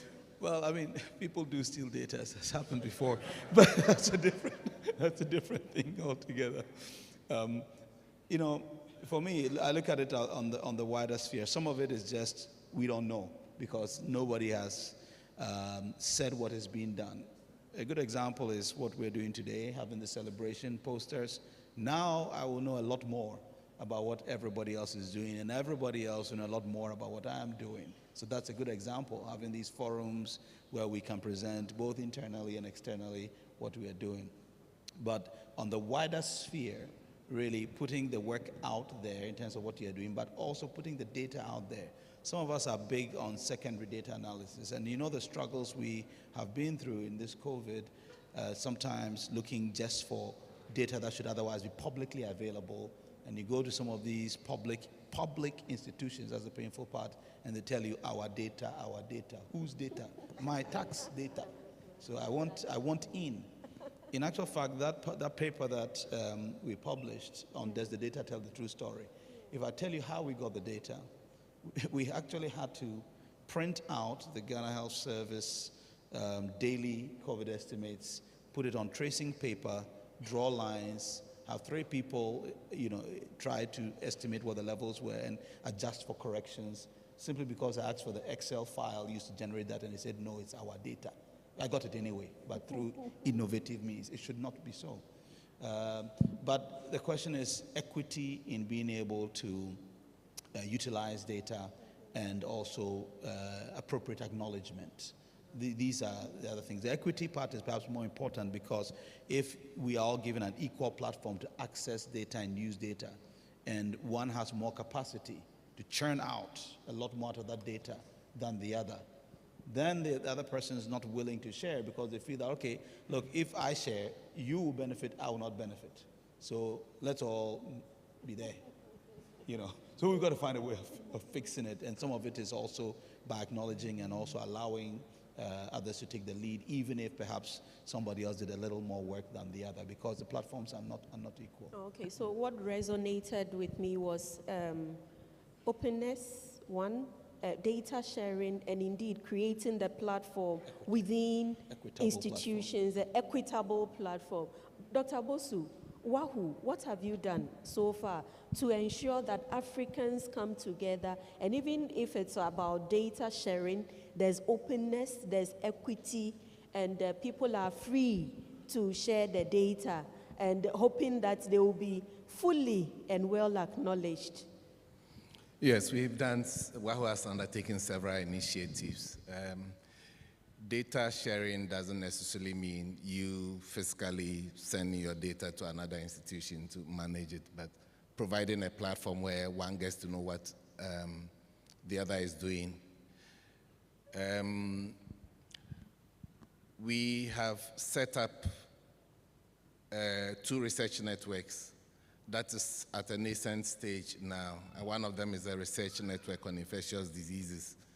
And I think only last week, this team it has scientists from the Gucci, University of Cape Coast, and other scientists from across the region. So they are developing a joint proposal to answer a problem that is across the region.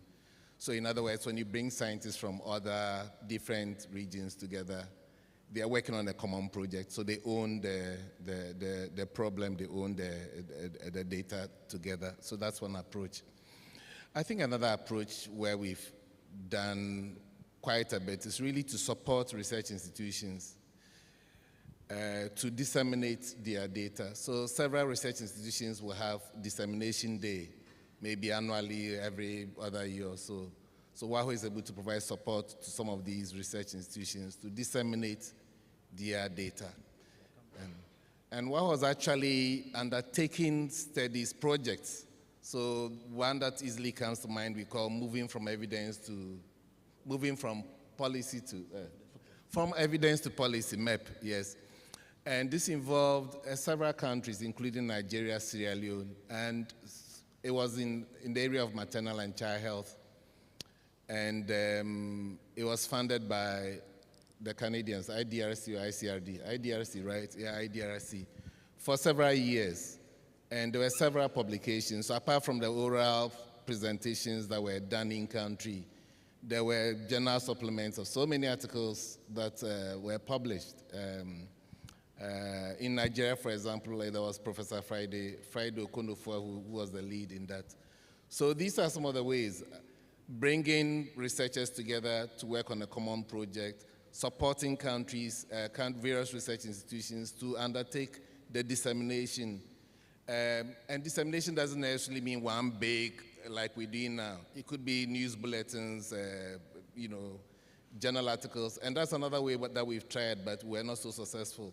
So we had a local regional journal that was in French and was in English, and was managed by Centre Moraz in Burkina Faso. So WAHO provided the funds where different research agencies would publish their work. I think the issue was not one of funding, but was more interest in submitting articles to these journals so that it could be sustained. But so these are some of the initiatives that I think really help. I also think that we need to take advantage of some of the existing data. John was just talking about the secondary data analysis. Various countries would have population centers, bureaus. There are national malaria indicator surveys, nutrition surveys, there's a DHS and all of that. And sometimes when we ask a regional problem, a question that cuts across the region, then you can put people together. Somebody can even work and present a picture of what is happening in the region as a whole, and that can generate further questions. So there's already data publicly available that you don't need to really worry about sharing in terms of somebody stealing your work to publish, but they are available, and I think we can take advantage of some of these publicly available data. To you. Thank you very much. We are so grateful to our panelists in helping us know exactly what is on the ground in the first instance, and also helping us to be able to project into the future as to how best we would be able to bring the science in Africa to Ghana. Maybe some audience, we can take some few questions from the audience so that we are able to clarify some of these issues. But I will also be very happy if I get a response for my question. This time, I will not narrow it to NTD, but science in Africa as a whole. Where do we start from? From the broader umbrella and narrow it down, or turn the triangle upside down? So, I have a question. Is there a microphone for? Yes.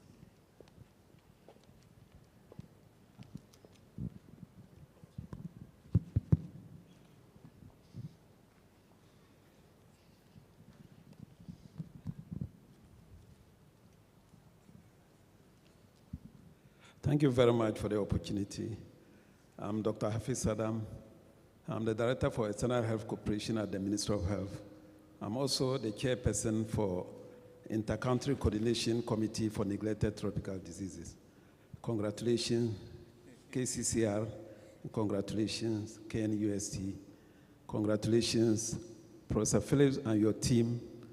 And congratulations, our panel. When the moderators started calling and gave them the assist, I knew there was going to be a problem because I realized there was a gender segregation. So at a point in time, no wonder between Dr. Mwasi and Dr. Bonzu, there was a banter as to who to handle the mic to answer. So that's a lesson for us. Now, that was on the lighter side. Now, I think that not until in Africa we harmonize and identify the convergence points of all what we are doing, it will still be difficult for either data sharing or harmonization of the results of our research.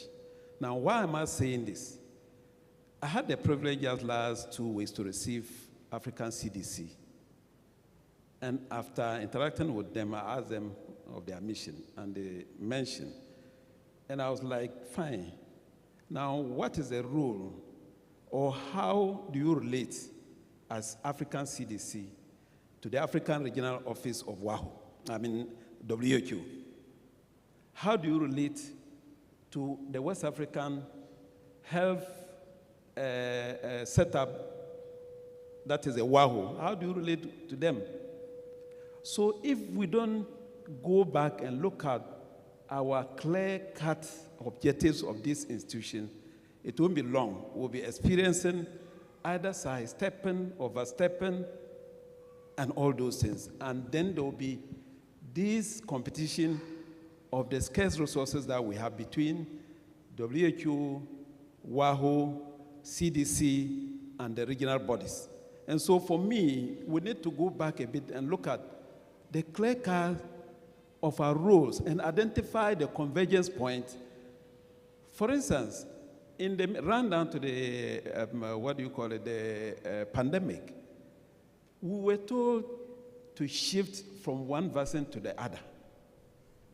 And one was wondering, and we did that.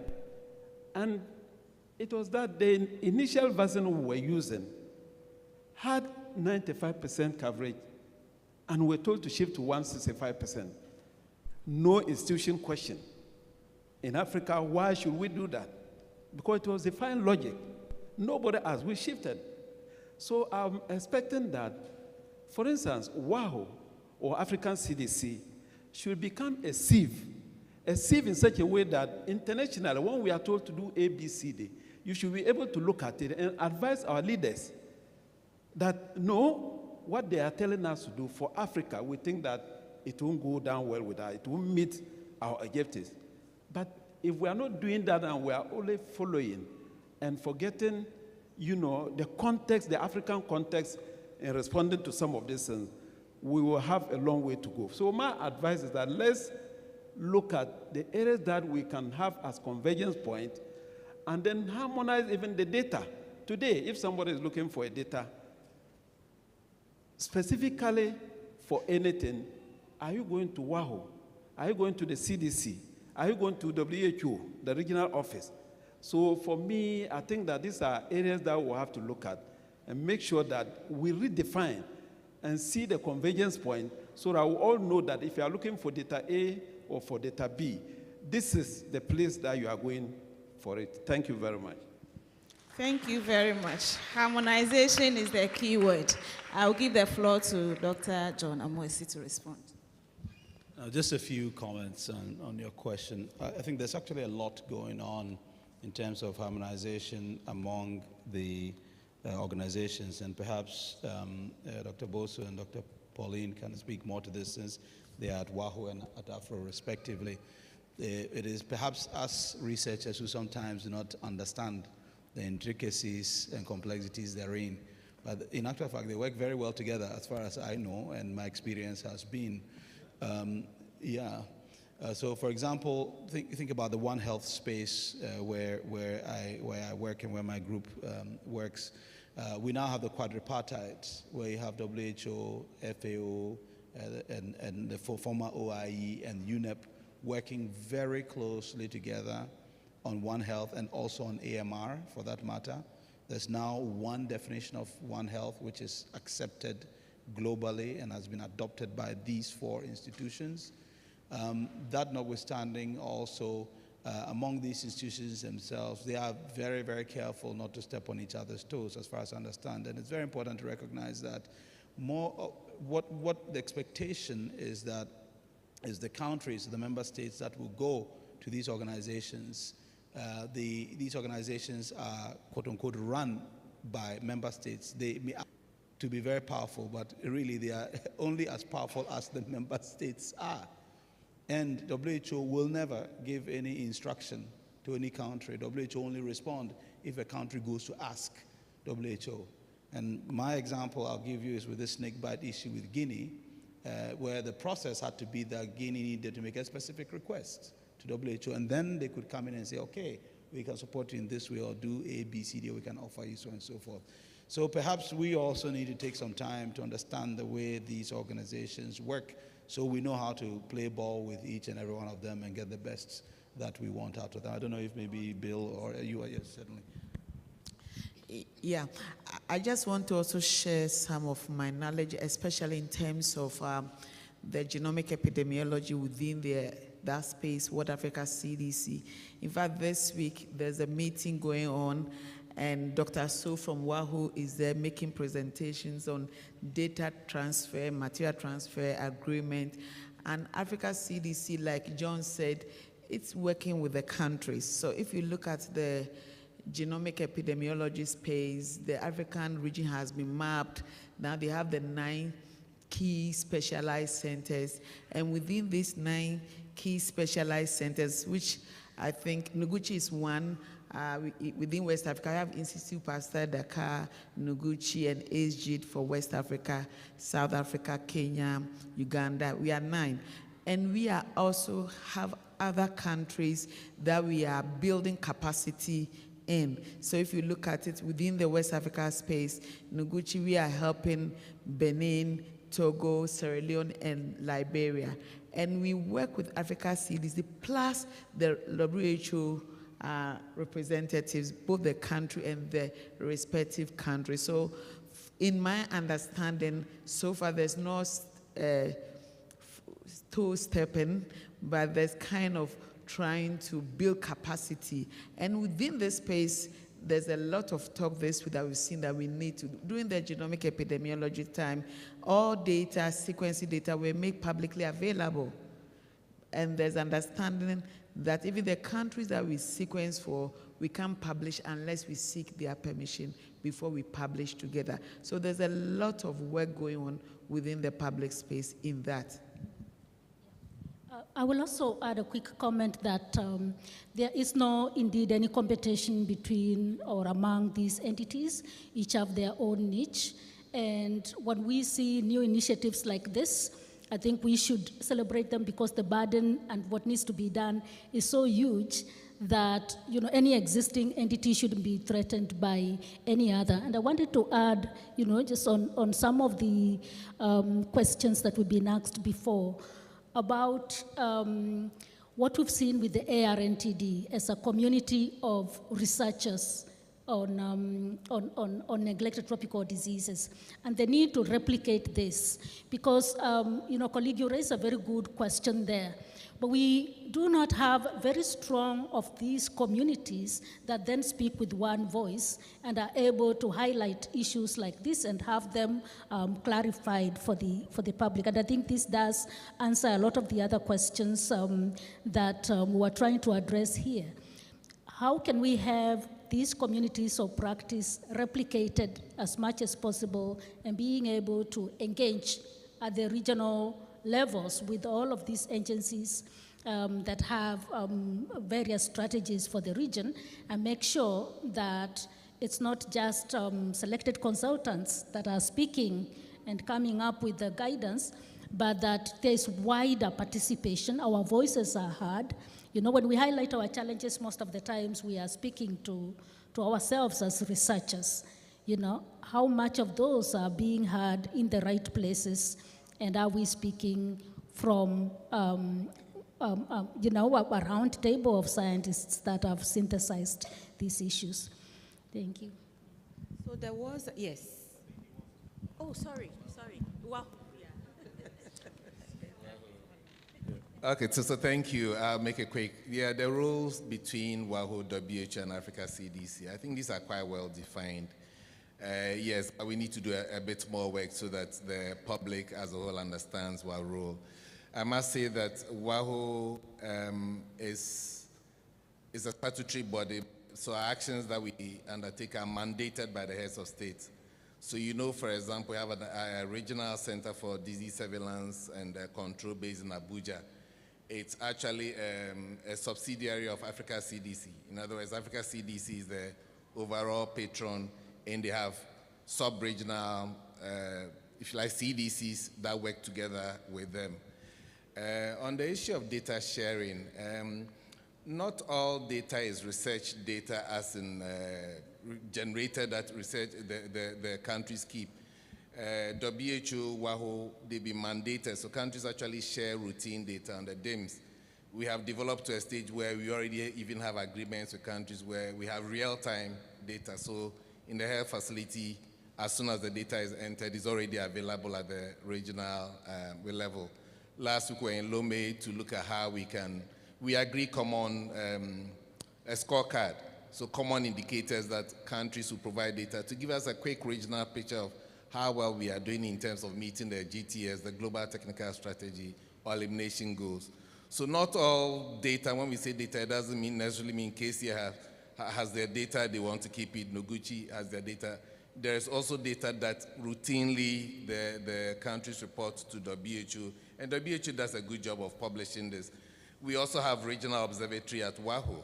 So these are, it makes it richer to that extent that we're looking even to the extent that we can have repository of the various research studies that have been conducted in West Africa. Finally, I think that Linda has been asking a question about whether it's bottom-up or top-down.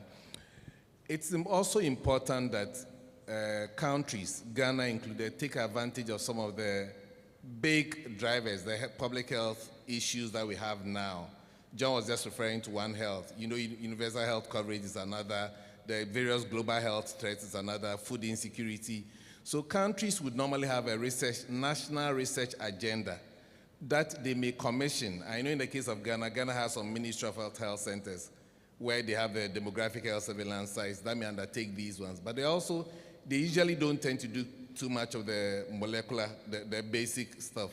So if the country itself, and I'm referring to Mr. Haifa here, that it's not always countries looking up from our side, but also if country has developed their own research agenda and you want to move from a certain, like Ghana wants to attain a certain level of universal health coverage consistent with the Sustainable Development Goals, they may be able to define their research agenda and then ask KCCR, Noguchi, and all these other research institutions to help to answer that. In other words, the country can set the agenda or contribute to the agenda of the various research institutions that are working within the country.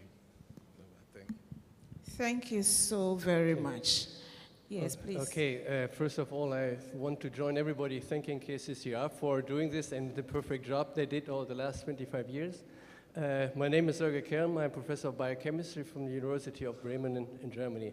But I'm not speaking here as a biochemist. I want to point something out. We had seen very impressively how much biomedical research has been done here at KCCR. We have learned today about many other institutions in Africa and how they thrive based on capacity building over the last year and the need we all have to bring this further.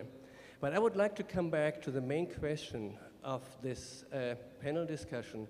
How can science contribute to reaching the Sustainable Development Goals by in 7 years, 1 month, and 1 day? And we're counting down. Tomorrow is only 7 years and 1 month. You see, we have heard about NTDs, a lot about NTDs. They're called neglected tropical diseases. In my opinion, the discussions here show the diseases are not neglected. Neglected are the people. Diseases of neglected people, it should be called. I think you mentioned it once in between. And I think the question is, which I would like to address, I don't have a solution for that, but I think this is the main challenge we are facing, is how we come out of our biomedical corner and reach out to the people. How can we achieve that they are not neglected anymore? If we stop neglecting them, and I mean our societies, I think then we will overcome the problem of diseases as well. Thank you very much for listening. Thank you very much. How do we deal with the neglected people and not the neglected diseases? The diseases are not the ones that are neglected, the people. How do we reach out to them?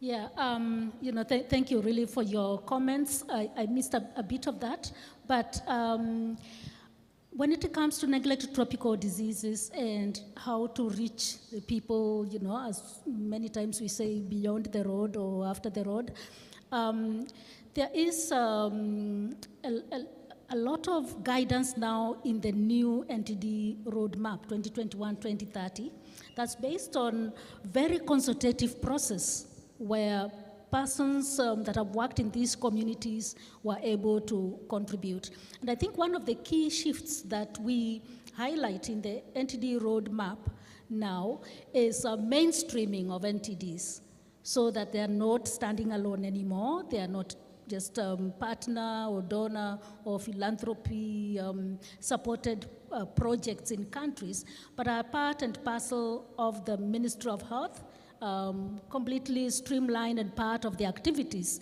that the Ministry of Health conducts on regular basis. Of course, this will still be work in progress going forward, but we have, also as part of the NTD roadmap, a strong monitoring process, and also a lot of collaboration and requirement for countries to indicate their domestic resources. One of the innovations that we are doing from the Africa region and some of our partners is to channel the current support towards supporting countries for domestic resource mobilization, which then, means that countries are able to own the problems and be able to reach the people that needs to be reached. Indeed, the strategies we already had in place were about reaching these people, but now it's a lot more about involving them. Mass drug administration, mobility management, all those strategies were about finding where these people are. We were doing that in isolation as LF program, onchocerciasis program, but we now want to ensure that they're completely mainstreamed. They're part of One Health for those diseases that are zoonotic. And I think this very transformative roadmap, if we implement it and support countries to implement it in full, we should be able to start seeing quite some progress even by 2023, which is our first year for the first report on the roadmap.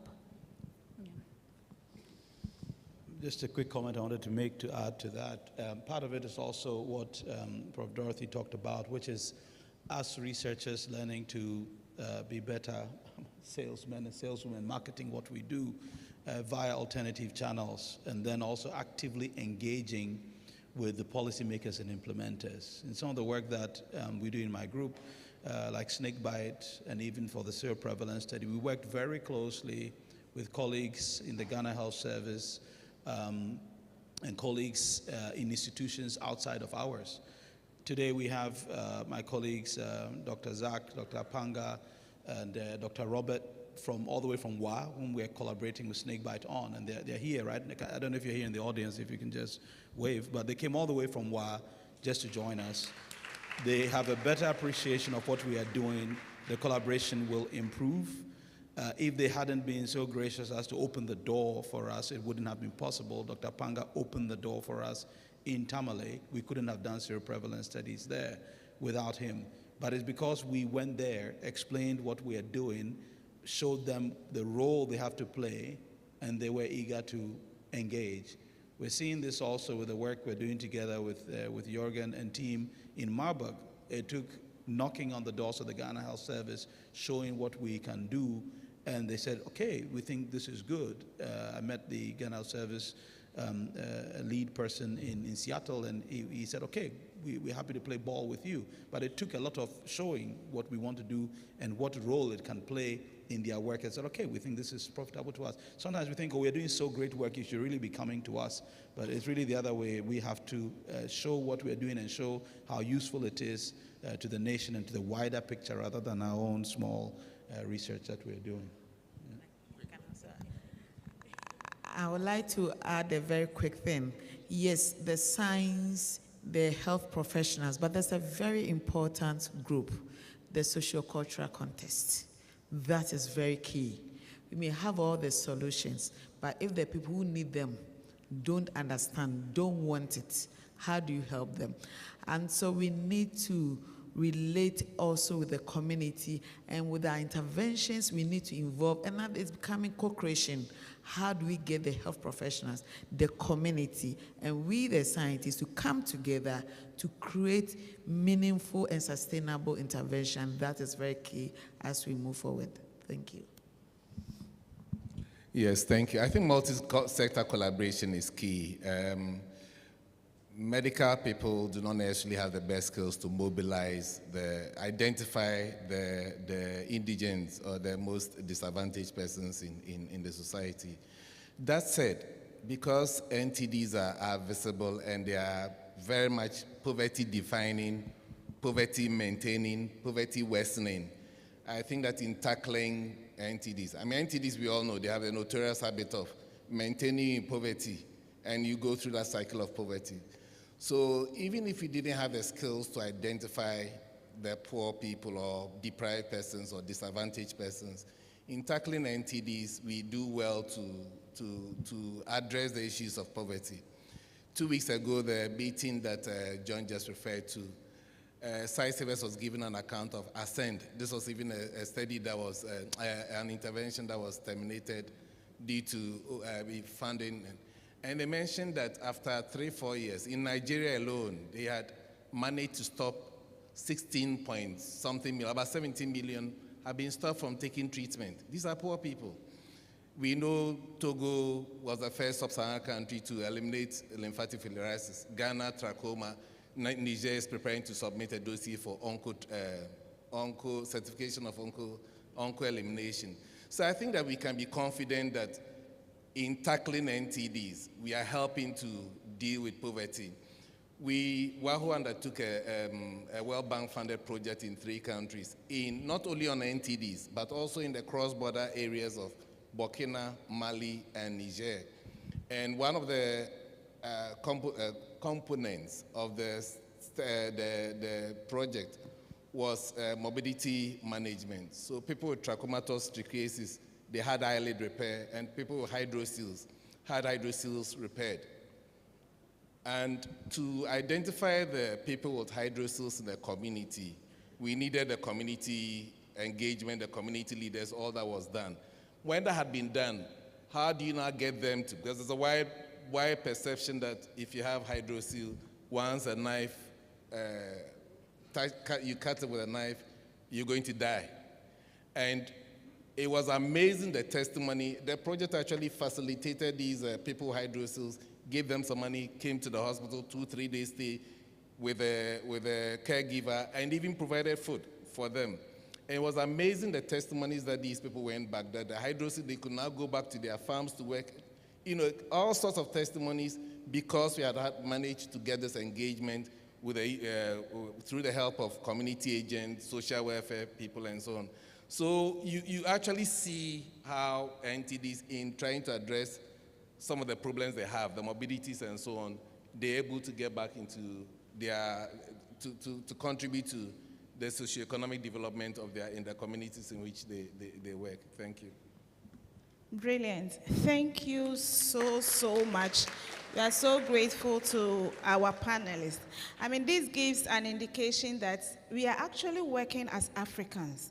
We are doing a lot at the level of the lower level through to the higher level. And so the focus of how we can bridge it, I think we have also gathered a lot of information today. And the key amongst them is publicity, communication, and publicity. So we know the institutions are there, the institutions are well structured, but how do we get to know them? So we need to publicize, and for that reason, I'm siding with Dr. Bosu with the dissemination day and those activities that we don't really do as Africans. I think we should do them very well. I mean, talking about hydrocele, I also work with hydroceles, and I have a lot of stories that I could share. In some instances, the person with hydrocele will not allow you to do surgery because the women like it. So yes, in some, when you go to Tanzania, the women are happy with husbands with hydrocele because they will not leave them for any other women. So, thank you very much. I'll hand it over to Dr. Silverkin to round up for us. Yes, so the key points have been harmonizing what we have been doing, data sharing, and I liked it when Professor Dorothy Yeboah-Menu said that we need to have those lobbying skills. We actually need to be on those tables, in those rooms, so that we can lobby very well. And we need to sell what we have been doing. We need to be selling what we have been doing. And that social science bit is also very important. But I think critically, we also need to set the research agenda. But as to whether we have to set it or that our governments need to set it, I'm sure we'll have another panel discussion on this particular topic. Thank you so very much to our discussants, and thank you to our audience. Thank you.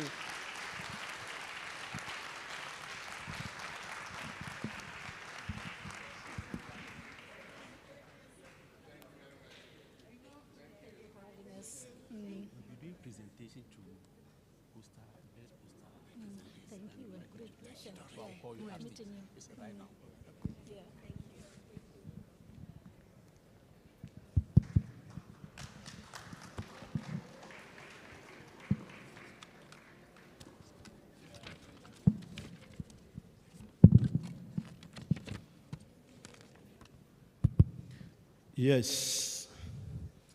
You agree with me that even though time is fast spent, because of the interest generated, people forgot that even there is going to be lunch, and they continue to ask questions.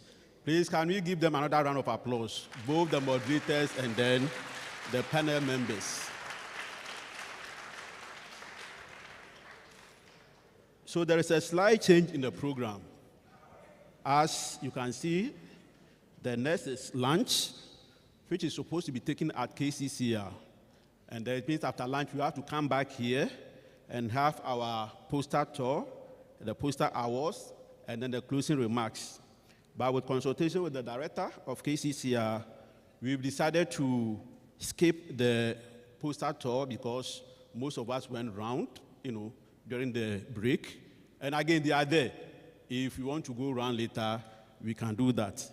So we are going to call the chairman of the award committee to actually present the awards to the award winners. So Dr. Kingsley Bedu, if you are here, can you please walk upstage?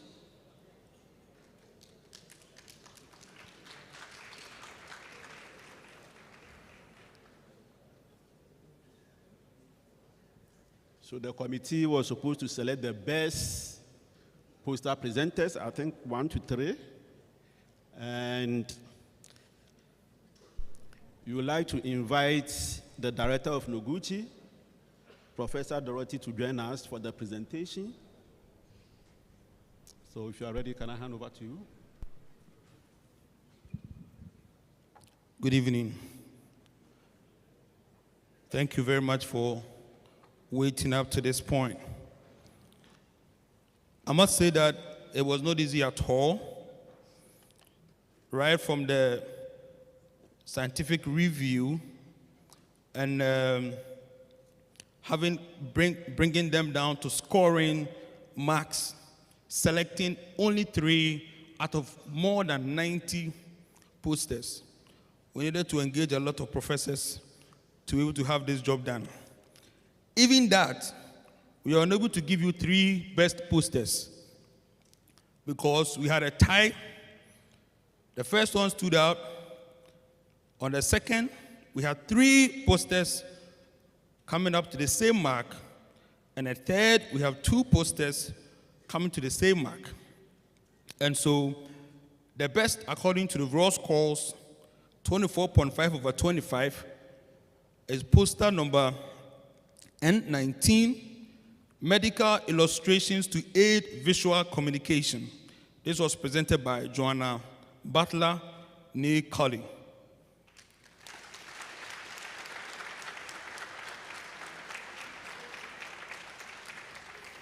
Okay, let me go on to mention the second, which are 3 of them. All of them got 24 marks over 25. NCD 05, feasibility, acceptability, and appropriateness of phone-based interventions. This is Marvin Agbobate.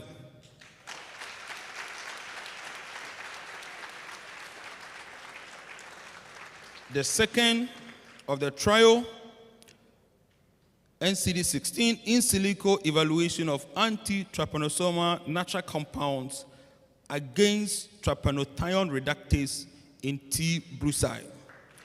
Prescaba and Ketia.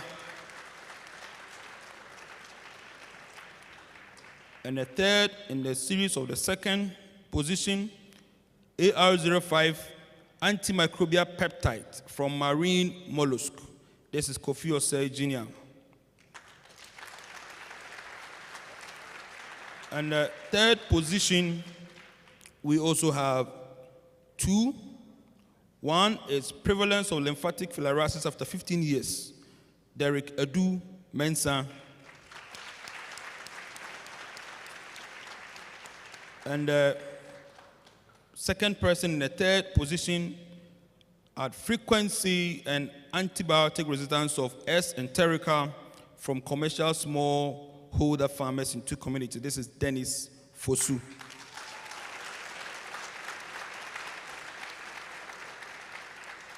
But as you may know, we have a few people, we have a few posters we just want to mention because we believe they did very well, all had 22 marks. So these are not up for prizes, but we, as it were, these are honorable mentions. One of them actually developed a microscope from scratch in order to be able to identify scabies. This is Bassin et al., N14. Another one is transmission of Cryptosporidium species in humans, Kwabena Opon. Another is pupa productivity in household waters, pupa productivity in household waters, Joanna Aite, and also repellent activity of plants, Bomfo Obadia, and another evaluation of nitric oxide, Jensen.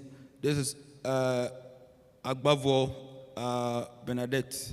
These are honorable mentions. Thank you very much.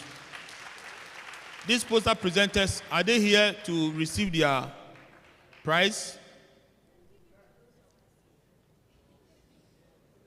Let me call the name again. Joanna Butler, number 1. Melvin Agbogbate, second position, and Preskaban Nketia.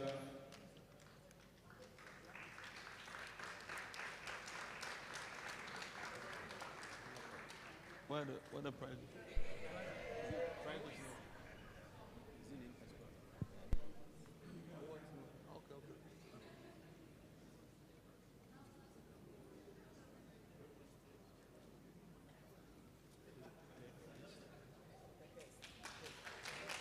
This is the third place. Joanna Butler.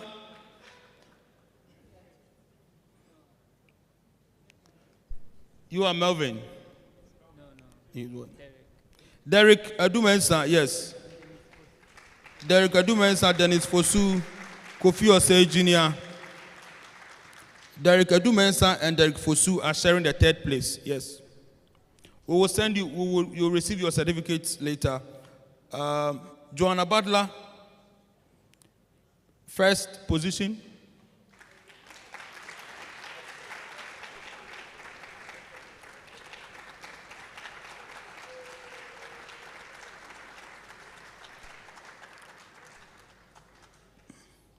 Melvin Agbogbate. Oh, okay. You are here. Okay. The second position.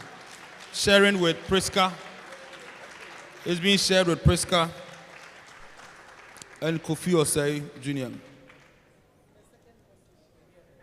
Yes, they share this. You'll receive your certificates later. Thank you. Thank you very much. Thank you very much, Dr. Kingsley Bedu. I wouldn't like to be in your shoes.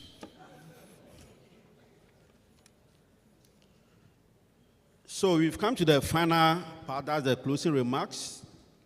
And I know the situation very well that we are all hungry, so I'm not going to give any long closing remarks, except to recap a few things that we heard this morning, which we need to work with. The first one is on the keynote presentation. We heard that the way to go is collaboration. And that's why I'm happy with the name of KCCR, Kumasi Center for Collaborative Research. With that collaboration, we are joking. And I think as young scientists, we have to bear in mind that with that collaboration, it will be difficult for us to actually move forward. So we need to look for collaborators to work with. And the collaboration shouldn't be just north-south, but it should also include south-south. We have Noguchi here, we have Navrongo, we have all the research centers in Ghana. Let's try and work with them. So our collaboration should not be limited to only north-south, but south-south as well. And then we also heard of the importance of capacity building, both structure and human.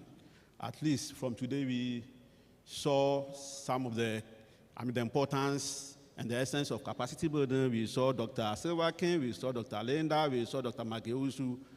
They all came to KCCR with BSc, and now they are doctors and professors. That's the essence of capacity building.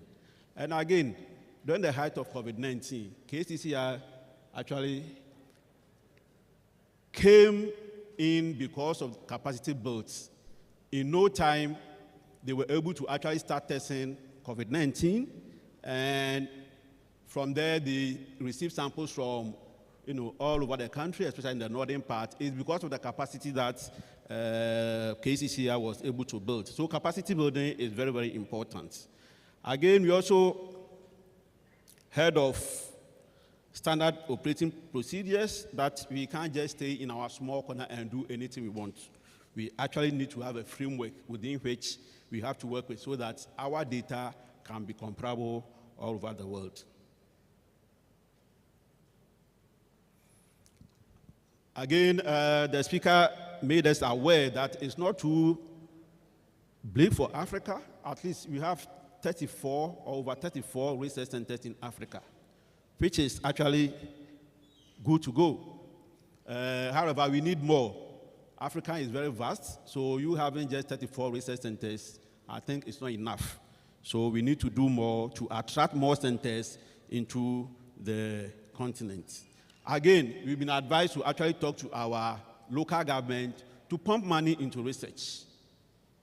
We need ownership. We need to direct the way we want to go. But if our local government do not pump money into research, then we cannot drive any research agenda. We also heard of NTD and the preparation they are making. We saw the, the drugs that are in pipeline for clinical trial, and we hope that in the near future, we will have treatment for neglected tropical diseases. Again, on the scientific session, we heard of the efficacy of AstraZeneca. Before the vaccination, there was this conspiracy theory that, oh, it's not effective, don't take it. But from the data that was presented, we see that at least it's effective, except against Omicron. And then we also heard of the way KCCR and some group are tackling the malaria resistance in Africa. The drug that they've tested so far have shown promise, and they are planning to take it to the phase 3. So in all, the take-home message is, let us collaborate.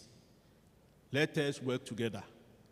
Let's collaborate with our northern partners. Let's collaborate with our southern partners. Let us build capacity so that in case of pandemics, we will be caught powers down. On that note, I would like to actually stand on my own behalf and on behalf of KCCR and on behalf of KCCR Director, thank everybody who is in this room, everybody who came from near and far. We had our partners from Germany, from other European countries, from North America, from Ghana, from the sub-region. We want to thank you very much for coming. And from here, you have a saying in Akan that tomorrow morning when you hear the call crew, it is KCCR, which is thanking you very much for coming. On that note, thank you very much. We are going to take our lunch at KCCR. But before that, we have some few announcements. There will be a tour of KCCR lab, which is optional. After lunch, there will be a tour of KCCR lab. So those of you who haven't seen the lab, we have state-of-the-art labs at KCCR. Take advantage, go around and see what we are doing. And then there will be live band and party at the garden. And I can promise you the music will be good. Those of you who don't have your dancing shoe with you, go and get some for the market because it will be till daybreak. And then there will also be another small talk on eosinophil and worm killing at KCCR seminar room. That's supposed to be between 3:15 and 4:15 by Professor Mark Hoopner. So after our lunch, let's all go to KCCR seminar room to listen to him. Thank you very much, and safe journey back. Thank you.